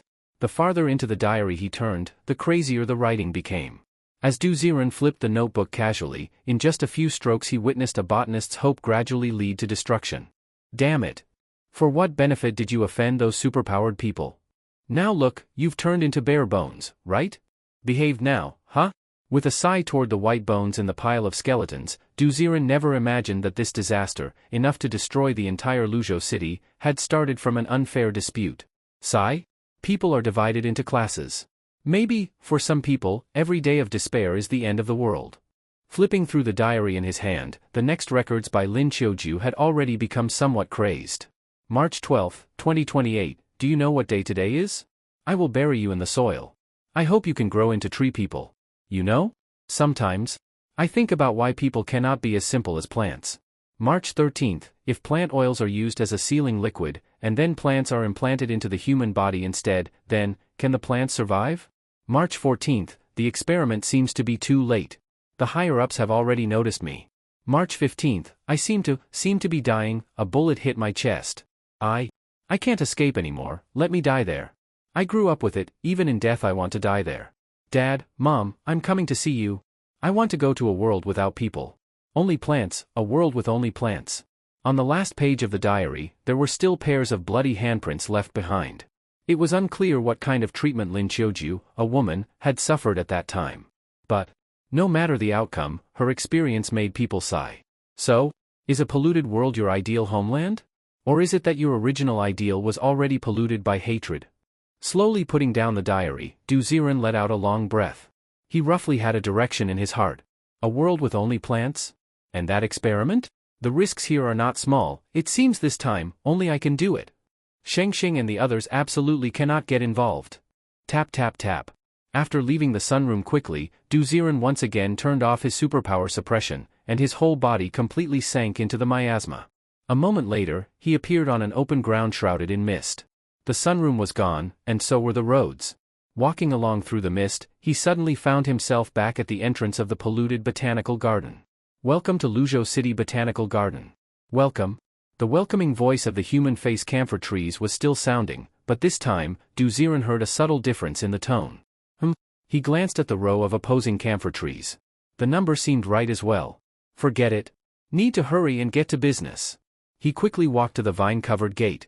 The vines instantly shrank. After stepping inside, Duziren quickly came to the center of the path and looked toward the human head lotus flowers in the river. Gurgle gurgle. Vaguely, there were still a few human head lotus flowers bobbing up and down on the water surface. Duziren looked at them. Suddenly, he decisively turned and walked back toward the gate. Gurgle. Gurgle. At once, the remaining human head lotus flowers suddenly puffed up their human faces, with dense lotus pod holes appearing all over their faces. Puff puff puff. In an instant, Dapian lotus seeds shot toward Duziren. That's it. This is exactly what I need, your plants. Buzz. A steel-colored long whip shot out from his shoulders. After swinging it in midair, the whip caught a lotus seed, and Duziren quickly walked forward again. Gurgle gurgle gurgle. With just this single action, all the human head lotus flowers immediately stopped attacking and stared blankly at Duziren. Cannot leave the park, that is your rule. Once a plant parasitizes a body, death is inevitable, that is also your rule. Not being able to see the century-old pines and cypresses is not because they disappeared, but because they went to a world that only Lin Qiuju can see. That world only welcomes plants. Only by becoming a plant can one enter that world. But becoming a plant means only death. The only way to live is, mentioned in the diary, using plant oil as the grafting seal, letting the plant parasitize the human body. His palm turned to steel as he pinched the lotus seed that had already sprouted a tender bud. Duziren knew clearly that this game instance required moving back and forth between reality and pollution, to find the main body of the miasma. Now was the best time to go meet the main body. Tap tap tap. He strode into the yellow mud ground. Gurgle gurgle. Because Duziren had been gone for a long time, the original steel forest had already reverted to yellow mud ground. Duziren only needed to step forward. Splash. A wax-sealed zombie immediately stretched its head out from the mud pool. Splash. But this time, when looking at it, Duziren was not afraid. Instead, he stepped straight into the mud pit. Boom! At once. The body of the wax-sealed zombie exploded, and wax liquid poured down all over Duziren. Crash.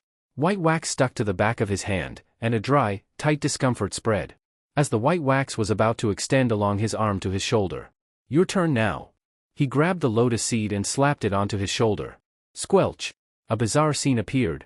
The tender sprout that should have grown rapidly from the lotus seed slowly took root in the wax layer. Then, a white wax-colored lotus flower bloomed, swaying on Duziren's shoulder. And it was precisely because of the appearance of this wax-colored lotus that the waxification stopped abruptly at the shoulder. The other way around. Let the plant parasitize the human body. This theory would definitely not work in the real world. But, this polluted world is Lin Qiuju's world. Her finger roses and human eye camellias were all realized here. So letting plants parasitize the human body. Success is inevitable. Glancing at the wax lotus on his shoulder, Duziren was shocked to find that as he walked through the yellow mud ground, there were no more wax-sealed zombies attacking him at all. He himself was now in a state of being half-human, half-plant. Plants would not attack him, just like how the root stem zombies did not attack the infected back then.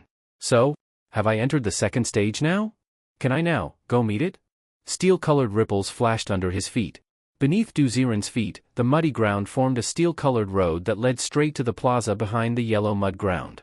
Rustle rustle rustle. The toothed willow branches swaying along the quiet path, this time, upon seeing Duziren approach, no longer made grinding sounds. They simply swayed quietly in the wind, as if seeing one of their own kind. Tap tap tap. With footsteps drawing near, Duziren returned to the plaza once again.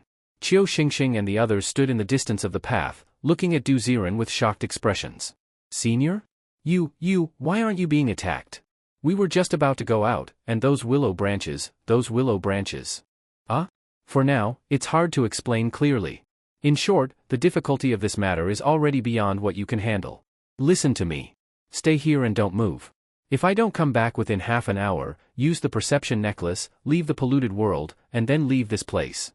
As he spoke, Duziren took several green-quality crystal cores from the warehouse and tossed them one by one to the women. But, Senior, what about you? If you don't come back. Qiu Xingxing stared blankly at Duziren. She always felt that if the senior left this time, he would really be gone. Don't worry. If I really can't come back, I should still have other ways. It's just that. After glancing at Qiu Xingxing, Duziren did not continue.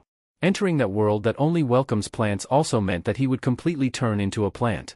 If the problem could not be solved in the end, it was very likely he would be controlled by the boss and unable to leave. Unable to leave?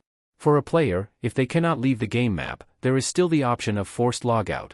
As for the consequences, at worst, in the future he would not be able to personally enter the game, and could only switch to Qiu Xingxing's perspective to watch.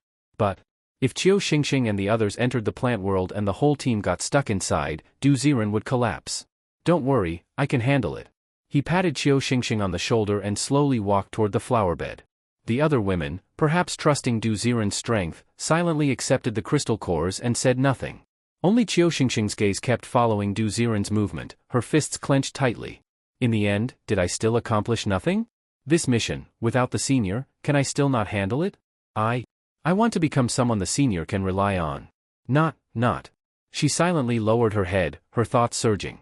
Duziren's eyes were fixed on the direction of the flower bed, completely unaware of her emotional changes. At the center of the flower bed, a huge deep pit appeared before his eyes. The pit was at least over 10 meters wide and bottomless. The only thing visible was, all over the pit walls were bloody handprints, claw marks from fingernails, and sparse black roots. Damn! This thing can really grow legs and run away? Staring blankly at the deep pit, flames ignited in Duziren's palm, and then he suddenly jumped into the pit. Senior! Why did the senior disappear? This. Linya and the others were stunned. From their perspective, Duziren was standing at the center of the flower bed and then instantly dissipated. Senior Ziren. Qiu Xingxing suddenly raised her head, her eyes firm as she looked toward the flower bed, as if she had already made some kind of decision. Whoosh whoosh. Whoosh whoosh. Strong cold wind swept past his body. Duziren narrowed his eyes, feeling his body continuously falling inside the deep pit. The surroundings became narrower and narrower, and the smell of blood grew heavier and heavier. Until, with a thud, the downward momentum finally seemed to stop. Duziren suddenly appeared in a vast underground space. After landing on both feet, he looked around. Green. As far as the eye could see, it was all green, with dense grass everywhere. It was hard to imagine that such a green environment could exist in an underground space. It should have been a pitch-dark and damp earth cave, but at this moment, everything here was full of greenery. There was even a gentle spring breeze blowing. The space was unusually bright, as if standing on a great grassland. In the distance were wildflowers and mountain trees, and under the grass were vines and shallow pools. Perhaps this was Lin Qiuju's ideal plant world. But, if one paid close attention, one could faintly sense a thin stench in the wind. From the clear sky overhead, strange gurgling sounds came from time to time. Rustle rustle. Suddenly, fine sand abruptly appeared from above and fell onto Duziren's shoulders, emitting faint scorching white smoke. What is this? Narrowing his eyes, Duziren looked at the fine sand. This is Zhao Jianghe's poisoned sand? Why is his sand here? Did he also come here? Wait, if I can't see him. That means this is still not the final plant world? His expression kept changing. Duziren's analysis was correct. The director's diary once wrote that before dying, Lin Qiuju would come to its side. It had accompanied Lin Qiuju for her whole life. In the botanical garden, aside from the century-old pine and cypress, Duziren could not think of any plant that could accompany a person for a lifetime. Lin Qiuju was very likely buried here in the flower bed after her death. For now, it seems the place is not wrong. But that century-old pine and cypress still hasn't appeared. Is it not here, or is it that I am still not qualified to enter that world? Silently looking at the wax lotus on his shoulder, Duziren hardened his heart and directly tore open the plant oil on his shoulder. The lotus roots of the flesh lotus immediately densely pierced into his flesh. Gurgle gurgle. Brown roots buried under the skin tissue, crazily sucking nutrients. Pop pop pop. Before long, large patches of flesh-colored pink lotus burst out from his neck and chest. As his body became covered with flesh lotus, the world before Duziren's eyes began to rapidly collapse. When he looked up again, a sobbing sound came, and Duziren's pupils suddenly shrank. Black. Enormous black branches, with a trunk nearly 1 meter thick, propped up this entire underground space. Black vines extending from the tree trunk crawled across the ground and ceiling, covering everything here in black. The century-old pine and cypress. Duziren finally saw it.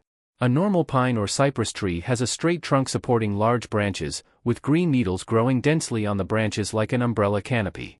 But the century-old pine and cypress before him had black bark on its massive trunk. Beneath the bark, the outline of a female body faintly protruded. The woman's face was twisted in the tree hollow, looking as if she was crying, yet also as if she was smiling.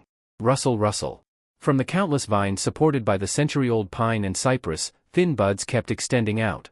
The buds hung in midair, with their ends dangling one by one. Tree people. That's right. Tree people.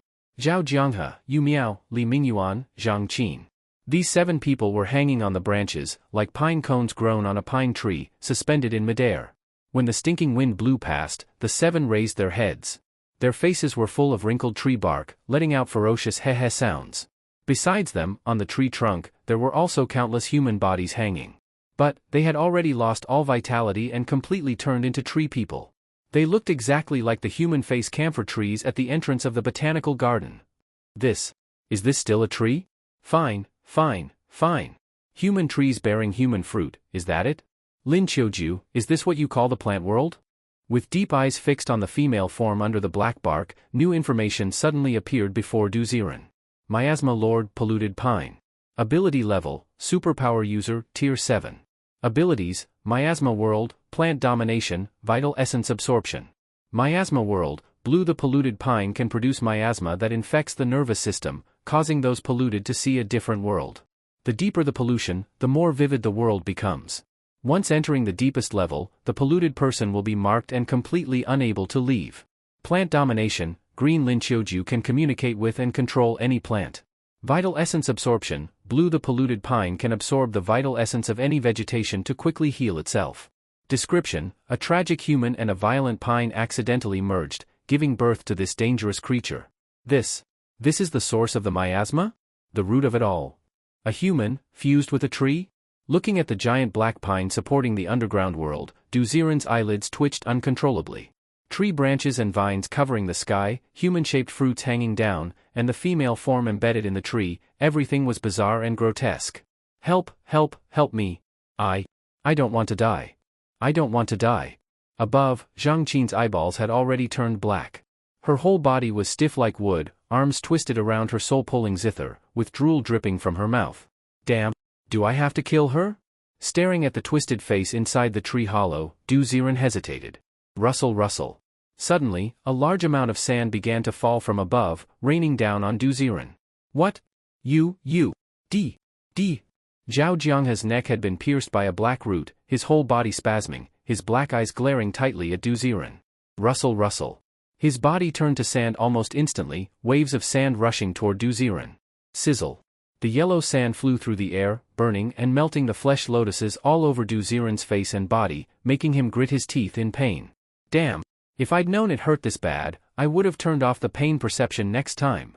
Gurgle, gurgle. Before Du Ziren could even finish complaining, the pink flesh lotuses on his body suddenly grew explosively, like spreading sores expanding in layers. Buzz. As the lotuses surged, Du Ziren's body began to stiffen. Damn. Plant domination, huh? If I fully become a plant, I become your puppet? But if I don't become a plant, I can't even enter this place? Fine, you want to play with closed settings, right? Twisting his body, he saw Zhang Qin move her hand, her soul-pulling zither was about to play. Bang! Above, Li Mingyuan, stiffly, pulled a grenade from his pocket, while Zhao Shu and Qian Qi silently pulled out pens and chess pieces. Before they could even fight the enemy, the controlled people had already made their move. Then come at me together. Superpower Nullification, Domain. Stomping hard on the ground, even facing multiple powers, Du Ziren had the unique confidence of a pay-to-win player. Buzz. Centered on him, ripples surged through the underground space. Rustle. The falling sand froze. Zhang Qin's zither strummed silently, no sound came out. Zhao Shu and Qian Qi were the same, writing made no words, tossing chess gave no effect. Only Li Mingyuan's grenade dropped. Boom. Without explosion amplification, the grenade merely blasted a scorched area on the black-rooted ground, the shrapnel barely piercing a few centimeters. Negate control from the host. Within the superpower nullification domain, Du Ziren could negate any single power. Just like with the royal zombie before, he could only cancel its space blade, not all its skills. Now, it was the same. Du Ziren prioritized nullifying the plant domination of polluted pine, preventing himself from being instantly controlled. But, even so, the situation was still grim. His plantification continued, flesh lotuses had already grown down to his crotch. Damn. I have to destroy it before I'm completely transformed. Burning heaven. Whoosh. Flames flashed in his palm as Du Ziren prepared to hurl fire toward the polluted pine's trunk. Suddenly, the twisted face inside the tree hollow spoke. So it was you? You're the one who's been fighting me in the indoor park all this time. And now you dare come to me? Do you really think? I can't deal with you. Clap, clap, clap. The face sneered. As it spoke, the tangled vines above and the twisted roots below came alive like snakes, writhing toward Du Ziren. Rustle, rustle. In an instant, human bodies hanging from the roots dropped like dumplings. Boom! Just as the massive vines from above and below collided, the fire in Du Ziren's hand exploded violently. Boom, boom, boom. Flames surged. The blast forced back the huge roots crashing toward him, burning their black bark into rising white smoke. Sizzle. The remaining heat burned the treemen corpses, igniting the entire underground space. It looked like Duziren now had the upper hand, with flames engulfing everything. But the tangled giant roots were not burned through. After the corpses of Zhang Qin and the others shriveled up inexplicably, the roots pulsed and smothered the flames, lunging again at Duziren. Boom! Like a collapsing mountain, the huge root came crashing down. Duziren's face darkened, his thighs were now covered in dense flesh lotuses. Damn! It can still absorb the life energy of other plants? This kind of consumption is meaningless. Without my permission, entering my world, you'll die a horrible death. Turn into new nutrients and be buried here. The face in the tree hollow twisted, as if already seeing Duziren's death. Is that so? You didn't think I have a backup plan? Calmly, Duziren clicked the plus sign next to Steel Blood, and a message popped up before his eyes. Awakened Steel Blood, trial time not yet expired. You can spend 800,000 yuan to unlock Steel Blood Evolver permission for 30 minutes. Spend 800,000 yuan to activate this permission? Open. Today, I'll let you NPCs see what a real rich player brute force run looks like. After directly clicking yes, a transaction message flashed before Duziren's eyes. Bank card ending in 0304 has just spent 800,000 yuan. Current balance, 5,890,000 yuan. Wanfang Bank reminder, please avoid overspending. Internet addiction feels good for a moment, but your wallet ends up in the crematorium.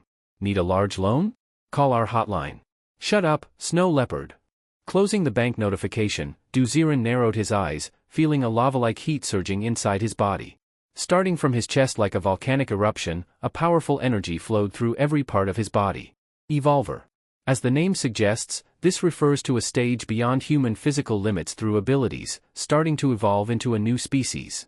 And the evolution of Steel Blood begins from the heart, the blood pump, and proceeds to completely steelify the blood and bones. Even though this was just a trial mode, the overwhelming genetic level power made Duziren momentarily dazed. Gurgle gurgle. What flowed through his veins wasn't blood, it felt like molten steel. Is this the power of an evolver? This is just buzz. Even the flesh lotuses growing on his thigh were turning to steel, as if welded onto a metallic surface. Your power? How is this possible? How can this be? With this power, why aren't you in the wastelands fighting invaders? Why are you here? Who the hell are you? Feeling an unprecedented surge of strength, the twisted face in the tree hollow panicked. A Tier 7 superpower user going up against an evolver? That's insane. Buzz. Huge roots from above and below slammed down on Duziren, but he stood unmoved. Snap. Instead, the roots striking him snapped, spraying out a huge burst of sap. Now, it's game over. Steel Nation. Duziren, who had been in stealth form, suddenly appeared with a strange steel-colored body. Buzz. Molten steel surged across his body, splashing outward to cover the surrounding ground. Clack clack clack. Moments later, the steel-covered ground began erupting with arrow towers.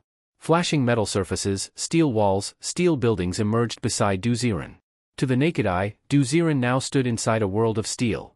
A steel city had risen and occupied the entire underground space. Why are you here? How did you? The face in the tree hollow kept roaring, trying to control the roots to attack. Buzz. But all it saw was flashing silver, nothing but steel. Its roots couldn't move under the cold metal floor. Lin Qiuju, you've suffered all your life. Time to rest. Rest in peace. From within the steel city, Duziren's figure slowly rose. Around him, armored steel soldiers had appeared, lifting him onto a steel throne. Rustle. With a wave of his hand, countless steel arrows fired from the arrow towers above the steel city. Like a rain of steel, they rained down on the polluted pine. Thunk. The massive tree trunk was instantly pierced, riddled with arrows like a hedgehog. You. The twisted human face let out an unwilling wail. The female form on the tree trunk gradually faded, blood flowing down from the wounds made by arrows. The tree cracked with sharp sounds, and a green crystal core appeared among the shattered wood. Phew. That should be it, right? Exhaling deeply, the steel buildings and soldiers around Duziren began to collapse like molten iron, slowly flowing back into his body. This evolver power was definitely useful, but extremely draining. Just a few minutes, and he felt as exhausted as if he had flown 7 times in one night. Tap tap tap. Walking quickly to the cracked trunk, Duziren reached out and pulled the green crystal core from the tree. A line of info flashed. Plant Affinity Crystal Core, green. Using this core gives a chance to awaken the Plant Domination ability. Core ability level, superpower user, tier 7. Huh? Tier 7 superpower? No. This is Lin Qiuju's core, not the pine trees. Ha ha ha, you're too late. Gurgle gurgle. Suddenly, another face appeared on the tree trunk. This time, it was the face of an old man, full of malice. Evolver, huh? Very good. Very good. You made me lose a life. From the mouth of the face, segments of bone were slowly spat out, as if it had just digested something. You! Duziren's eyelids twitched violently. If he was right, this polluted tree had also eaten Lin Qiuju. It absorbed Lin Qiuju and regenerated. Evolver. I don't know how you got this power. But you still can't kill me. Because, you were targeting the wrong thing from the beginning. Ha ha ha. Ha ha ha ha ha ha. The mocking laughter rang out, and the face quickly collapsed. All the vines in the underground space began to retreat. Rumble. In an instant, without the branches to support it, the entire underground space began to collapse. This is bad. Rumble. Tons of dust and debris crashed down, about to completely bury Duziren. His face darkened. He looked up. Steel Nation. Buzz. Streams of molten steel surged from his body, spreading to the ceiling and walls, propping up the entire space. But the energy drain was so intense, even a pay-to-win awakened like him couldn't sustain it. Damn it. Damn it. His face went pale. Duziren suddenly realized, what if this was a trap set by the polluted pine? Thousands of meters underground. If he came here and beat it, the tree could just retract its branches and crush him under the earth. If he couldn't beat it, it could absorb him anytime. Sure. There's still the option of using power nullification to escape. But, this is deep underground. Once he exits the miasma world, who knows where he'll end up? It's over. A death trap. Rumble. There could be thousands of meters between here and the surface. If he cancels the ability now, he'll be instantly crushed to death. But if he doesn't cancel it, the collapsing pressure keeps getting worse. Awakener trial time remaining, 26 minutes and 25 seconds. Staring at the countdown, Duziren grew anxious. If time runs out and he can't extend it, he'll be buried alive. He glanced at the final golden ability, time. If he could spend to upgrade time to awaken level, maybe he could do a big time reversal? Then he'd go back to before he jumped in the hole. But, when he clicked the plus next to time ability, no payment prompt popped up. Instead, a blurry figure appeared in his mind. The figure sat on a stone chair, clad in golden core battle armor, smiling teasingly at him. We meet again. You, who are you? Ha ha ha, time, the more you use it, the more things it messes up? Maybe. You should trust your digital waifu more. She's actually very capable. You don't need to treat her like a delicate sprout. With proper training, the rose will show its thorns. After all, she's the only one who can take down that guy. Ah? Duziren was stunned. Dude, come on. At this critical moment, what are you rambling about? I'm about to die. And you won't let me use a cheat with 26 minutes left? Dumb game devs, think dropping a CG cutscene is gonna make me okay with this. No way. If I die in 26 minutes. I'm reporting this broken game. With a weird expression, Duziren closed the recharge screen. Looking at the countdown, his face was conflicted. He silently sent a group shout-out to Team Rose. Hey. I'm fine. You all, leave the botanical garden quickly. We'll regroup at the base. Eh? Senior already left? Huh? Then what about us? Let's hurry and follow. At the flowerbed entrance, as soon as Linya and the other girls heard Duziren's voice, they immediately prepared to insert crystal cores into the perception necklaces. Only Qiu Xingxing looked suspicious and didn't move. Senior? Did you really leave? There was no reply. Qiu Xingxing furrowed her brow even deeper. Xingxing, what are you doing? Let's go. Linya took a couple of steps forward and waved her hand in front of Qiu Xingxing. But this time, Qiu Xingxing didn't respond and instead continued muttering to herself. Senior, you didn't actually leave, right?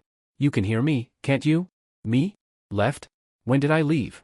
Suddenly, Duziren's voice came faintly, and Qiu Xingxing's expression turned slightly bitter. Senior, am I really not someone you'd trust with any information? You figured it out? After a long silence, Duziren let out a long sigh. The heavy rumbling above pressed even harder.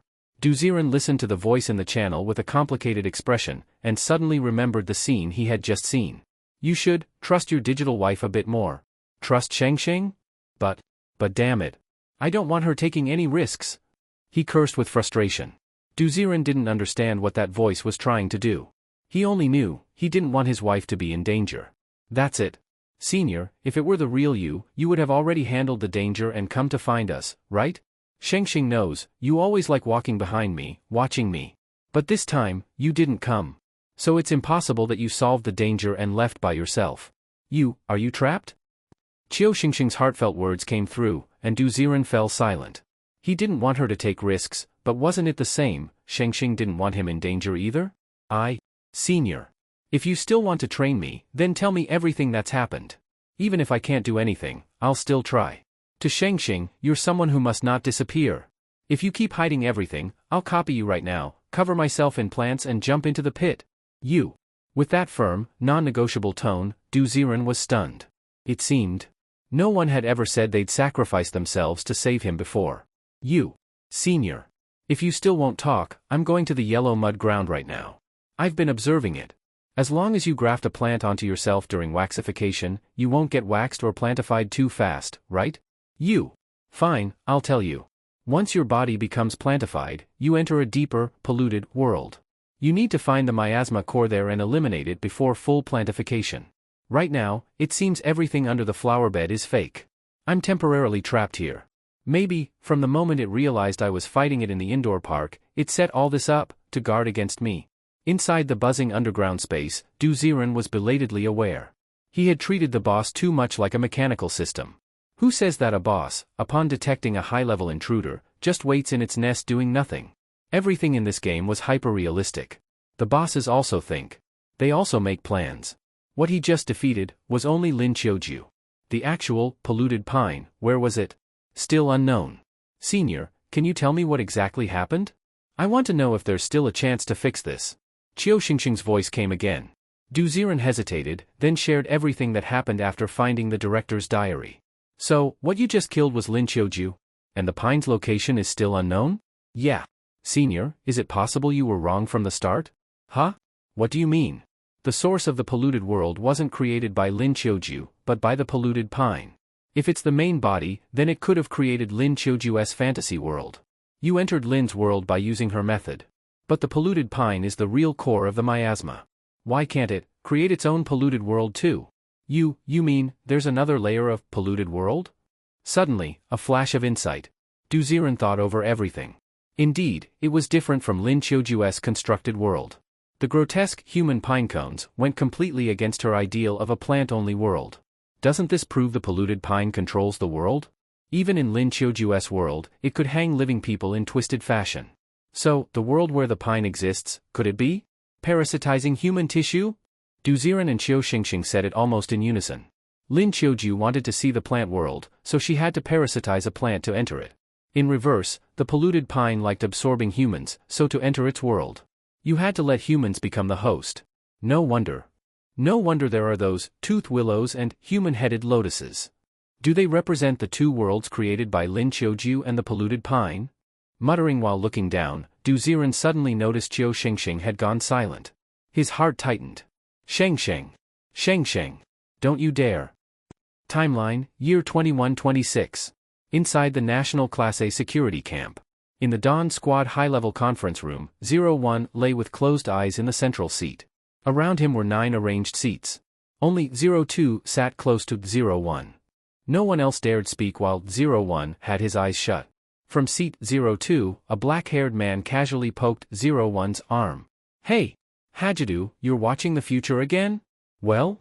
Got a countermeasure for that Fate Universe entity? As 02 kept prompting, 01 slowly opened his eyes.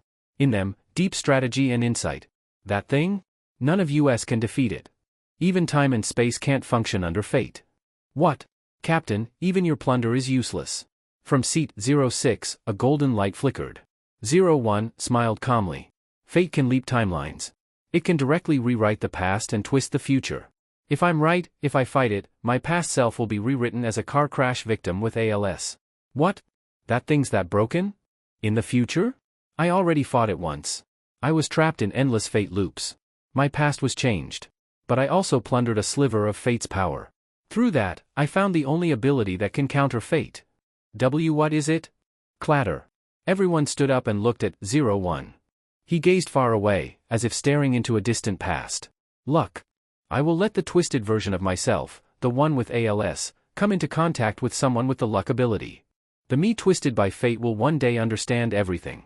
That version's luck will break the fate loop and lead us through the crisis. So, to my distorted, past self, please, trust her more.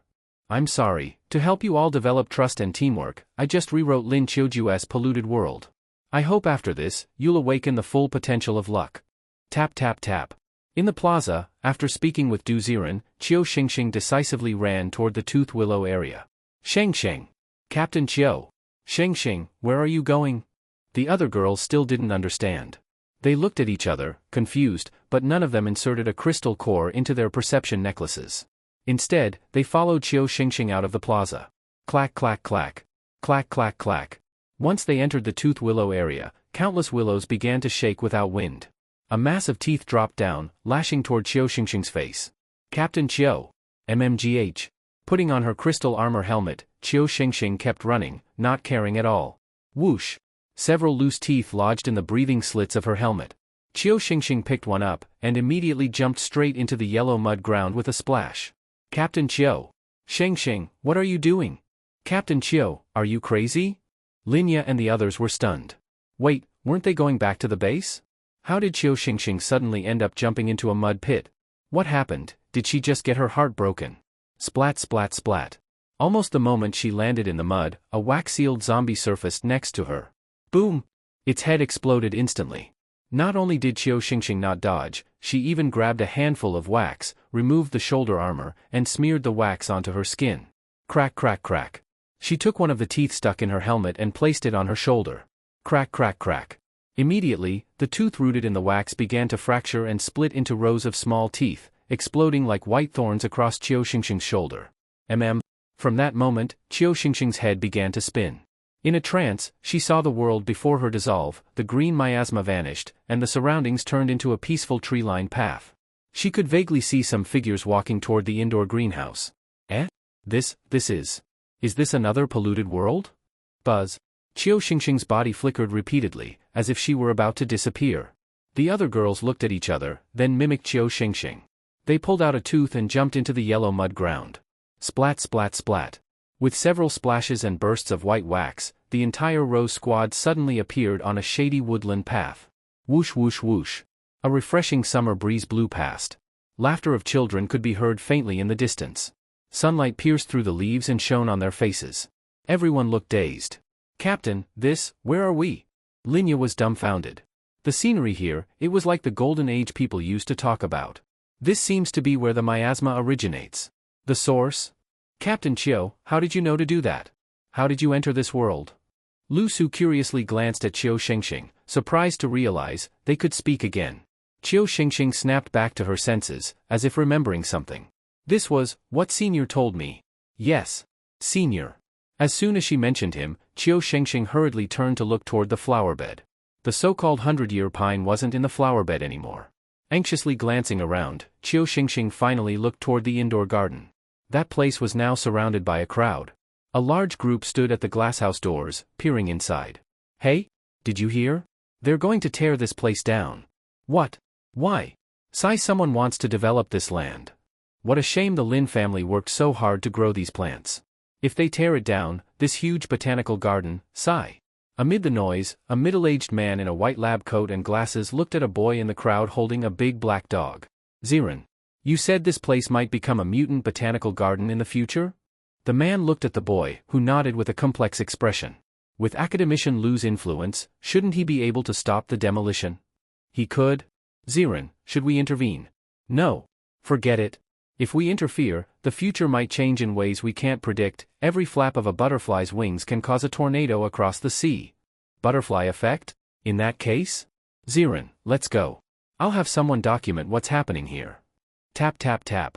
The boy and the man left quickly with the dog. Qiu Xingxing stared at the boy holding the dog, stunned. Ziren? He's also called Ziren? Same name as Senior? Coincidence. She watched the boy's back for a long time, then quickly shook her head and headed toward the indoor garden. The glasshouse wasn't yet covered in ivy. Through it, she saw more than a dozen men surrounding a skinny, pale-haired girl. At the center was a fat man in a suit, clearly an official. The others were his hired muscle. Like thugs collecting debt, they had her cornered, eyes full of menace.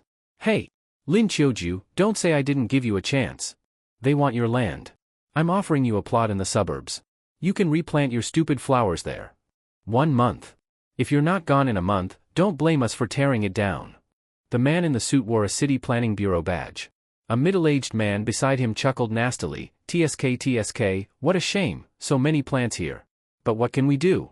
Orders from above. You people. I just plant flowers and raise grass here. This land, it was rented by my parents. They spent their whole lives to lease it and grow these plants, you. This is forced demolition." Lin Qiuju's thin face was full of stubbornness. Several burly men came forward and started slamming the table. Hey. You mean you won't obey the higher-ups? I?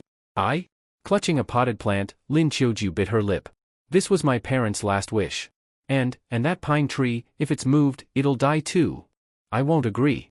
I won't agree. Bang bang bang. The thugs grabbed the potted plants and smashed them. Glass shattered. Soil flew. Lin Qiuju's screams echoed through the room. But those sounds were all that came. Nothing changed. The destruction continued. The people outside just watched. Qiu Shengxing saw everything and clenched her fists in anger. She was about to rush in when she realized she could pass through most of the onlookers like a ghost. Buzz. As she entered the room, Lin Qiuju was already sobbing uncontrollably. She held the broken pot in her arms, her hands bleeding. Stop smashing. Please stop. Damn it. Moving or not? Ha! Yelling came from all directions. Lin Qiuju knelt on the ground, head buried in the soil, sobbing helplessly. She was just a woman, just someone who wanted to grow flowers and plants. Moving or not? The fat man stomped on a camellia, twisting it underfoot. Lin Qiuju clutched the soil, begging again and again. Stop smashing, then move out. In the middle of her pleading, suddenly, with her head buried in the soil, Lin Qiuju's voice turned deep and strange. She let out a chilling laugh. Hey, what are you doing? Don't think that just because you go crazy, nothing will happen.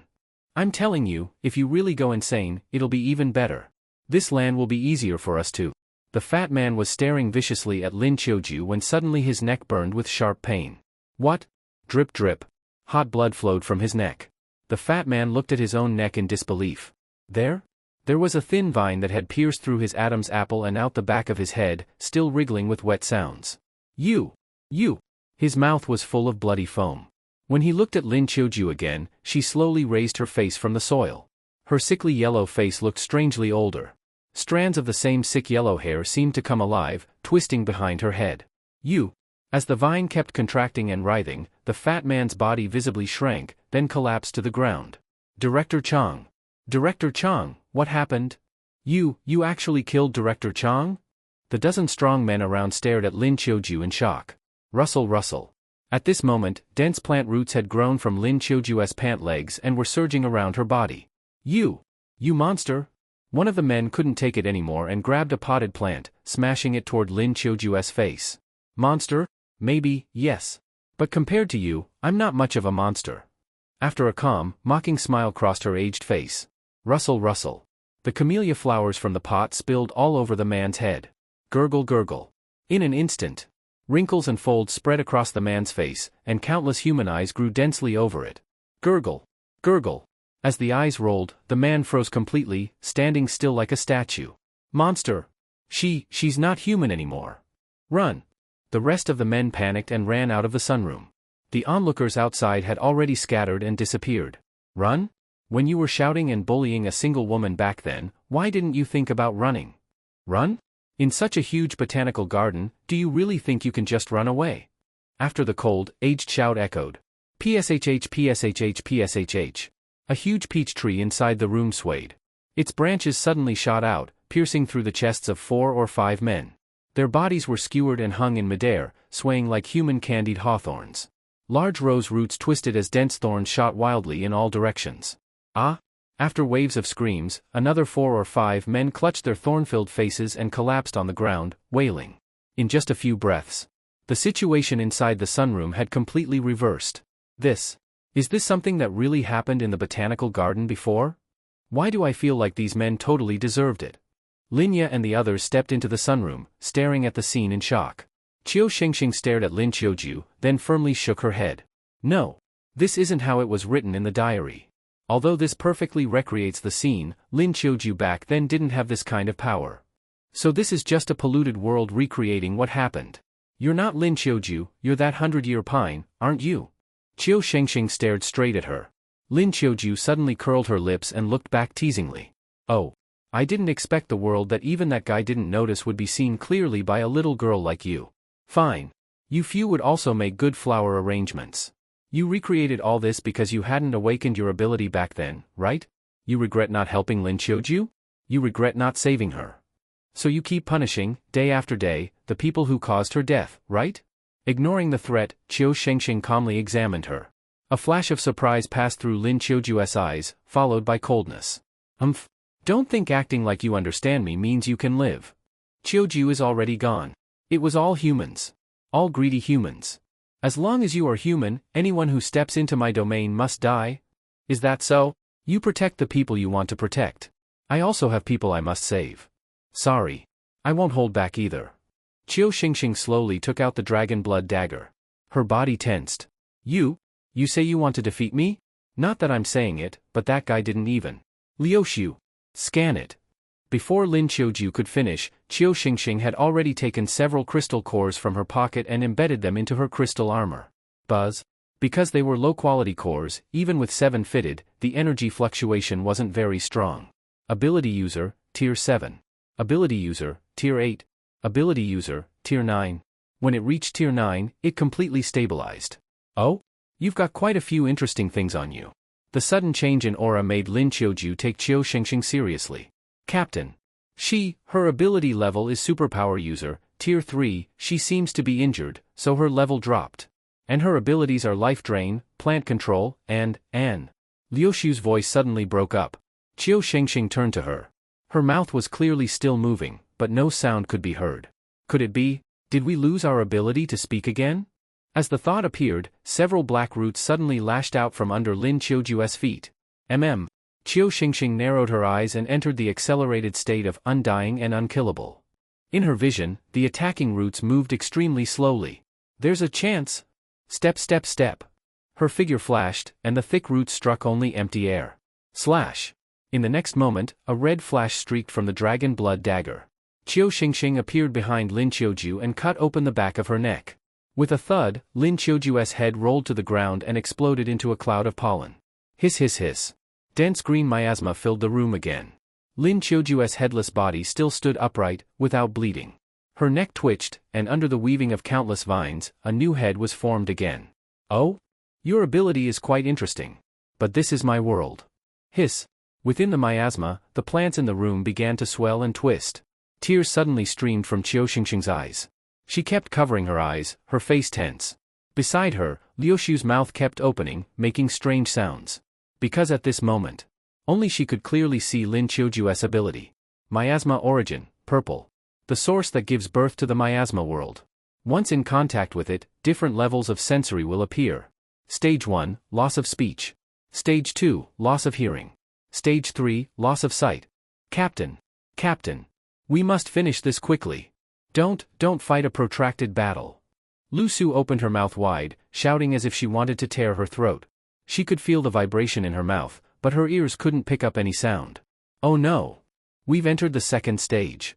Qiu Xingxing glanced at Linya and Yang Miao Miao beside her. Although they couldn't hear anything either, they were already preparing to use their abilities. Rumble rumble rumble. Rumble rumble rumble. The ground began to quake continuously, and dark soil rose up at their feet. Green miasma danced and drifted. Beneath the soil, huge black roots coiled like giant constrictor snakes. Linya. The shaking ground made Qiu Xingxing's body sway uncontrollably. She looked at Linya. Linya immediately understood. Push it back? Push it back! Clack. With both hands slapping the ground, Linya unleashed her full Tier 7 ability. The flying soil slowly began to gather, squeezing and holding down the huge roots under the earth. Buzz buzz buzz. Two powerful forces clashed. The soil and the roots pressed against each other, and the sound of vortices soon filled the air. Oh? You guys still have some skill. But just a little bit, not much. Stepping lightly on the soil, Lin Qiuju watched the roots being restrained and didn't take it seriously.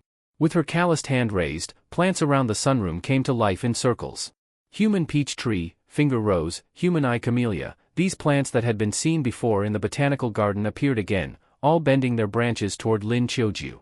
Even if you exert all your effort to suppress my roots, can you deal with these polluted plants? Clack.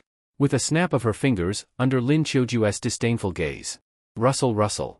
Immediately, from the human peach tree, huge piles of severed limbs rained down like falling rain onto Qiu Xingxing and the others. Above them, the raining flesh was terrifying. Beside her, whoosh whoosh whoosh, poking sounds came as dense finger branches and human eye flower parts splashed everywhere. In an instant, the entire sunroom was like a storm of bullets, no place to dodge. Qiu Xingxing tightened her crystal armor and looked toward Lin Qiuju. Various flesh pieces fell onto her armor, growing dense protrusions. With crystal armor, she wouldn't suffer any negative effects in the short term. Yang Miao Miao. Even now, she was still the Rose Squad captain. She looked at Yang Miao Miao, then quickly pointed toward Linya and Lu Su. Yang Miao Miao understood, immediately closing her eyes to form a water membrane. Wriggle. In just moments, a smooth water membrane spread over Linya, Lu Su, and Yang Miao Miao. Smack smack smack. Large pieces of flesh debris fell, covering the water membrane instantly. They couldn't penetrate the membrane yet, but the figures beneath were already pressed under piles of flesh. Captain! Hurry! Hurry! Surrounded by flesh, Lu Su couldn't see the situation clearly and kept shouting. You're at the end of your strength. You've held off the attack for a moment, but let me ask, have you thought about the teeth on your body? Leaning leisurely against a human peach tree, Lin Qiuju's mocking voice came. Clack clack clack.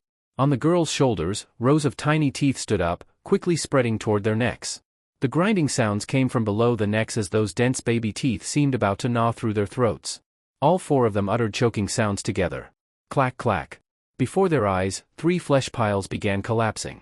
Under the water membrane, the 3 girls could barely hold on. Tap tap tap. At that moment, a figure flashed rapidly. With a buzz, a crimson dagger cut through Lin Qiuju's chest. The Lin Qiuju leaning against the human peach tree was instantly cut in two, falling with a crash. But, even so, Lin Qiuju's split body did not react at all. Countless roots under her skin began to surge, quickly intertwining and merging again. Oh? You really have some skills, huh? Her slowly merging head looked at Qiu Xingxing in surprise. The figure's speed slowed and revealed Qiu Xingxing's tense posture. Unlike the others, the teeth on Qiu Xingxing's shoulders had only reached the clavicle area. She seemed to have slightly higher resistance naturally. Under the crystal armor helmet, Qiu Xingxing's pale face showed that she wasn't sure of her current condition. But she could feel that her last strike definitely didn't injure Lin Qiuju. Interesting. I want to see what quality the crystal core in your head after death really is. Step. At the moment their eyes met, Qiu Xingxing's figure flashed again. The dagger in her hand now had a green crystal core embedded in it. As the crystal core visibly shrank, the dragon engravings on her dagger began to slowly activate. Roar. In that instant, the roar of an ancient beast echoed through the room. Buzz buzz buzz. At this moment, all the swaying polluted plants and regenerating root masses seemed frightened, trembling and curling inward, completely still. Plop. The 3 collapsed flesh piles fell. Linya, Lu Su, and Yang Miao Miao straightened up, slowly squeezing out of the debris, staring blankly toward Qiu Xingxing. That must be the crystal core weapon Senior gave Captain Qiu? Such terrifying pressure. No. If Captain Qiu used that green crystal core, can she still have other green crystal cores on her crystal necklace to escape from here? For a moment, thoughts raced through the 3 girls' minds. Some were envious, some shocked, and some confused. Using a green crystal core offensively meant Qiu Xingxing never planned to run. She was betting everything on this attack, even if it meant dying here, she would kill Lin Qiuju. She never planned to escape. She's fighting for Senior's life. Linya's pupils contracted. Suddenly she felt a bit envious of their mutual devotion. Senior would go forward alone for Qiu Xingxing. Qiu Xingxing would risk her life for him. If it were her, would she dare?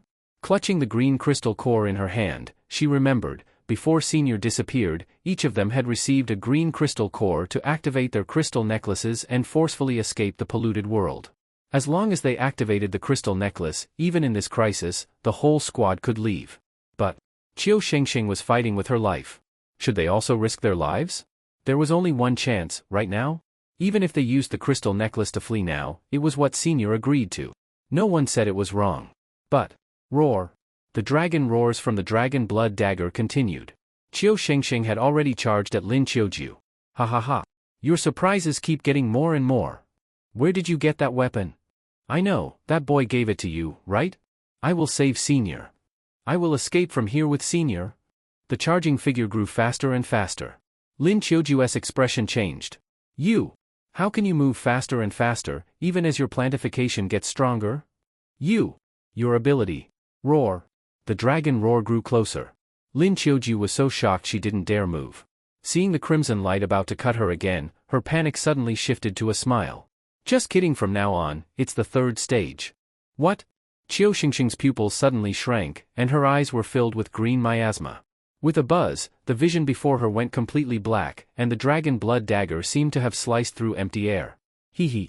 You don't really think you can kill me, do you? Even if that last strike pierced me, so what? Lin Qiuju's voice echoed from left and right.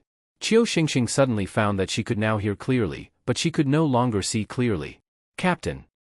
Her ability is divided into 3 stages. Can't speak, can't hear, can't see.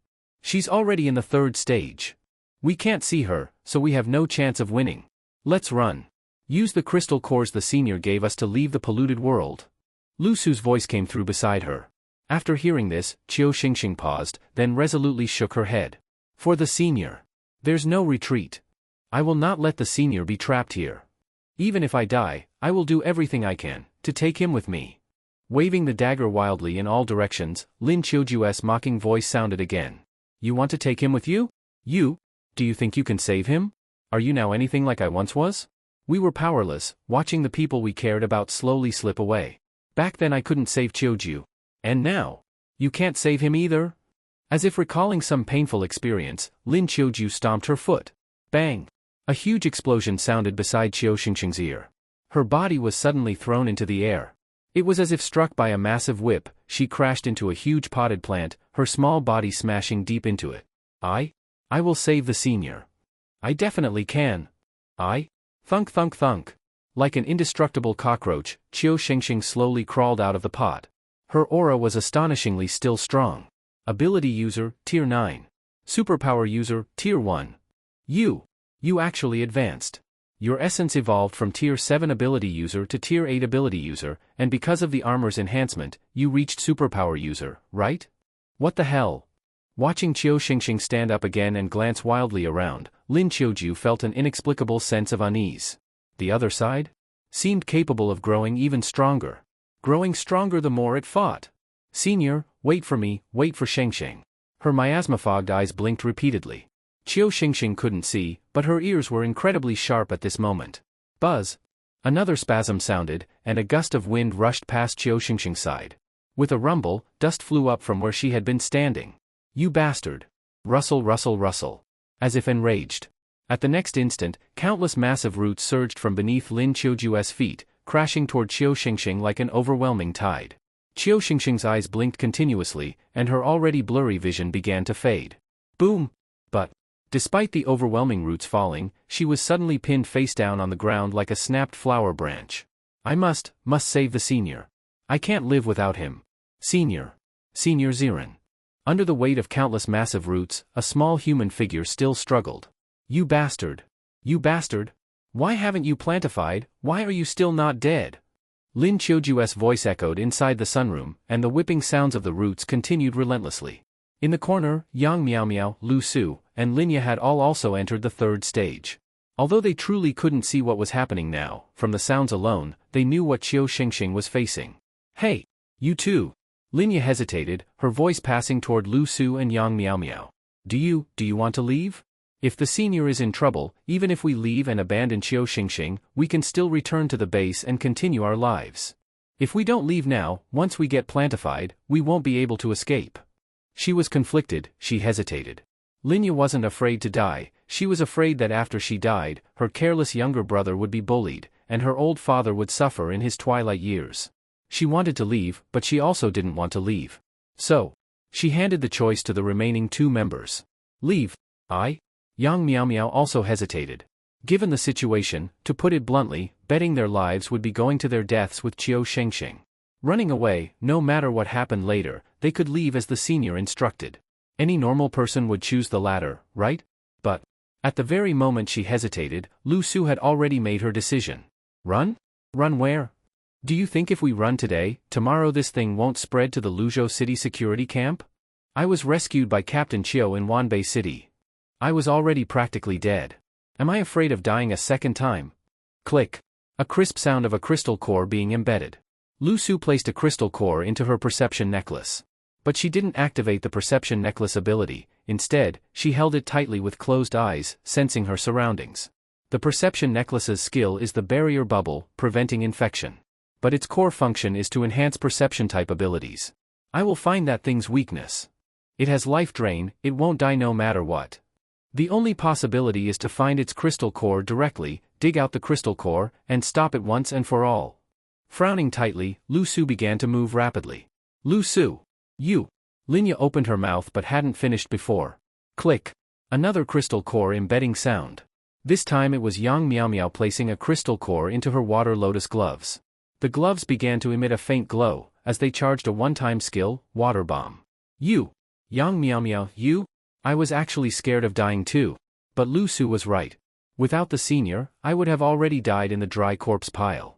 Someone who's already died once, why be afraid of a second death? You both. Alright.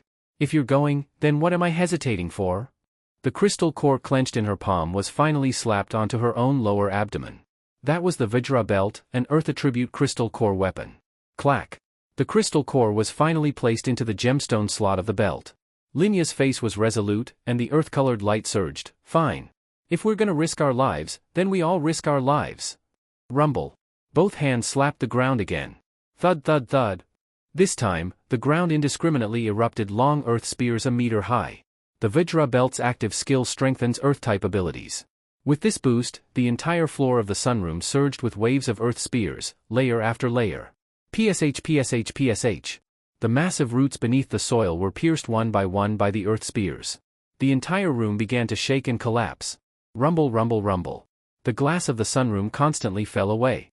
Lin Qiuju's roots that had pinned Qiu Xingxing were now pierced and suspended in midair. What? You worthless ability users. How are you all emitting superpower user auras now? You all have crystal core weapons? Surprised, she looked at Linya and the others. Lin Qiuju paid them no mind at first, thinking they were just minor characters. She never expected that the turning point would come from them. Gee guys? Her vision was beginning to clear. Qiu Xingxing stared at her teammates in disbelief. The crystal cores the senior had given them for self-protection, now, they were actually using them to fight alongside her. Captain. We are a team. Captain, I hesitated earlier. You don't blame me, right? You guys. Captain. I can perceive it. Her crystal core. Her crystal core is actually inside the roots. That's why your attacks didn't work. The root is right under Lin Qiuju's left foot. What? You. Upon hearing this, Lin Qiuju looked at Lu Su in surprise. She hadn't expected it. She never imagined that the lowest-ranked ability user in the entire room was actually the first to see through her weakness. Captain. The lives of the Rose Squad are now entirely in your hands. Under the glasses, hollow eyes looked toward Qiu Xingxing. Qiu Xingxing nodded. The crystal core in the dragon blood dagger quickly dissipated, and the dragon roars echoed once more. Humph. So what if you know it? Knowing it doesn't help. You can't see. Right now, you four are just blind people who can't see. You've already lost. The arrogant voice resounded in the room. Tap tap tap. Suddenly, Qiu Xingxing moved. And faster, and closer. As if she already knew exactly where she was, she darted straight toward her. What? You can see? In her blurry vision, those pupils polluted by miasma had become bright and clear. They stared fixedly at Lin Qiuju's left foot. I said it. I will save the senior. I definitely will. Buzz. The crimson flash of the dragon blood dagger streaked forward like a bolt. PSHK. Immediately, Lin Qiuju's left leg was blown off. On the ground beneath it, a pitch-black root writhed violently, like the twitching body of a snake after its head had been cut off. That's it. From the crimson dagger, the dragon's mouth howled. Roar. In that instant, Lin Qiuju's body trembled as Qiu Xingxing's dagger was about to pierce into that root. Damn it. Damn it. Why can you see? Why? PSHK. Her body rapidly erupted. At this moment, Lin Qiuju was no longer Lin Qiuju, but a mass of interwoven black roots that suddenly lunged toward Qiu Xingxing. If you want to kill me, I'll slaughter you first. Rustle rustle rustle. Countless vines curled like black spheres toward Qiu Xingxing's back. Yang Miao Miao. Front. 3 o'clock direction, near the horizon, down slightly. Hurry. Captain needs help. Got it. Shadows of black light flickered at her back. Qiu Xingxing had no time to deal with it. She knew she only had one chance, and only this one chance could save Du Ziren. Water bomb. Boom. A blast rang out in the distance. Immediately, a white torrent of high-speed water shot like a cutting water blade, directly crashing into the vines. Boom. In an instant, the black sphere was pierced by the water blast. As the water cut rapidly, the sphere instantly turned into a sky full of root fragments, exploding in midair and scattering everywhere. No!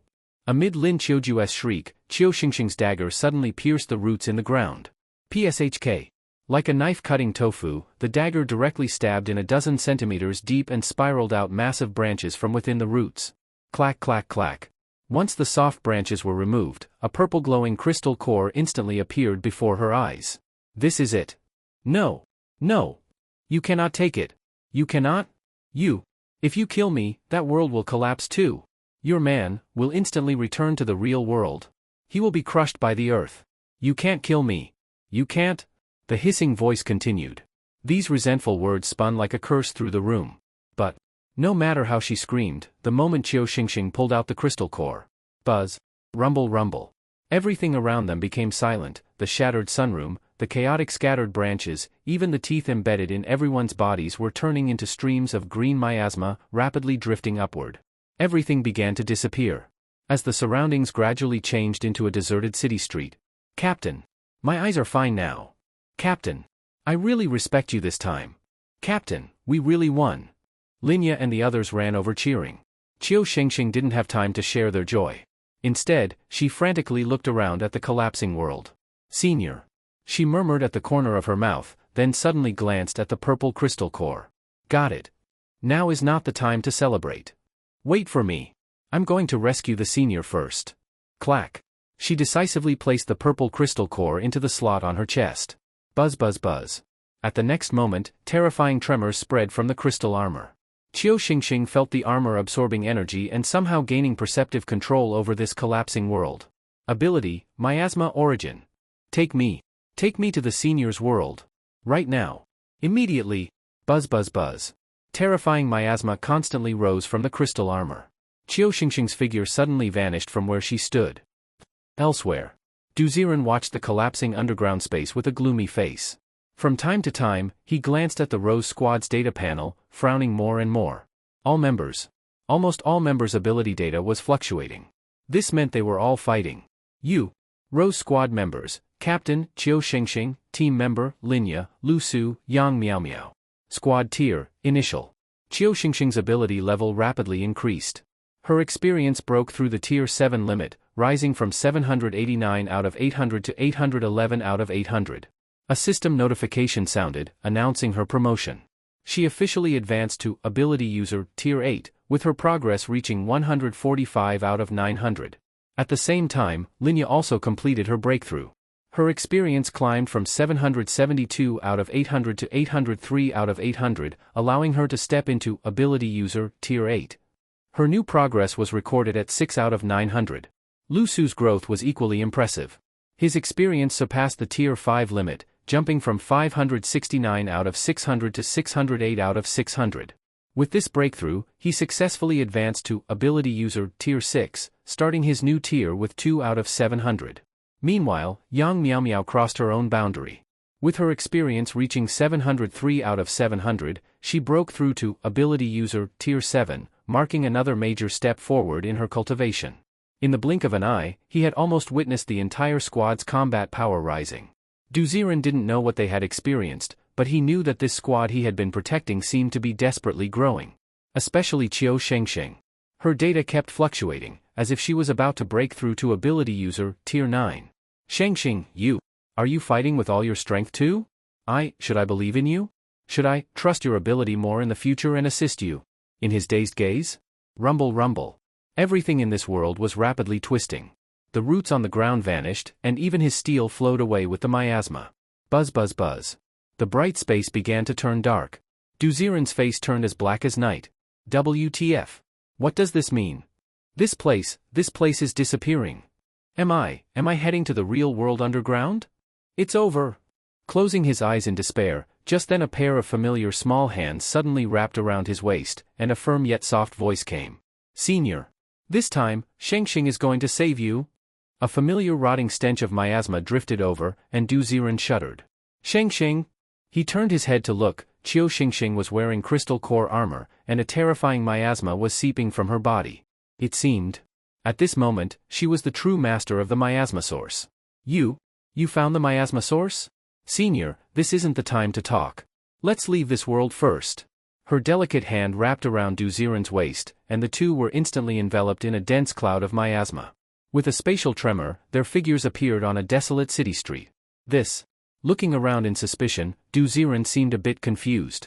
Shengxing, you killed the source and used the crystal core armor to absorb its power, taking control of this world for a short time, right? Turning back to look at Qiu Xingxing, the miasma had already stopped flowing from her armor. The purple crystal core embedded in the socket was shrinking rapidly and fading away. This was the only way I could think of to save you. Senior, please, don't take risks like that again. If this so-called growth means you have to bear the danger, then I'd rather not grow. Suddenly, a warm feeling spread across his back. Du Ziren could feel Qiu Xingxing's small face pressed against him. It felt like she was crying. Du Ziren had never faced a situation like this. His lips trembled for a long while before he mustered the courage to grab Qiu Xingxing's hand. I won't do that again next time. I also want to, always. He was about to turn around and tell her directly, I also want to stay by your side forever. Clatter clatter, but the sound of footsteps rang out at the worst possible time. Linya and the other girls ran over in a hurry. Captain, you're back. Captain, why are you crying? Where's the senior? Did you save him? Captain. The three girls stared suspiciously at Qiu Xingxing, whose cheeks were flushed as if she'd been lying on someone, full of concern. I am fine. I'm fine. Flustered, she wiped her tears away. Shengxing looked just like a girl caught in her first crush. She quickly pulled her hand away from Du Ziren and pointed to the side. The senior has been rescued. Rescued? Then why were you crying? Lu Su said cluelessly, glancing around. Lu Su. Linya seemed to catch on and quickly pulled Lu Su back, covering her mouth. Looks like we didn't come at the right time. I think I'll go check if there's any leftover crystal core loot. We still have things to do, so we'll just go. Dragging Yang Miao Miao and Lu Su, she turned to leave. Qiu Xingxing suddenly seemed to remember something. Wait. Crystal cores. She hurriedly looked down at the purple crystal core on her chest. It had already been completely absorbed by the armor. Sensing the lingering connection with the corrupted world, she closed her eyes and moved her hands through the miasma as if fishing for something. Moments later, 8 green-quality crystal cores slowly appeared in her hands. That was close. Still managed to grab a few gains before the world collapsed. Looking at the crystal cores, each of them pulsed with different elemental traits: zither, chess, calligraphy, painting, and driver, shooter, sand. These were clearly from the 4 Arts Squad and the Field Squad. These. Senior. Please take these. Without hesitation, Qiu Xingxing handed the crystal cores to Du Ziren. Your apocalypse survival character has gifted you items. Accept? Yes. Du Ziren didn't play coy and pressed yes. He had no choice. In reality, his stock of crystal cores was running low. He needed the refill. The 8 crystal cores in his hand twisted and vanished instantly. Du Ziren glanced at Qiu Xingxing's profile. Qiu Xingxing's current ability progress increased from Esper level 8, 846 out of 900, to 847 out of 900. Thanks to absorbing the purple crystal core, her power level had skyrocketed, nearly breaking through to level 9. Shengxing, this crystal core. You used it, didn't you? And, take this too. He slotted the core from Lin Qiuju's original body into her armor. Then he retrieved a crystal core weapon, Fire Serpent Gun, from his storage. This weapon was a guaranteed purple draw he got after pulling the Dragon Blood Dagger. Since Shengxing used to handle the Desert Eagle pretty well, this gun would likely suit her. After the core was slotted into the armor, a fragrant, herbal scent rose from Qiu Xingxing's body, and her ability progress visibly surged. Esper level 8, 857 out of 900, 867 out of 900, 907 out of 900. Congratulations. Qiu Xingxing is now Esper level 9, 7 out of 1000. With the breakthrough to level 9, her growth rate visibly slowed. Clearly, to advance from Esper to superhuman, more energy and a special opportunity were needed. Ah, senior. I already have a dagger. That gun. Staring at the crystal core gun wrapped in fiery serpent patterns, Qiu Xingxing hesitated. The fire serpent gun was clearly a rare item, very valuable. What? You saved me, and you think you can't even accept this? Before she could refuse, the fire serpent gun was already attached to her belt. Keep it. And, opening his storage again, Du Ziren was already considering letting Xingxing make her own decisions and grow independently. But that didn't mean he'd just let her fend for herself. Anything his wife needed, he'd provide it all. Let me see. The Thunderfire cores are used up. I still have 10 green wind blade cores. You take them all? Consider them bullets for your fire serpent gun. As he spoke, 10 more green crystal cores appeared in her arms. Senior. It's too much. Too much. I can't fit it all. I can't hold it. I just gave you 8 green crystal cores, and now you're giving everything back? She stared, flustered, at the crystal cores in her arms, overwhelmed by the generosity. What you gave me meant something different. What I'm giving you doesn't mean that much to me.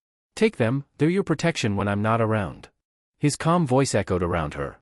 Qiu Xingxing's cheeks turned red and her head lowered. Like a girl spoiled by her lover, she was shy, a little smug, and grinning like a fool. Look at that, look at that. Is this what it's like to be pampered by a boss? After all that work for one mission, it's still not as rewarding as the boss's one-day gift. So jealous. From afar, Linya pulled Lu Su and Yang Miao Miao along, her tone full of envy. What was this? This was blatant, unrestrained favoritism. Right. Hey, you guys too. As if suddenly remembering the others, Du Ziren waved toward Linya and the other girls. What? Senior, do you need something? They looked over in panic and confusion. As soon as Du Ziren called out, the 3 of them nervously and anxiously walked over. They were worried they might have done something wrong during the mission that would upset him. It's nothing. I remember I told you before to take good care of Xingxing. I saw just now, when the fighting started, you didn't run away. That alone is rare in the apocalypse. So? Clatter. Dozens of green-quality crystal cores suddenly appeared on the ground, some with no attribute, some with earth, and some with water attributes. This. Senior, this is. Take them. Pick the ones that suit you and bring them back to train.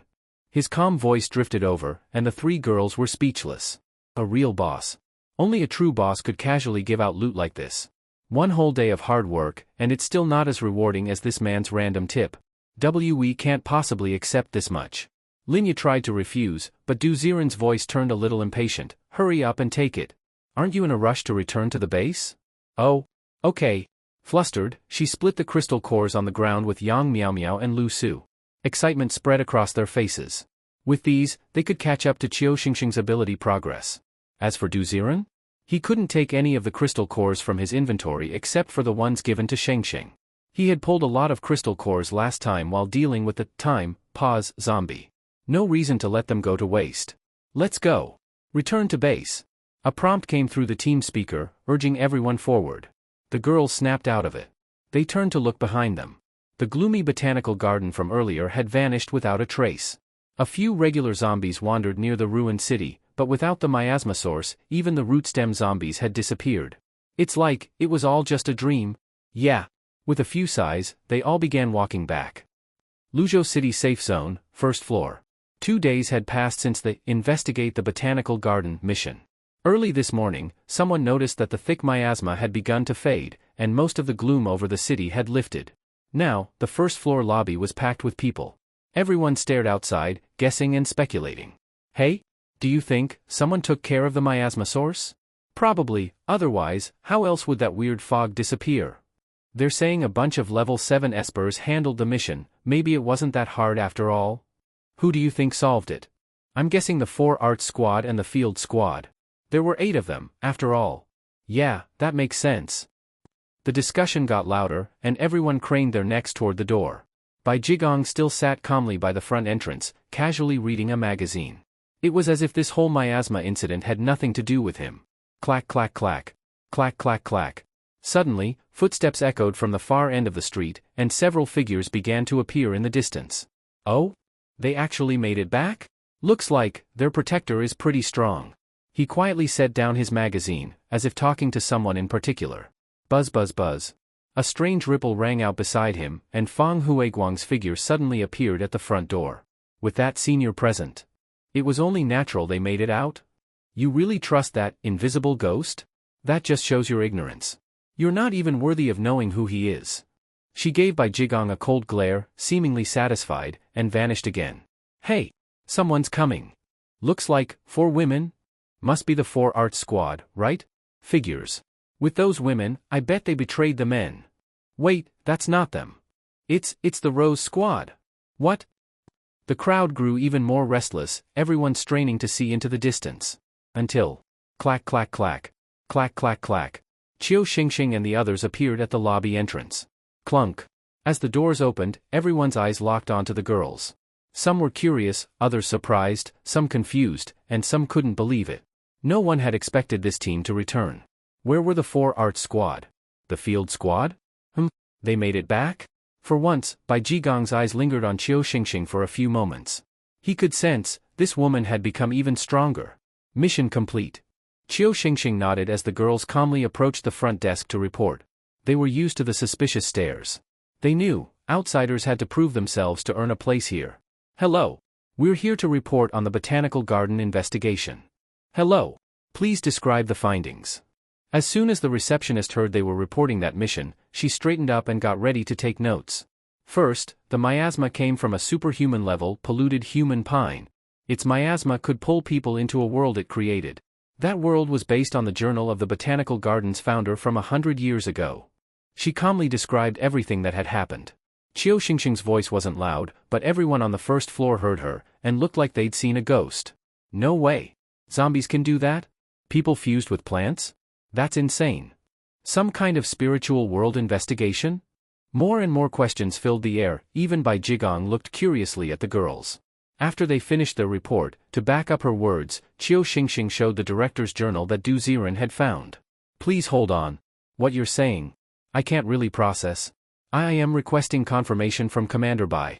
Still dazed after skimming the journal, the receptionist couldn't make sense of it. Spiritual world? Crossing into another reality? Sounded way too far-fetched. But, before she could apply for confirmation, Bai Jigong spoke up. Transfer the points to them. Huh? But young Master Bai, this. The receptionist still seemed unsure. Bai Jigong frowned. Are you deaf? Yes. Right away. She quickly transferred 20,000 points to Qiu Xingxing's room card, then stood and respectfully handed the card back to her. You've worked hard. Her attitude was unusually respectful, enough to make Qiu Xingxing freeze for a second. Oh. At the same time, with the point transfer complete, a game pop-up appeared in front of Du Ziren. Mission, gaining fame, completed. Rose Squad reputation plus 50. The Rose Squad has begun influencing those around them. Qiu Xingxing luck plus 1. Current Qiu Xingxing luck, 2 plus 1, base luck 2, dragon blood dagger plus 1. Mission refresh in progress. New mission, unspeakable catastrophe approaching. Completed to fully launch the fame arc. Rose Squad reputation plus 150. Qiu Xingxing luck plus 2, happiness plus 5. Unspeakable catastrophe? What is that? Staring blankly at the game pop-up. Du Ziren wasn't drawn to the rewards this time, instead, he was intrigued by the follow-up mission. What exactly is an unspeakable catastrophe? He scratched his head, puzzled. Clack clack clack. As Qiu Xingxing and the others walked toward the elevator holding their room card, the people around them began to look on with a mix of caution and awe. Maybe that's the effect of 50 reputation points. Ding. When the elevator doors opened, the girls pressed the button and disappeared from the view of those on the first floor. After they left completely, the front desk staff handed a diary to Bai Jigong. Young Master Bai, please take a look at this? Look at what? Bai Jigong glared at the staff, then casually walked back toward the entrance. But that many points. If they faked it? Yeah. Young Master Bai, those girls racking up points could be forgivable, but you. Not just the staff, even a few espers hadn't come to their senses yet. They looked at Bai Jigong in disbelief. Idiots. You think I'd hand out points that casually? Let me ask you, weren't the 4 Arts Squad and the Field Squad known for being shady? They clashed with the Rose Squad over a mission, and the Rose Squad came back first. What does that mean? You mean, those girls wiped out those 8? One esper guessed boldly. Bai Jigong sneered. That's all your brain can handle? Even if they really did take out those 8, that's one thing. But when they came back, the miasma had vanished. Whatever happened in between, the result is good, that's what matters. And besides, all of their ability levels increased. Especially Qiu Xingxing, she was just a level 7 esper when she left. Now, she's nearly a superhuman. If they didn't handle the miasma and benefit from it, then who did? Even if, worst case, those 8 dealt with the miasma and they just snagged the loot from them, that's no small feat. Besides, Zhang Jun had a vehicle. If they're not back by now, it means those 8 will never come back. I believe the Rose Squad handled the miasma. Those 8 are probably done for. His calm voice echoed through the first-floor lobby. Bai Jigong looked indifferent, flipping through his magazine again. Everyone else glanced at each other, a wave of delayed realization washing over them. They leveled up way too fast, didn't they? At this rate, the Rose Squad's about to become a superhuman squad. Damn. Good thing I kept my mouth shut earlier, dodged a bullet. Lively discussions echoed on the first floor. Then, a red glow flickered near Bai Jigong's ear. Old man, the building is scared again? You mean that existence moved again? He put down his magazine and stared silently into the distance beyond the building. Inside room 3535. Woohoo! We're back. 20,000 points. We can chill for ages now, right? Chill? No way. While we've got the points, we should absorb the crystal cores Senior gave us and try to break through to superhuman. Damn, Lu Su, you're so intense. Like you don't train every night yourself. In the living room, laughter and teasing returned after a long absence. Linya collapsed on the sofa, unmoving. Lu Su clicked the remote nonstop, browsing updated missions on the TV. Yang Miao Miao washed ingredients in the kitchen. Lin Ping and Old Master Lin prepped the food. The whole living room was alive with joy and energy. In Qiu Xingxing's room. Qiu Ning, Qiu Jing. Look what I brought you. By the pink bedroom window, Qiu Ning and Qiu Jing gazed out dreamily at the sky beyond the glass. Though life at Luzhou City's safe camp was more comfortable, their space for activity was much smaller. The living room or bedroom, either way, it got boring fast.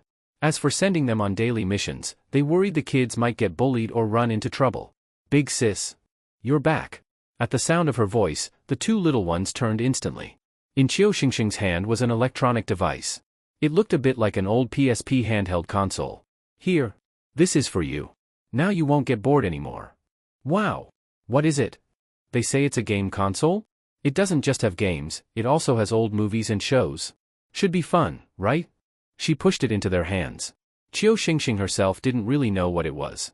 She got it when she was going upstairs, casually wondering aloud if the kids were too bored. Du Ziren had suggested it. Big sis, this must have been expensive? Qiu Ning looked hesitant as she held the sleek device. Yeah, a little.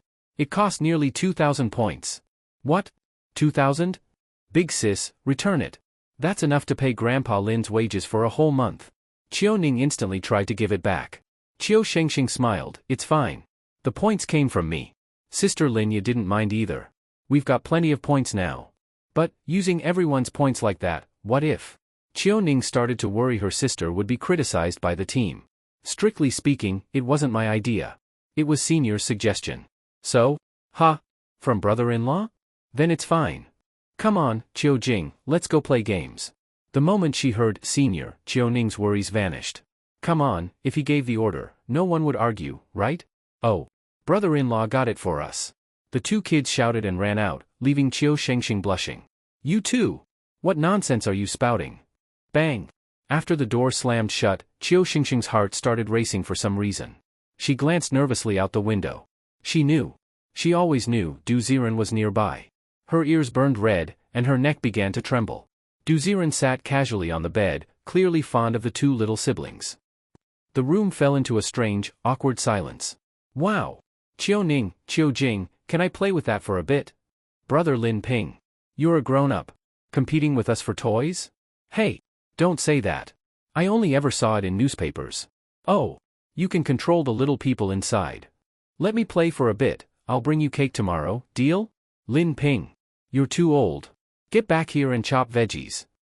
The noise came from outside the room, but the people who cared most were inside.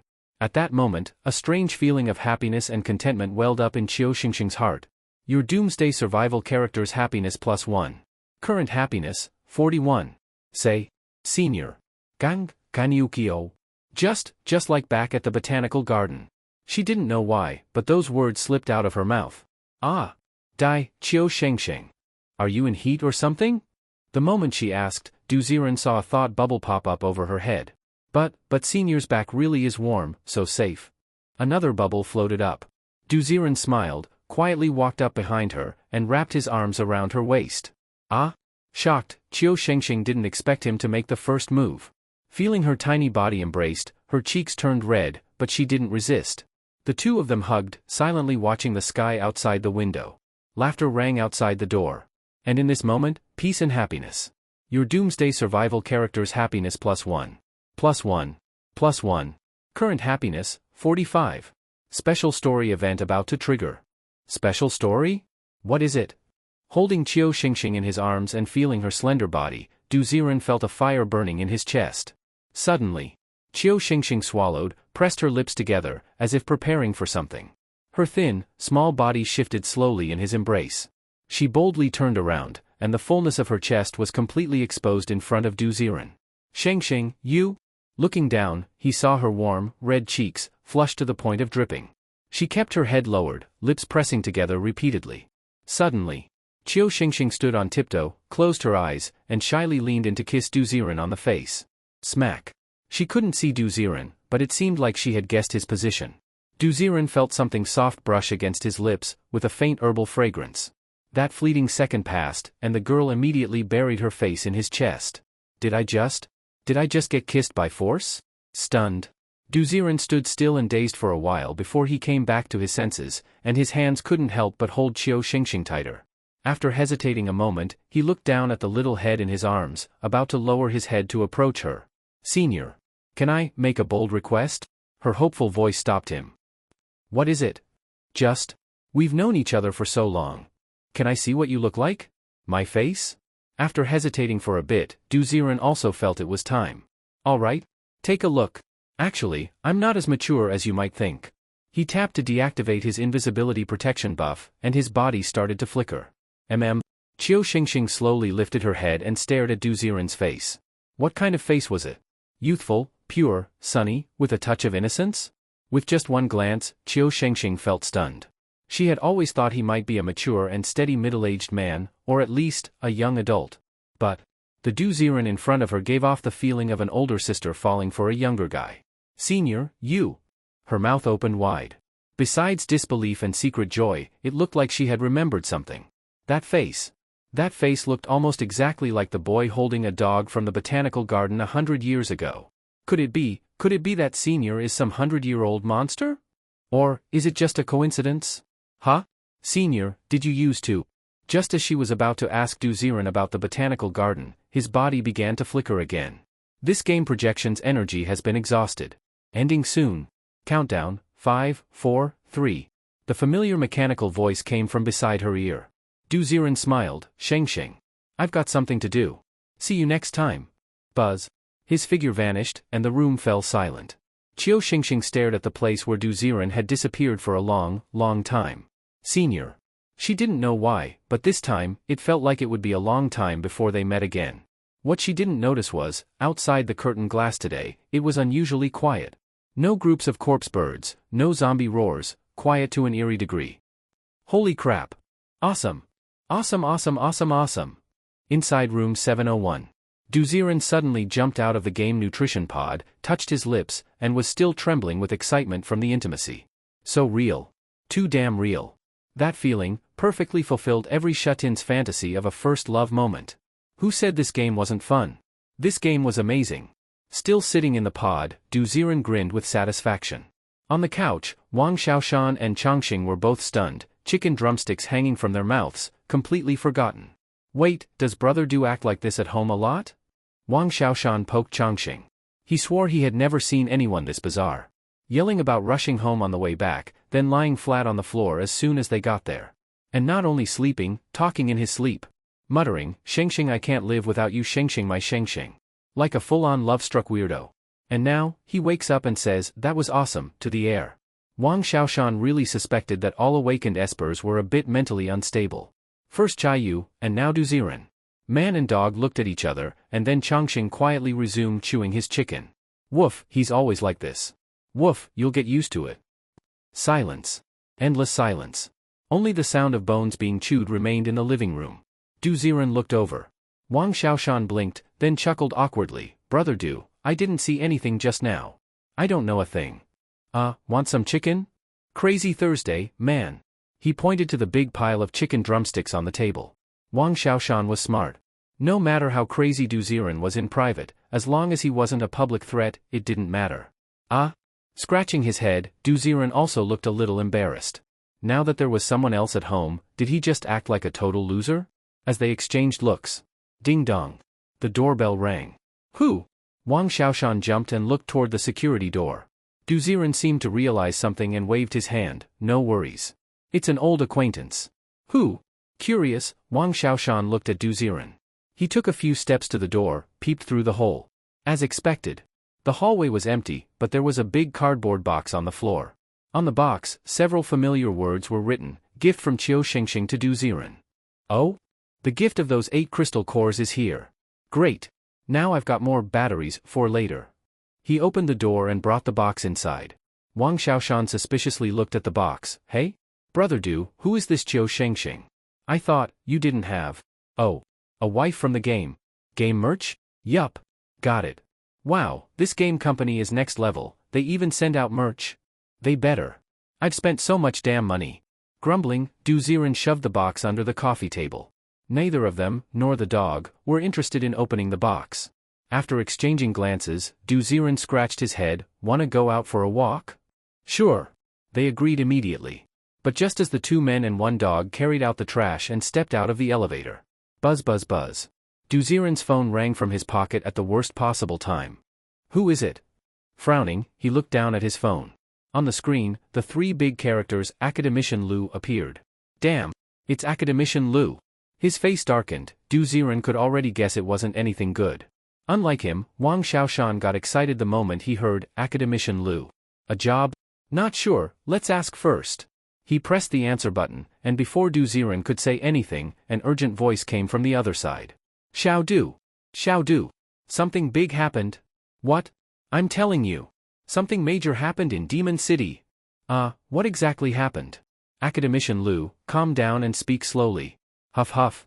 After a few deep breaths, Lu Yi's voice eased a little. Just now. In Songhai district of Demon City, a massive chain collision happened. Fortunately, it was in the city area, where there's a speed limit, so it was mostly vehicle damage and a few minor injuries. A massive car accident? What caused it? Could it be some ability interfering with the vehicles? Hearing that, Du Ziren instinctively thought of the hardening ability from the game. If someone with that ability existed now, it would be easy to cause something like that, right? No. Let me finish. We've already checked all the surveillance footage in the surrounding areas, and we found something terrifying. What? All the drivers, right before the crash, closed their eyes. Closed their eyes? Yes. To be precise, they fell asleep. What? Fell asleep while driving? A whole district's drivers fell asleep behind the wheel. As soon as he said it, not only Du Ziren, but even Wang Xiaoshan next to him widened his eyes.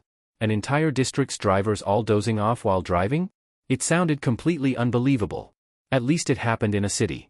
If it were on the highway and all those truck drivers fell asleep, it would be a total disaster. Hiss.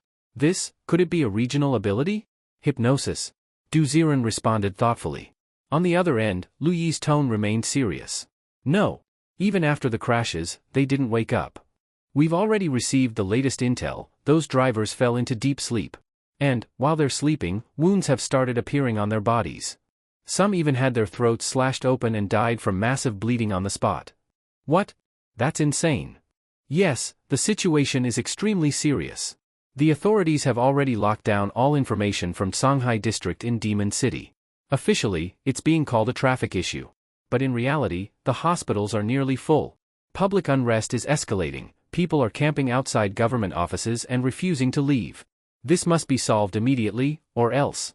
I fear Demon City will be the first to collapse. So Academician Lu, you mean? You, Changxing, and Xiaoshan, head to Demon City right now. You must find the one causing this hypnosis. Even if you can't find them, at least stop them from doing more harm. Otherwise. Understood. I'll wait for the car at Wanan Community. Ending the call, Du Ziren's expression darkened. He looked at Changxing and Wang Xiaoshan. You heard all that? Heard it, brother Du. So, a hypnosis-type ability, right? Just let me at him. Woof, Hajadu, this might not be as simple as just hypnosis. Anyway, stay alert. With those words, the two men and the dog headed for the community gate. A black Audi business car sped toward the entrance. At the same time, Demon City, Shanghai District First People's Hospital. Zhang Chuxian stood hesitating in front of the ENT department's check-in window. Lately, he'd felt discomfort in his throat. This was already his 5th visit to the ENT department. But every time, after an X-ray, they'd say there was nothing wrong. Damn, am I just helping the hospital hit their performance targets again? Scratching his throat, Zhang Chuxian recalled the past few days. He hadn't done anything out of the ordinary. Work as usual, ordering takeout as usual. So why was it just his throat acting weird? TSK. Could it be that salted duck Grandma sent from back home? Did it mess me up? No way. Grandma called me last night and said everything in Baiha village was over a week ago. He scratched his head. What he didn't know was, the marination period for salted duck is quite long. Meaning that duck might have been made before the Baiha village incident even happened.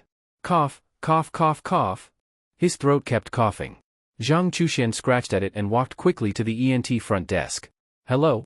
I have an appointment with Dr. Wang. He respectfully addressed the head nurse. She wore thick black-rimmed glasses, had a sallow complexion, and her brow was always furrowed with a sour expression. Every time Zhang Chuxian had come before, she would glare at him unpleasantly. He never dared provoke her, just smiled awkwardly. You again? You've come to the ENT 5 times this week, haven't you? Not to be rude, but do you have a thing for Dr. Wang or something? The head nurse looked down on him with contempt. This young man in front of her wore average clothes, looked lanky and plain, nothing special. But Dr. Wang from the ENT? Supposedly a student of the hospital director. Good looks, good aura, great personality, she had suitors lining up from here to the affiliate hospital. Hey now. I'm just a humble illustrator, where would I get those kinds of ideas? My throat really is just acting up. Cough. Cough, cough, cough. As he spoke, his throat rasped again and he coughed out black blood. Ew. Couldn't you go to the restroom to cough? I just mopped the floor, look what you did. She glared at Zhang Chuxian and tried to push him away, but suddenly his throat twisted and moved strangely, like something was growing inside. His throat seemed to come alive. Ugh. Sorry. I really couldn't hold it in, so. He apologized sincerely. But as soon as he said it, Zhang Chuxian froze. Ha! That voice just now, how could it be so clear, so magnetic, so pleasant? You! Even the furious head nurse was stunned, looking at him in disbelief. This. I? What do you mean, I? You poor boy, if you're not feeling well, just tell me, I'll take you to see Dr. Wang right away. Suddenly, the head nurse's attitude flipped 180 degrees. She smiled and looked at Zhang Chuxian with a flattering tone. Ah? Zhang Chuxian was dumbfounded. What the hell? That nurse chief who looked so bitter and hostile just now, why was she suddenly smiling sweetly at him? Something was off. Very, very off. Ah? Auntie, you. Auntie? I have a name, call me Chu Qian. Silence. If this were a manga, Zhang Chuxian would definitely imagine crows flying over his head. What the hell was going on? Why did this aunt suddenly start acting like a shy young girl? You? Is something wrong with you? He looked suspiciously at the nurse chief, whose face blushed. I was rude just now. I hope you don't mind. Actually, I know Dr. Wang usually comes in early, so I'll take you to her. What? What? His mouth dropped open wide enough to fit an apple. Zhang Chuxian had no idea what was happening. He let her drag him along, totally confused, heading toward the ENT chief's office. ENT department, main office, room 1. Wang Jiai's beautiful long hair was already a mess from her own hands. Dark circles surrounded her eyes. Mimi, don't worry, don't worry. I will save you. I will. Lying on the bed in the main office was a girl who looked about 80% like Wang Jiai. But compared to Jiai's fair skin, this girl was darker, thinner, and weaker. The Wang family from Baiha village had only 2 daughters, and their parents died early. The older sister, Wang Jiai, was smart and got into a top high school. But with no family support, it was her younger sister, Wang Jiayuan, who quit school to work and support her, step by step, helping her become the so-called Dr. Wang. Their bond was Wang Jiai's only emotional anchor all these years. But, starting yesterday, Jiayuan had a persistent high fever. Tests showed she had acute leukemia, virtually incurable. When the diagnosis came, Wang Jiai's world collapsed. She had just secured a stable job and wanted to give her sister a better life, but her sister was falling apart. Huff. On the hospital bed, Wang Jiayuan breathed heavily. Her weathered, dark face was filled with signs of illness and exhaustion. Jia. Am I going to die? What nonsense are you talking about? Shut up. I won't let you die. Never. Wang Jiayi clutched her head in frustration, bit her lip, and pulled out her phone, looking at the contact saved as director. It's okay, if I go. With me around, those rich brats always look down on you. If I'm gone, maybe you can marry into a good family, Jia? Jia. I'm amazing, right? I raised a doctor in place of mom and dad. Wang Jiayuan smiled faintly, with a hint of pride. Drip drip. Tears streamed uncontrollably down Wang Jiayi's cheeks. No. You won't die. You won't. She pressed the call button for director, and after a few rings, she bit her lip. Hello. Teacher. Hello? Jiayi, what is it? The voice on the other end sounded kind and gentle. But that voice made Wang Jiayi feel nothing but disgust. I agree. I'll be your little. Just let my sister be the first to use that new technology. Oh? Jiayi, so you've thought it through. This is your choice. Yes. Just give me one slot to use the sleep pod, I'll agree to anything. She bit down hard. During her internship, this so-called director had already made many inappropriate advances. But because of her background and limited opportunities, she had no choice. She couldn't give up this place, couldn't abandon her sister who worked so hard to support her. She endured it. But in the end, she still fell into his trap. Haha. Don't be so tense. You're sure, right? I'm sure. Her nails dug into her palm, blood filling her hand. She hung up, looked at her sister on the bed, touched up her makeup, and turned to leave. Clack clack clack. But when she opened the door, two people were already standing there. A man and a woman. Wang Jiayi recognized both. The man was Zhang Chuxian, a fellow townsman and patient. The woman was the nurse chief of this floor. You too? Frowning, Wang Jiayi really wasn't in the mood to see patients, and muttered, go to another office for now. You? Dr. Wang, have you been crying? You seem upset? Zhang Chuxian, with his low emotional intelligence, seemed to notice something and asked directly. Normally, saying something like this would earn a scolding. But, for some reason, when he asked, Wang Jiayi's emotional breakdown began to ease a little. She slowly calmed down. I'm fine. I have something urgent, might take half an hour. After that, I'm leaving the hospital with my sister, so I won't have time to check your throat. You'd better go to another hospital. She gave Zhang Chuxian a meaningful look. He blinked but said nothing. Need help? Whatever. Clack clack clack. Her sharp footsteps echoed in the hallway as she left. Zhang Chuxian glanced into the main office. Inside, a girl who looked very similar to Wang Jiayi seemed to have quietly closed her tired eyes. Director's office. At the desk, the old director tapped his fingers, smirking at the man across from him. Young Master Chen, it's done. Oh? That chick agreed? There's no woman Yao Shubiao, can't handle. Wasn't she ignoring you?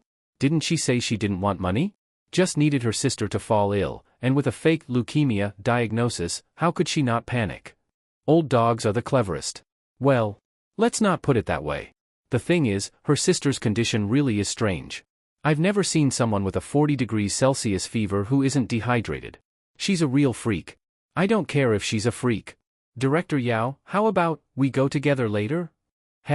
I wouldn't dare join you, young Master Chen. I'll just eat leftovers. Ha ha ha ha ha ha ha. Their sly laughter echoed through the office. After a moment, Yao Shubiao seemed to remember something. Oh right. Young Master Chen. How's your mother doing? You mean that? Strangely enough, yesterday afternoon, my mom went out, and suddenly fell asleep while driving. Nothing could wake her. She just woke up for a bit, drank some pigeon soup. Doctors said she's fine, but I heard, lots of people passed out yesterday afternoon. He looked suspiciously at Yao Shubiao, whose face darkened. Yes. Our hospital received quite a few unconscious patients. But, all of them woke up this morning. Said they had some kind of dream. No physical issues. I was just about to discharge them. What the hell is going on here? Young Master Chen frowned. Suddenly. Beep beep beep. Urgent alarms rang out across the hospital. Damn it. Yao Shubiao jumped from his seat, while young Master Chen's phone also started ringing non-stop. Hello? What happened? What? My mom fell asleep again? What did you say? Her arm is breaking? Fuck. What the hell is going on? You explain it to me clearly. If anything happens to my mom before I get to the medical ward, I swear, there will be one more unidentified corpse on the bun tomorrow. He kicked the desk hard several times and looked at Yao Shubiao. Yao Shubiao's face was just as gloomy. Young Master Chen, something's wrong. It seems all the patients have fallen asleep again. His phone had already received countless emergency messages from different departments. His brow was tightly furrowed. Damn it. What kind of disease is this? Director Yao, if you don't want the Chen family to cut off funding to your hospital, you'd better think of a solution right now.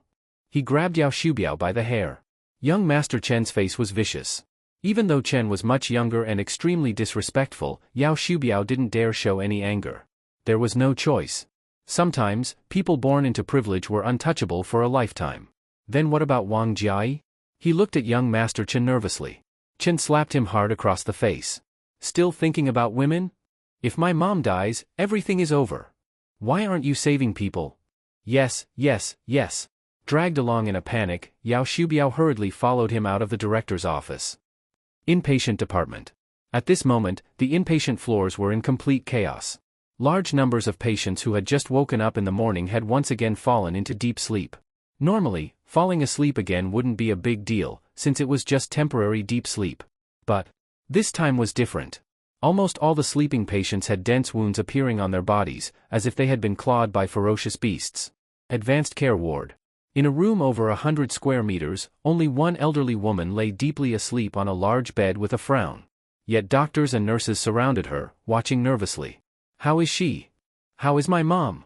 Young Master Chen rushed in from outside. The people around the bed hurriedly made way. A leading doctor looked grim and pointed at the elderly woman's neck. Young Master Chen. Your mother's condition. It's a bit abnormal. What? Pushing into the crowd, young Master Chen looked at his mother's neck. On skin as well cared for as a young girl's, 2 twisted bloody holes had appeared, blood spurting out. At a glance, the holes looked exactly like snake bites. What is this? What the hell are you people doing? Ha! My mom is resting here and she still gets bitten by a snake? His face flushed red. Young Master Chen glared around angrily, scaring everyone into silence. Standing behind him, Yao Shubiao gathered his courage and lifted the blanket. His face turned pale with fear. Crash. Under the blanket, large black veins had surfaced on the elderly woman's arms. One arm showed broken bloody marks, while the other was strangely expanding and contracting, swelling with blood. Her breathing became rapid. Her mouth opened unconsciously, and large amounts of saliva flowed out like a seizure. Young Master Chen. Your mother seems to have been infected by some virus? Yao Shubiao guessed, pointing at her neck. After years in medicine, he had his own understanding of immunity. Once the body was infected, organs would resist in various ways. Blood vessel congestion and limb swelling were common. But now. Suddenly. The elderly woman let out a hoarse growl, her body trembling from time to time. Don't, stop cutting. Mom? What are you saying? Young Master Chen instinctively stepped closer. Hiss. The next moment. PSH. A long, blood-red tongue shot out of her mouth like a snake whip, twisting wildly in the air. Instantly, screams from female nurses filled the care ward. Evil. This was unbelievably evil. A middle-aged woman had only slept, and her tongue had mutated. This. Young Master Chen stumbled back several steps in terror. He grabbed a doctor by the collar, his face dark as if dripping water. Fuck. I brought my mom here for treatment, and this is how you take care of her. Ha! The doctor's collar was nearly torn apart. He was helpless too. Young Master Chen. The key is, we didn't do anything. When we arrived, your mother was already like this. Who the hell are you lying to? Ha! We have surveillance footage. Surveillance? Young Master Chen narrowed his eyes and glanced at his mother, whose tongue was still extended. His eyelids twitched violently. He felt that. His mother was no longer the mother who had always spoiled him. Quick! Pull up the footage. Yao Shubiao finally snapped out of it and grabbed a tablet from a nurse. The advanced care ward had 24-hour surveillance. After a few taps, he rewound to the time when Chen's mother had just woken up and played it fast. On screen, she was drinking pigeon soup handed to her by young Master Chen. The chef at home is getting worse and worse. This pigeon soup tastes so bland. Huh? Bland? I took a sip when it was done. It was rich. Young Master Chen also took a sip and looked at her strangely. Mom, could it be that you were in a car accident this time and you're in a bad mood, so you have no appetite? Probably. Xiaoping. I had a very strange dream yesterday. What? In that dream? I was in a village. By Baiha village, but the people there were all very strange. I don't know why I keep dreaming about them. Huh? Mom, what nonsense are you talking about? Yesterday was probably just an accident. Don't take it to heart. Sigh? Xiaoping, listen to Mom. After a few more years of playing around, it's time to settle down. I'm old and don't have the energy to clean up after you anymore. That Wang doctor, play with her if you want. After this year, you'll get engaged to the Chu family's daughter. Then I'll have done right by your father. Mom. On the screen, the mother and son chatted casually. Nothing seemed wrong. But, as Yao Shubiao fast-forwarded, after Qin Xiaoping left, his mother slowly closed her eyes again. Thud. Her left arm dropped. On her shoulder, visible scratch marks began to appear. Rip, rip. Scratches appeared out of nowhere on her shoulder. Then, 2 bloody holes sank into her neck, blood spraying out continuously. How is this possible? What the hell is this? Qin Xiaoping was completely stunned. She did almost nothing, just slept, and so many wounds suddenly appeared on her body? Not just Qin Xiaoping, everyone watching the surveillance replay looked like they had seen a ghost. Beep. Suddenly, the monitoring device attached to Chen's mother let out a long alarm. The heart monitor beside the bed showed a flat line, no fluctuations. Beep. The alarm kept blaring, and everyone was dumbfounded. No more heart activity meant Chen's mother had lost all vital signs. But, hiss. That deep red tongue still danced in the air above the bed, and the black veins on her arm were still swelling. How could any of this prove that she had lost all life signs? Yet the machine confirmed no heartbeat, so she must be dead. Could it be? Chen's mother is already a dead person. But her body is still changing? Yao Shubiao couldn't help but shiver at the thought. No, dead people shouldn't keep changing. What was this? A zombie? No. Someone becomes a zombie just from a nap? It felt like the worldview was collapsing. Everyone in the room stared blankly as the siren continued. Only Qin Xiaoping, after a brief shock, grabbed Yao Shubiao's shoulder. Damn it. What are you still staring at? What the hell are you spacing out for? Save her. Save her quickly. My mom can't die. She still has funds and company shares, and foreign property that hasn't been transferred to me yet. Save her. What are you doing standing there? He kept shaking Yao Shubiao's shoulder. Finally snapping out of it, Yao Shubiao nervously approached Chen's mother. He placed a stethoscope on her chest, truly, no heartbeat. Yao Shubiao's heart sank. This was it. A major hospital shareholder had died. Huff. On the bed, the veins on Chen's mother's arm kept writhing. The black veins had spread from her shoulder into her chest. Her condition was getting more and more abnormal, her complexion shifting erratically. Qin Xiaoping. I have to be honest with you. This situation is definitely beyond what our hospital can handle. If the condition keeps progressing like this, I feel like something bad will happen. In my opinion, we should temporarily freeze your mother. Our jointly developed medical freezing unit can shut down organ activity and maintain her in a long-term suspended state. We freeze her first, and once we find a reliable solution, we can thaw her for research. What do you think? He looked anxiously at Qin Xiaoping. This was truly the only solution Yao Shubiao could think of. This disease? Or rather, could this even be called a disease? Fall asleep and turn into a zombie? Who could treat this? For now, keeping Chen's mother alive with machinery was the only possible plan. All right. Fuck. Quick. Get it arranged. Qin Xiaoping shouted, glaring around. A few doctors snapped back to reality and hurriedly grabbed anesthesia, injecting it into the vein on Chen's mother's swollen arm. PSH. As the drug was injected, the tongue that had been waving in the air immediately drooped down. The veins around her chest began to contract, and her whole body fell into a sort of death-like state. Move! Everyone! Carry her and follow me. Yao Shubiao made a big gesture, and several male doctors lifted Chen's mother and rushed toward the elevator. He felt inexplicably excited, joyful, even. Yes. Excited, joyful, thrilled. Seeing Chen's mother's condition, he thought of one possibility. If all the rich people turned out like this, then the medical freezing unit their hospital had developed would become a hit, right? We only have 2 freezing rooms developed so far. If we speed up development, I could sell each freezing room for millions, tens of millions. Just the thought of it made his blood start pumping faster. In the hospital corridor, moans of pain continued from other ward rooms. Doctor! Nurse! Family members' cries for help echoed, but Yao Shubiao pretended not to hear them. He narrowed his eyes. Most of the deep sleep patients seemed to be showing the same swollen black veins. Sorry. This illness, we have to treat the wealthy people first. Just as they were about to enter the elevator, a graceful figure suddenly blocked the elevator entrance. Director! Director! You promised me the freezing room quota for my sister. As she spoke, the woman hurried over. Her work uniform was intentionally or unintentionally open, and even now, her pure face and graceful figure drew the eye. But Yao Shubiao had no attention for that. Wang Jiai, get aside. The hospital is in an emergency state. This is not the time to focus on private matters. His face cold, he put on a pretense of moral righteousness. Wang Jiai's face darkened, and her gaze naturally fell on the doctors carrying Chen's mother. You promised me. My sister is in danger too. She's a person. Her life matters. I'm asking you to let her use the freezing room for treatment.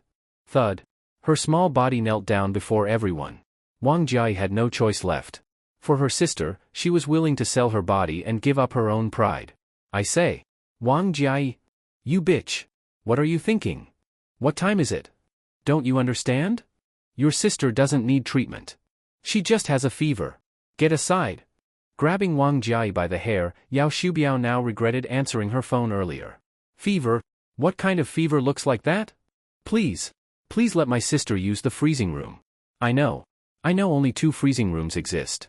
That remaining freezing room slot, just give it to me. Just give it to me. Hiss. As she spoke, Wang Jiai went mad, tearing open her own uniform and exposing the underwear beneath. Shit. Are you crazy? Your sister? Your black sister? Her life? Can it compare to theirs? Get lost. Dragging Wang Jiai aside by the hair, Yao Shubiao kicked her in the chest. Please. Chen Xiaoping. Chen Xiaoping. She grabbed Chen Xiaoping's thigh, no longer caring about her image, like a shameless madwoman. She just wanted her sister to live. TSK. You should have agreed earlier, shouldn't you? No, even if you had, this situation would have still happened. Your sister probably would have been pulled out of the freezing room. Woman, accept your fate. Your life is naturally lowly. He shoved Wang Jiai's hand away and pressed the elevator button, walking in expressionlessly. Shit. Keep away from me. Dragging Wang Jiai by her hair and kicking her, Yao Shubiao only stopped when she curled up. Then he walked toward the elevator satisfied. Bitch. I gave you a chance and you blew it. Now you want to act humble? Too late. Ugh. Ding dong. The stainless steel elevator doors slowly closed. Wang Jiai collapsed on the ground, hair messy, clutching her chest, tears in her eyes. Sorry. Sister. I'm sorry. I failed you, it's sister's fault, sister. I couldn't save you. Crawling on the ground like a defeated dog, she had no will left. Tears welled in her eyes. Wang Jiai stared at the descending stairs, as if her soul had been drained away. After a long while, steps came quickly. Zhang Chuxian saw Wang Jiai kneeling on the floor and looked worried. Dr. Wang. What's wrong? Your sister's fever seems even worse. Jia Yuan. At the sound of her sister's name, Wang Jiai's dead white eyes instantly lit up with unwillingness. She scrambled up from the ground, brushing off footprints on her clothes, and urgently looked at Zhang Chuxian. Mr. Zhang, my sister, what's wrong with her now? It's hard to describe. But, she's sweating heavily, and her body, seems like it's shrinking a little. Also, she's losing hair and her body is shaking. What? How could this happen? Why? Upon hearing this, Wang Jiai's face instantly went pale. Zhang Chuxian looked at her confused expression and, out of politeness, offered some comfort. Well, don't worry. We should still be able to save her, right? Yes, right? The man didn't understand but spoke in a kind voice. For some reason, Wang Jiai's intense anxiety suddenly calmed down. She looked at Zhang Chuxian in surprise. Your voice sounds nicer, doesn't it? Huh? Shouldn't we be going to see my sister now? Oh right. Snapping back to reality, Wang Jiai didn't pay attention to Zhang Chuxian anymore and ran toward the expert room. Inside the expert room, the bed was already soaked with sweat. On Wang Jiayuan's dark skin, hot sweat kept pouring out. Her whole body had become much thinner, but her lips were still pale, with no signs of dry skin from dehydration. Sister. She kept murmuring until Wang Jiai appeared beside her and held her calloused little hand. Sister. Hang on. Sister will find a way. Sister will find a way. Wang Jiai kept rubbing Wang Jiayuan's hand as tears soaked her chest. Sister. Do you think I can really save her? Yes. Do you remember what I told you? You have the most beautiful face, a merciful heart, a wise brain, a brave body, and that never-give-up spirit. With all of that, no one can take you away. Really? With eyelids drooping in a somewhat sickly way, Wang Jiayuan squinted and looked at Wang Jiai. She tried to raise her arm to touch her sister's face. Plop. Her arm fell back beside the bed. Then, her eyes closed again, and her chest's movement slowed down a lot. Jiayuan. Putting her head on her sister's chest, Wang Jiai's face was deathly pale. She lifted her sister by the waist and carried her on her back, then shouted like a madwoman, "You can't die. You can't die. You've suffered all your life, it's your turn to enjoy life. You can't die. I want you to live. You will definitely live." She screamed hysterically, breathing hard, and finally looked out the window at the street. I will risk everything to let you live. Even if I have to use bad methods. Clenching her fist, carrying Wang Jiayuan on her back, Wang Jiai quickly walked out of the room. Zhang Chuxian stood at the door, staring blankly at the two sisters. Suddenly, Wang Jiai seemed to think of something and stared at Zhang Chuxian. "Fellow villager, can you help me? I can only ask you for help now."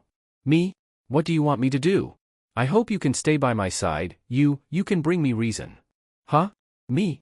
Yes. Only you. Only you can give me reason." All right?" After a moment of hesitation, perhaps moved by the sisterly bond, or perhaps by his good impression of Wang Jiai, Zhang Chuxian nodded inexplicably. The three of them headed toward the hospital's underground parking lot. Meanwhile, an ambulance sped out of the hospital, heading rapidly in one direction. In the driver's seat, Yao Xiubiao looked strangely at the doctors in the back continuously injecting medication into Chen's mother. Some doctors were already nodding off.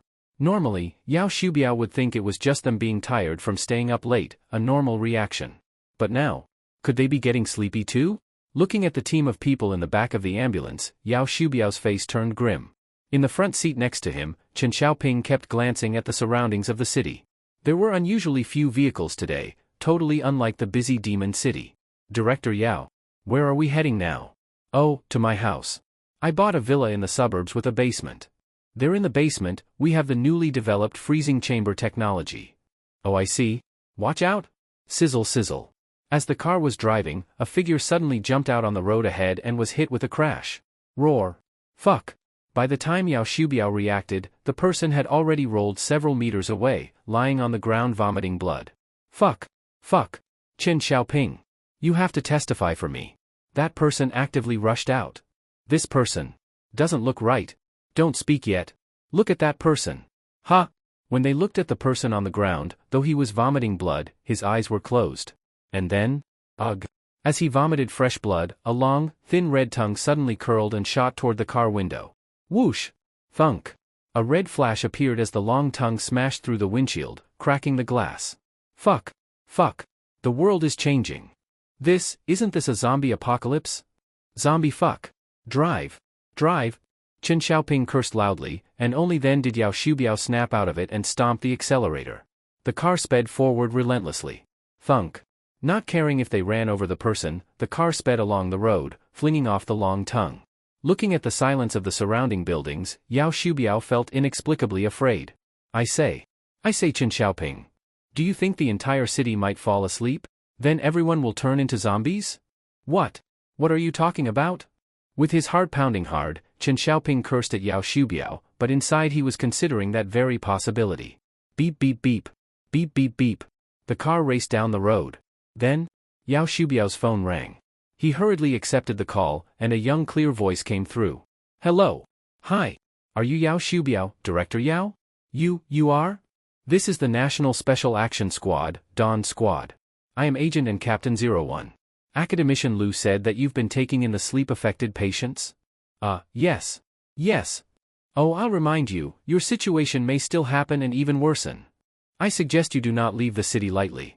It should be within the urban area, affecting the surroundings. What do you mean by it?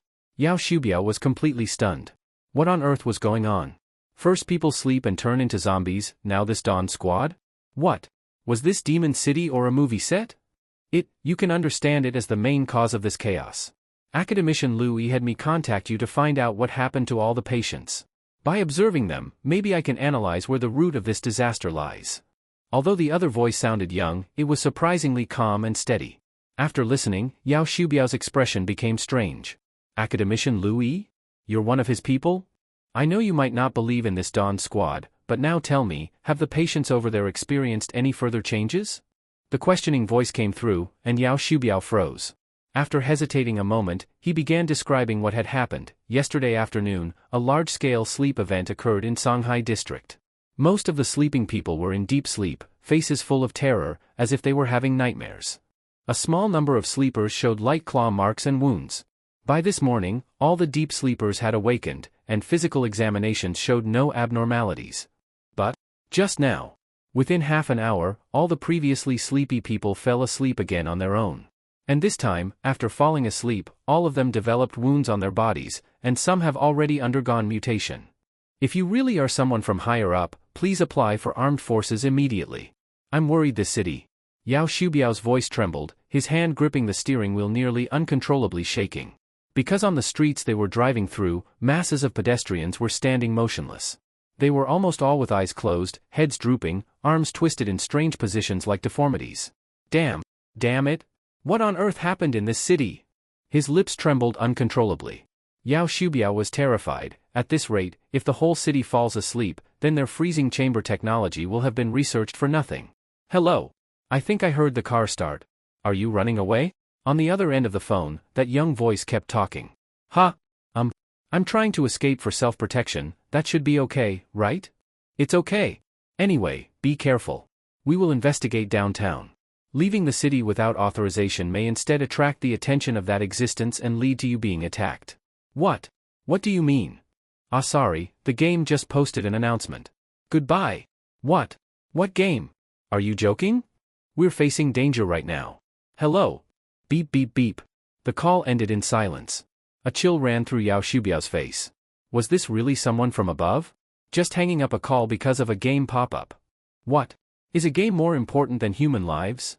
Fuck. Forget it. Anyway, let's head for the suburbs first. Sizzle sizzle. The ambulance sped off with the accelerator pressed, plowing through pedestrians by the roadside as it headed toward the suburbs. Unbeknownst to them, a Santana sedan was still tailing them closely across a stretch of road. Dude. Brother Du, did you see that? Wow. So many people just collapsed and slept on the road. At this rate, won't the whole city be in trouble? Leaning out the car window, Wang Xiaoshan kept looking at the rushing outside scenery, his face a mix of tension and curiosity. I called and asked earlier. That director said that after someone wakes up once and then falls asleep again, their body begins to mutate. So, people who sleep twice turn into zombies? Sitting in the back seat, Du Ziren tapped at his phone while thoughtfully tapping his head. Woof, Hajadu, you're wrong. Mutation speed isn't defined by number of sleep times. Woof. From what I see, the hypnotist could just put everyone to sleep directly. You can't even get through to that director's call. But, there are still survivors in the city. Woof, do you know why? Huh? Changxing is sharp. Du Ziren patted Changxing's head, his eyes narrowing. If we go by your guess, that ability user could have fully sealed off Songhai district, but he hasn't done that. Not because he refuses, but because he can't. His ability can't sustain such a load. As for the secondary sleep mutation, I guess it's not about number of sleeps, but about sleep duration. The longer the sleep, the faster the mutation? Woof, probably. While the man and dog guessed, their black business vehicle was already heading straight for the city hospital. The phone vibration notifications kept coming through. Game announcement. Second part, Fame officially begins. Notice, it seems the Luzhou City safe base has been noticed by something. Beneath the seemingly calm daily life, huge waves have already arisen. Please assist Chengxing and help the base get through this crisis. Mission, the unspeakable catastrophe is fermenting. Huh? Staring at his phone, Du Ziren logged into the end-time survival game. It was still the familiar Suite 3535, still that familiar pink bedroom. But it was now noon. The blazing sun shone through the curtain wall glass, reflecting on the three small faces on the bed. Shengxing and her family's faces were red from the sun, still unmoving and showing no sign of waking up. Even though we earned 20,000 points and can relax for a while. But sleeping until noon and still not waking up, that's not Shengxing's personality. He poked Shengxing's hot face through the screen. MMMM. She moaned, eyebrows already furrowed, as if having a nightmare. Shengxing. Shengxing. He tapped the small horn button, but Shengxing still didn't respond. Hey, that's weird. The unspeakable catastrophe is fermenting. Could it be? Looking out the car window at the dead city. As if thinking of something, Du Ziren opened the Rose Squad panel and pressed the horn for Linya, Lu Su, and Yang Miao Miao, but none of them responded. Hiss. No. With their admiration for me, they'd reply instantly. If they're not replying either, that only means they're asleep too. Everything happening in the game inexplicably overlapped with the current Demon City incident. Du Ziren tapped his fingers in puzzlement, then suddenly thought of someone. Fang Huiguang. He wondered if she had avoided the sleep curse. He opened a private horn chat. Since he hadn't bound Fang Huiguang's character, Du Ziren couldn't see her perspective, only message her across space. Hey! Fang Huiguang. What's your situation now? Did you enjoy the story, guys? I hope you did. Support this video with a like and a comment. I'd really appreciate it. Thanks for watching and see you next time.